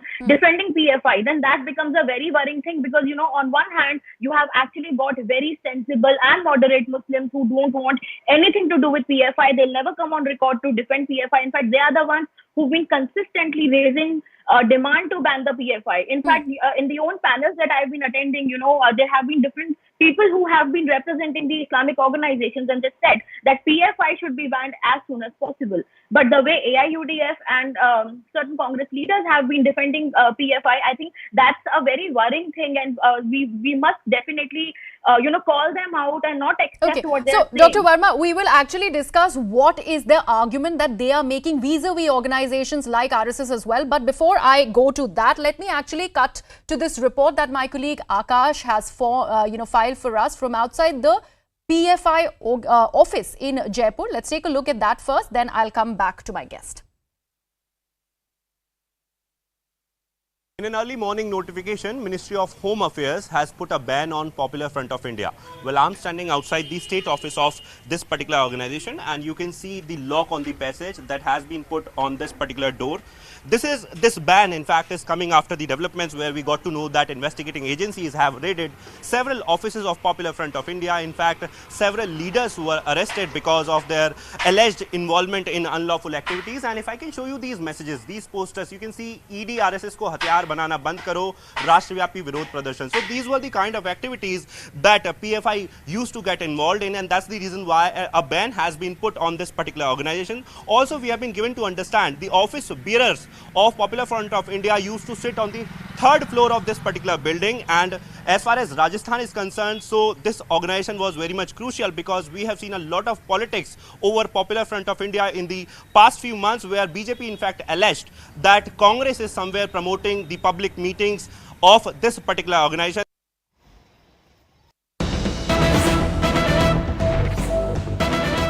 And we're getting some more breaking news on the broadcast. Now, Samajwadi Party leader Amit Jami has responded to the Popular Front of India ban, and he has said that by banning the PFI, government wants to threaten Muslims. That's the reaction that's come in by the Samajwadi Party.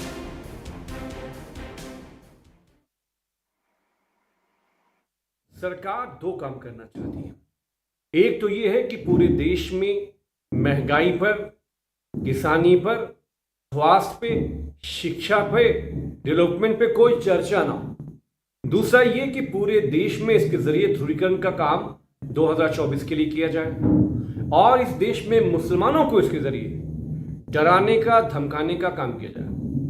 प्रधानमंत्री जी, आपसे तो पूरे देश में कोई डरता नहीं है, ना आपकी किसी पुलिस से कोई डरता है। सवाल यह है कि जो पूरे देश में युवाओं का, छात्रों का, शिक्षकों का, महिलाओं का, आंगनवाड़ियों का, किसानों का जो विद्रोह आपकी गलत नीतियों की वजह से चल रहा है, वो तो रुकने वाला नहीं है। तो 2024 का जो आपका सिंहासन है उसको खाली करिए, जनता आगे बढ़ रही है। My colleague Pranshu is now joining me on the broadcast. Pranshu, you know, with reactions like what Mr. Amik Jami has just said, even the Muslim community will not be able to dissociate themselves from extremist organizations, even if they feel like. I mean, leaders need to exercise some kind of responsibility just for making a political statement. They just can't shoot from their mouth. Yes, that's right. In fact, Amik Jamai, I think he's trying to tread the middle line. He's not outrightly denouncing this ban on PFI, but he's trying to draw out the political rationals, or he's trying to make political allegations against BJP on this issue. So the argument from this, coming from Samajwadi Party leader, will not be acceptable for many. The reason being that, if PFI is involved in anti-national activities, it needs to be banned. Any organization who is involved in such activities, it needs to be banned. Now, trying to say that, this ban has been done with a political purpose, keeping an eye on 2024 elections, trying to create some sort of Islamphobia or Muslim phobia, and try and distract the national debate from other core issues, as the Samajwadi Party leader says. So I think this is an attempt on the part of the Samajwadi Party to try and play a middle ground on this entire issue. They are not ready to openly endorse and appreciate the government on this particular move, and therefore they are also trying to hit out the government by suggesting that there might be a political motive on the minds of BJP's top leadership behind imposing a ban on PFI. It's not just a simple case of PFI being involved in anti-terror activities, but a larger political narrative has gone behind imposing a ban on PFI. All right. Let me actually bring in my guest, Dr. Verma, who continues to be with us on the broadcast. Dr. Verma, we were just talking about the kind of political reactions that have come in ever since this ban really was announced by the government of India on the PFI. One argument, that is a uniform argument with the opposition, is why not ban outfits like the RSS? Because that also is borderlining extremism. I have been myself noticing, that there's a false equivalence being drawn between RSS and PFI. What I don't understand is that, the MHA notification has been pretty clear about the reason for indictment of PFI. So, you never see any RSS functionary involved in terrorist acts. So, there are documents that the government has supported while leading an action on the PFI that they can always go through. So I don't think, there is any linkage between global terror organizations like PFI has. So it's Qatar has joined ISIS. They've went on to conduct terror operations in different countries. Also, the Qatar has linkages with JMB, which is a Bangladesh-based extremist Islamic organization. And secondly, the money trail. If you look at the last 1 year and the activities of PFI, whether it is the hijab controversy or instances of violence in Kanpur or Karoli, there have been many times that money trail has been traced by the ED. And it's not just the NIA, which was the part of this action against PFI. ED was also involved, which has the expertise in tracing the money trails.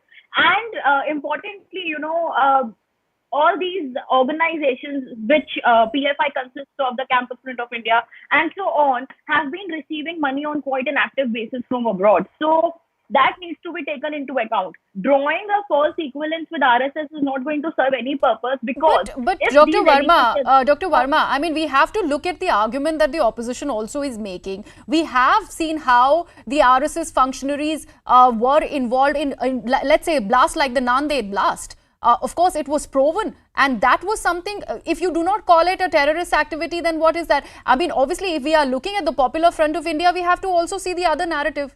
That's something that's also only reasonable. Yeah, but if disparate acts of political violence are a ground to call them terror organizations, then there are many, political parties that have indulged in indiscriminate violence. And I think the best example is the 2021 Bengal violence that took place. So I think there's a difference between political violence, which cannot be, can't be wished away in a political society like India. Although, as someone who believes in peace, I would really wish that politics becomes more mature and there is a more civilized dialogue. But political violence is a part of our society. We've seen on ground, how all the different political parties at one point or the other have been a part of such kind of violence. All right. But what differentiates PFI is that, it's linkages with the global terror nexus, and that's where it becomes an issue of not just political violence but also of national security. And just to complete my point, if at any point there are examples of any organizations, I don't want to take the names of these organizations, any organization, irrespective of whether it is a minority institution or it belongs to the majority or whatever, if such incrementing evidence does come to light, I would request the law and order mechanism to please ban them as well. Absolutely. Because,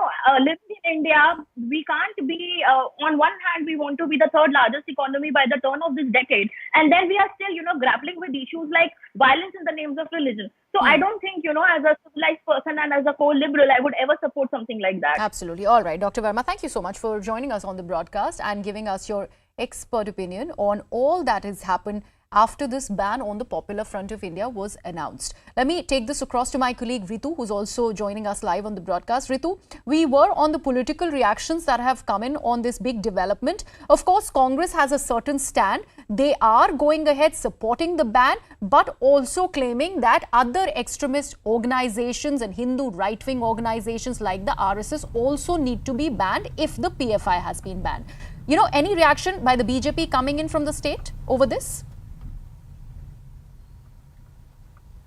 Yes, you see, right after the ban of the PFI organization from the Ministry of Home Affairs, you see this has been a big news for the Karnataka and the people of Karnataka as well as for the political parties too, because you see this was a long time discussion in the state because of the communal violence that had taken place in the couple of months across the Karnataka. So that's when Congress party started taking a jibe at the BJP party, demanding for the ban of such organizations for creating communal violences and also disturbing the peace in the society. They were also questioning as into when exactly will the state government wake up and ban such organizations. But now you see after the ban of the PFI organization, it's the Congress party who's again questioning the timing of the ban, where they are saying that why did it take so long for the state government or for that matter the central government, because in the state it's the BJP party is in power from past 3 years and in the center from past 8 years. Why did it take so long time for them to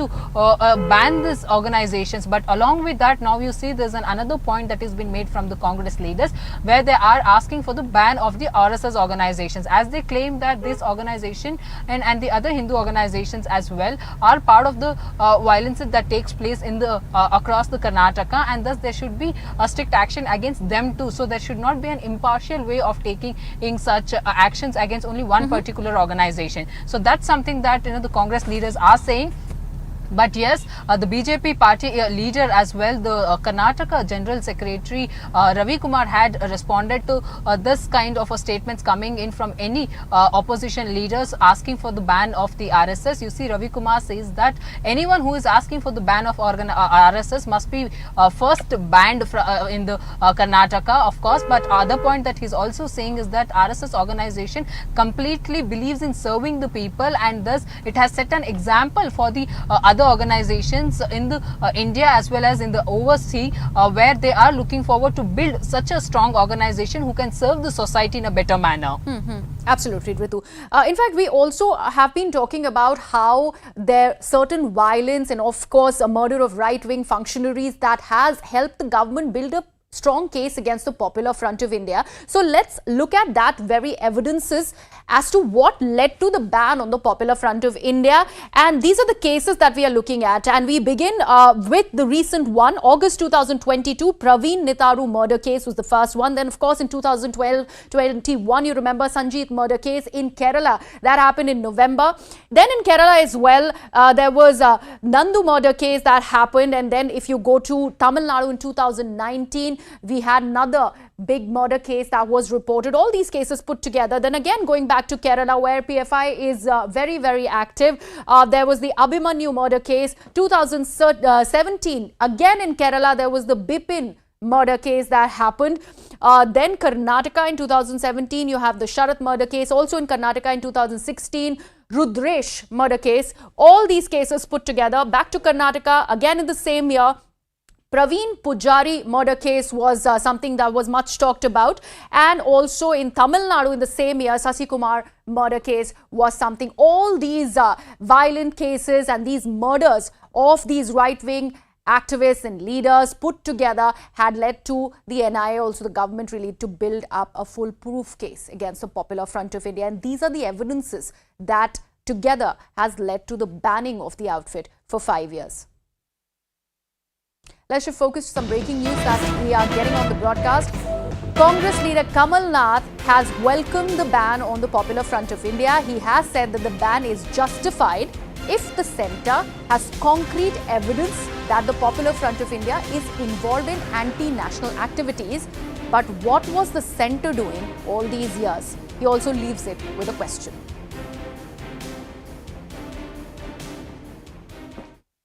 आम जनता को सुरक्षा चाहिए, पर आम जनता ये PFI हो, DFI हो, इस सब से उनको मतलब नहीं, वो तो सुरक्षित रहना चाहते हैं। और अगर इतने दिन ये हो रहा था तो मेरा प्रश्न है, आप क्या कर रहे थे?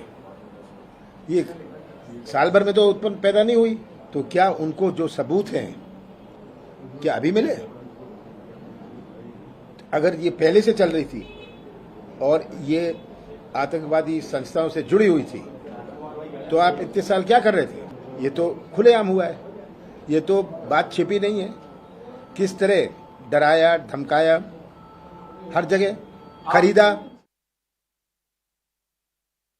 My colleague Manoj Sharma now joins me on the broadcast. Manoj, the opposition and the Congress specifically continuing with the same statements, of course, welcoming the ban on the Popular Front of India, however, going ahead and questioning the timing. Why now? Yeah, they are questioning the timing. In fact, 3 days back, Digvijay Singh was there in Gwalior, and in fact, he said if the action is being taken against PFI, then why not the action against RSS and Vishwa Hindu Parishad, VHP? But now, what Kamal Nath is saying, he's saying, okay, if you are banning Popular Front of India, and ban is justified if you have got, certain concrete evidence that they are PFI is involved in anti-national activities, because safety is the sole concern of common man. And Kamal Nath said the common man is looking for the safety, and if you are doing some action against such unlawful association, then okay, it's justified. But why this is? He's questioning the timing. Why this action is taken at this point of time? Why the state government? Because PFI, Popular Front of India, is not a newly formed organization. It is not registered recently. It has been, functioning for more than a decade ago. Then what this central government was doing, and if PFI was involved in so-called anti-national activities. Right, Manoj, thank you so much for joining us on the broadcast. Let me actually take this across to my colleague Purnima, who's also joining us from Tamil Nadu. Purnima, Tamil Nadu is one such state after Kerala where the Popular Front of India was very, very active. Any kind of reactions that have come in from on ground? We're talking about members of people who were associated so to speak, with the Popular Front of India, or even the minority community who might have funded the Popular Front of India just for the betterment of the community?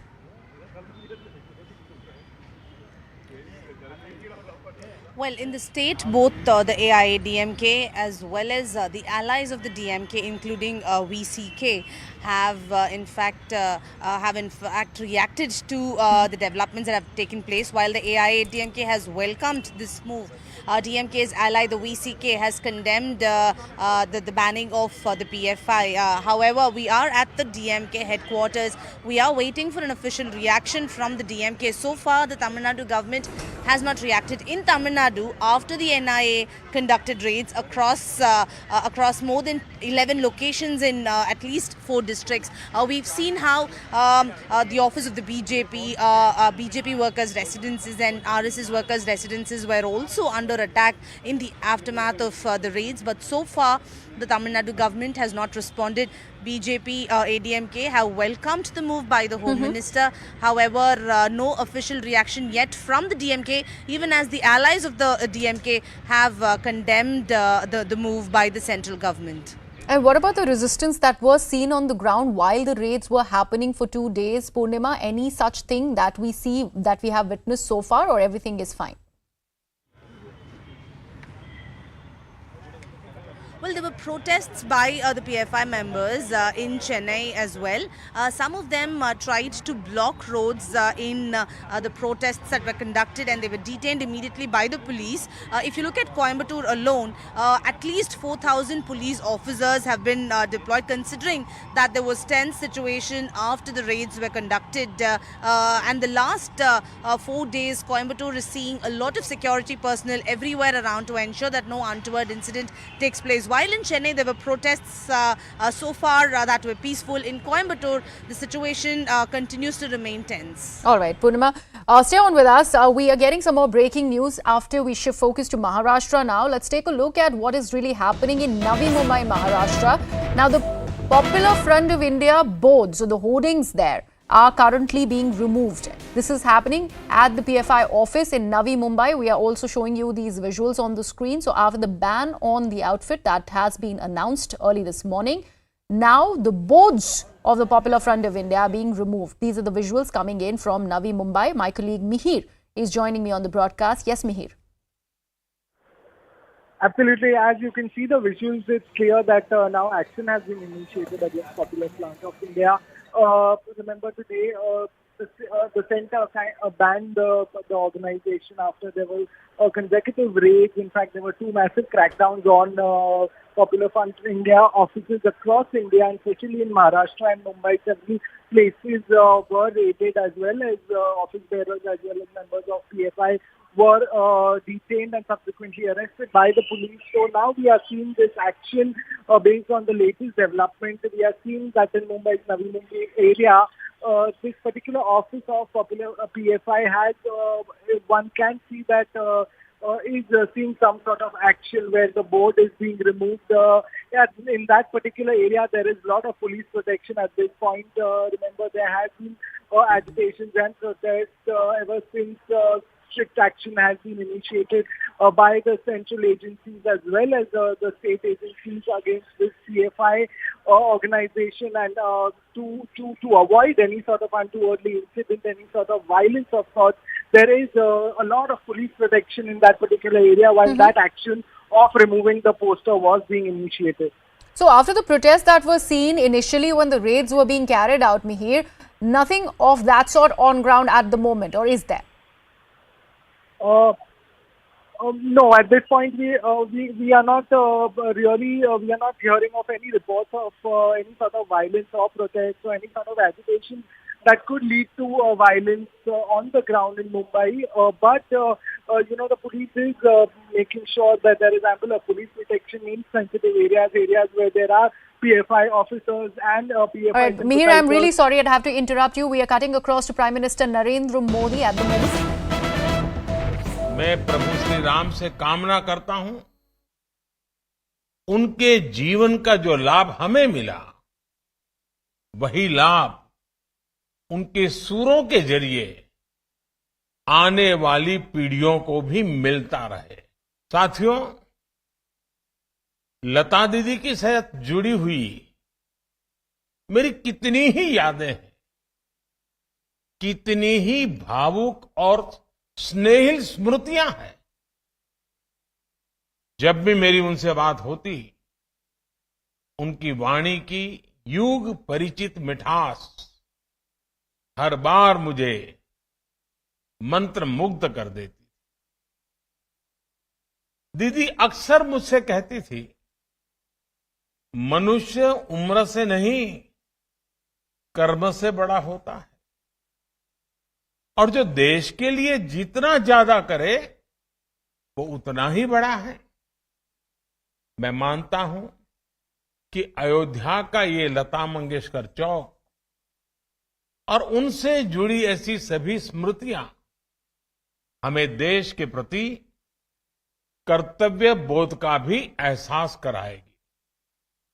साथियों, मुझे याद है जब अयोध्या में राम मंदिर निर्माण के लिए भूमि पूजन संपन्न हुआ था, तो मेरे पास लता दीदी का फोन आया था।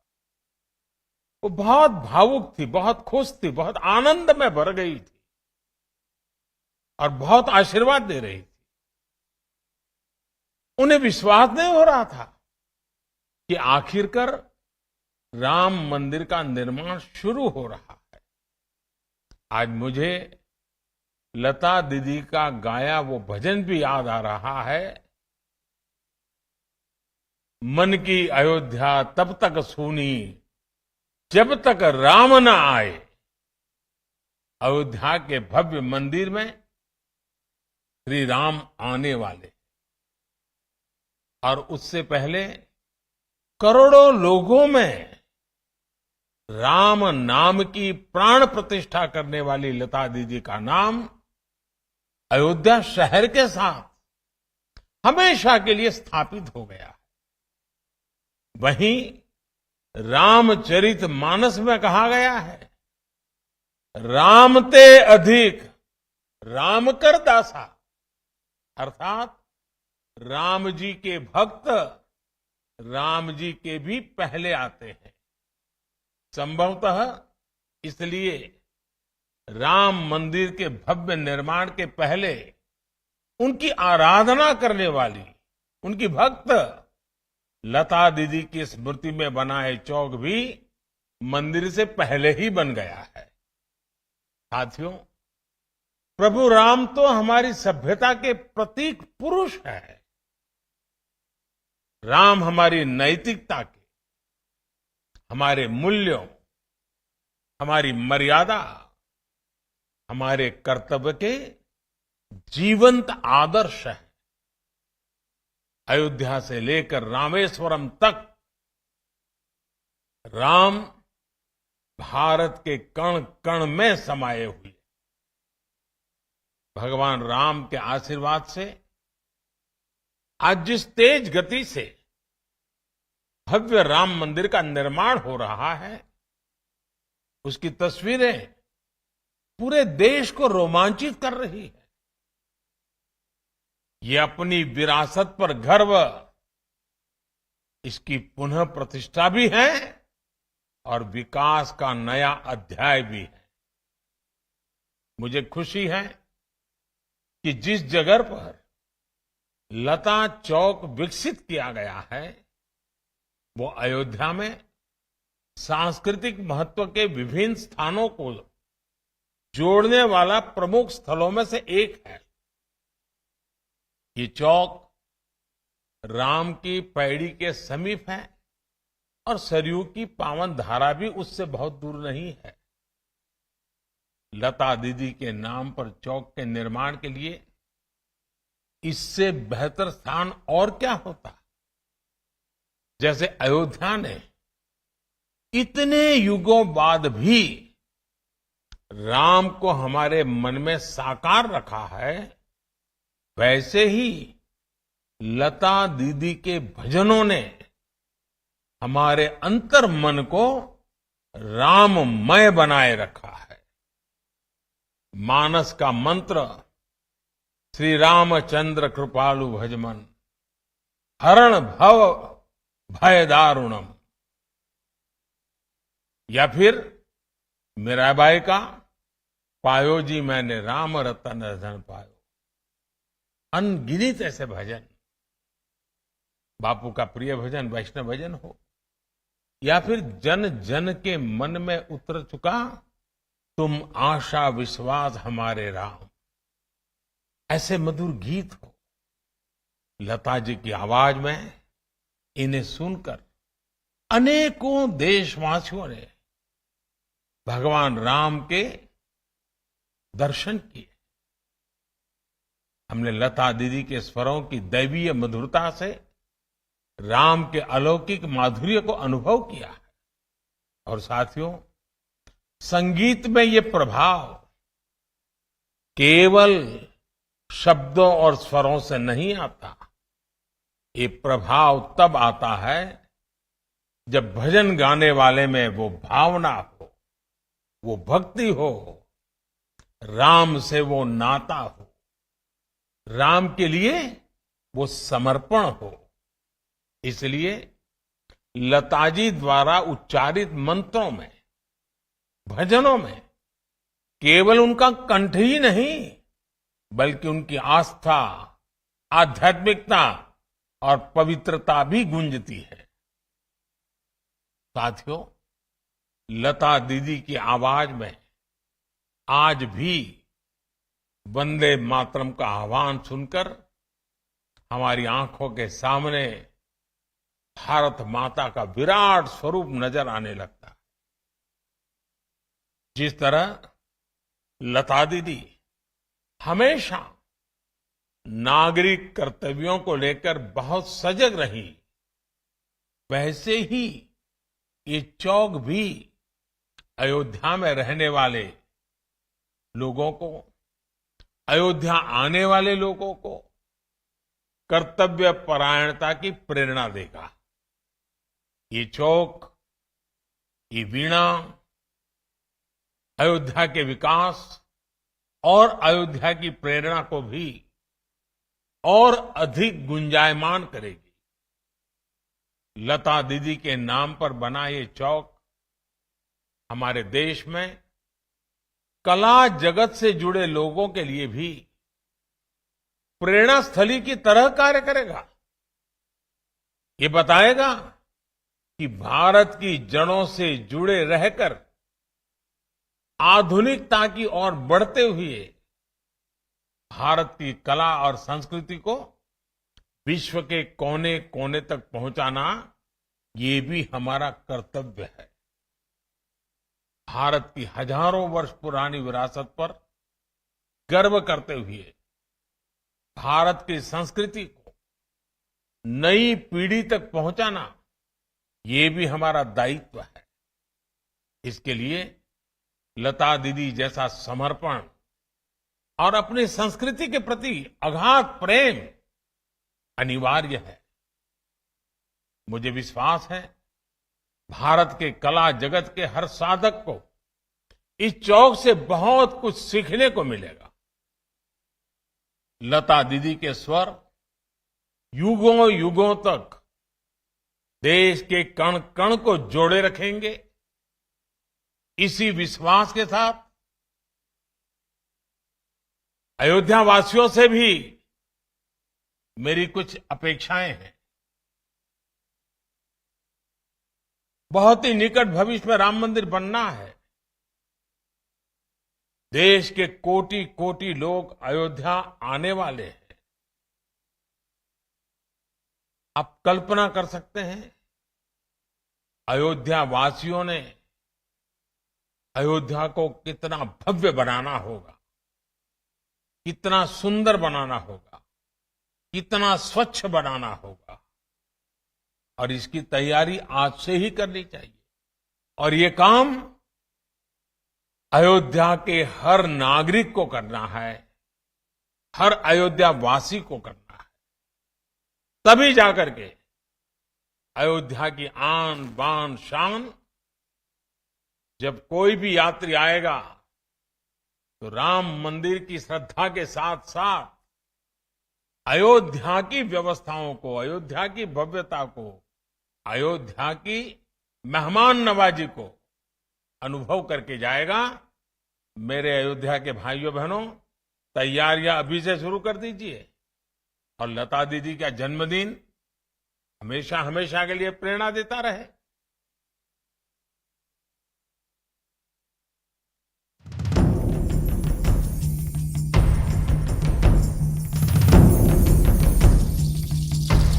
The PFI, Popular Front of India, and its affiliate organizations like the PFI, All India Imam Council, Rehab India Foundation, National Women's Front have all been declared as unlawful associations under the UAPA.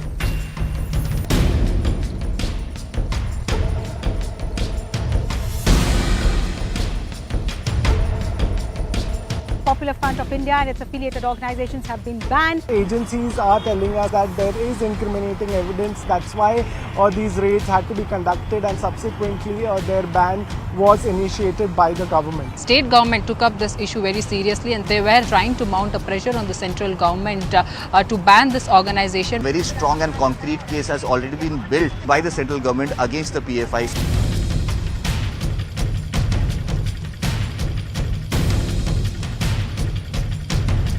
This is a message for all the anti-national groups. They will not survive doing anti-national activity in this country. देश विरोधी गतिविधियों का हिस्सा कोई भी होगा, उसके खिलाफ कड़ी से कड़ी कार्रवाई होनी चाहिए।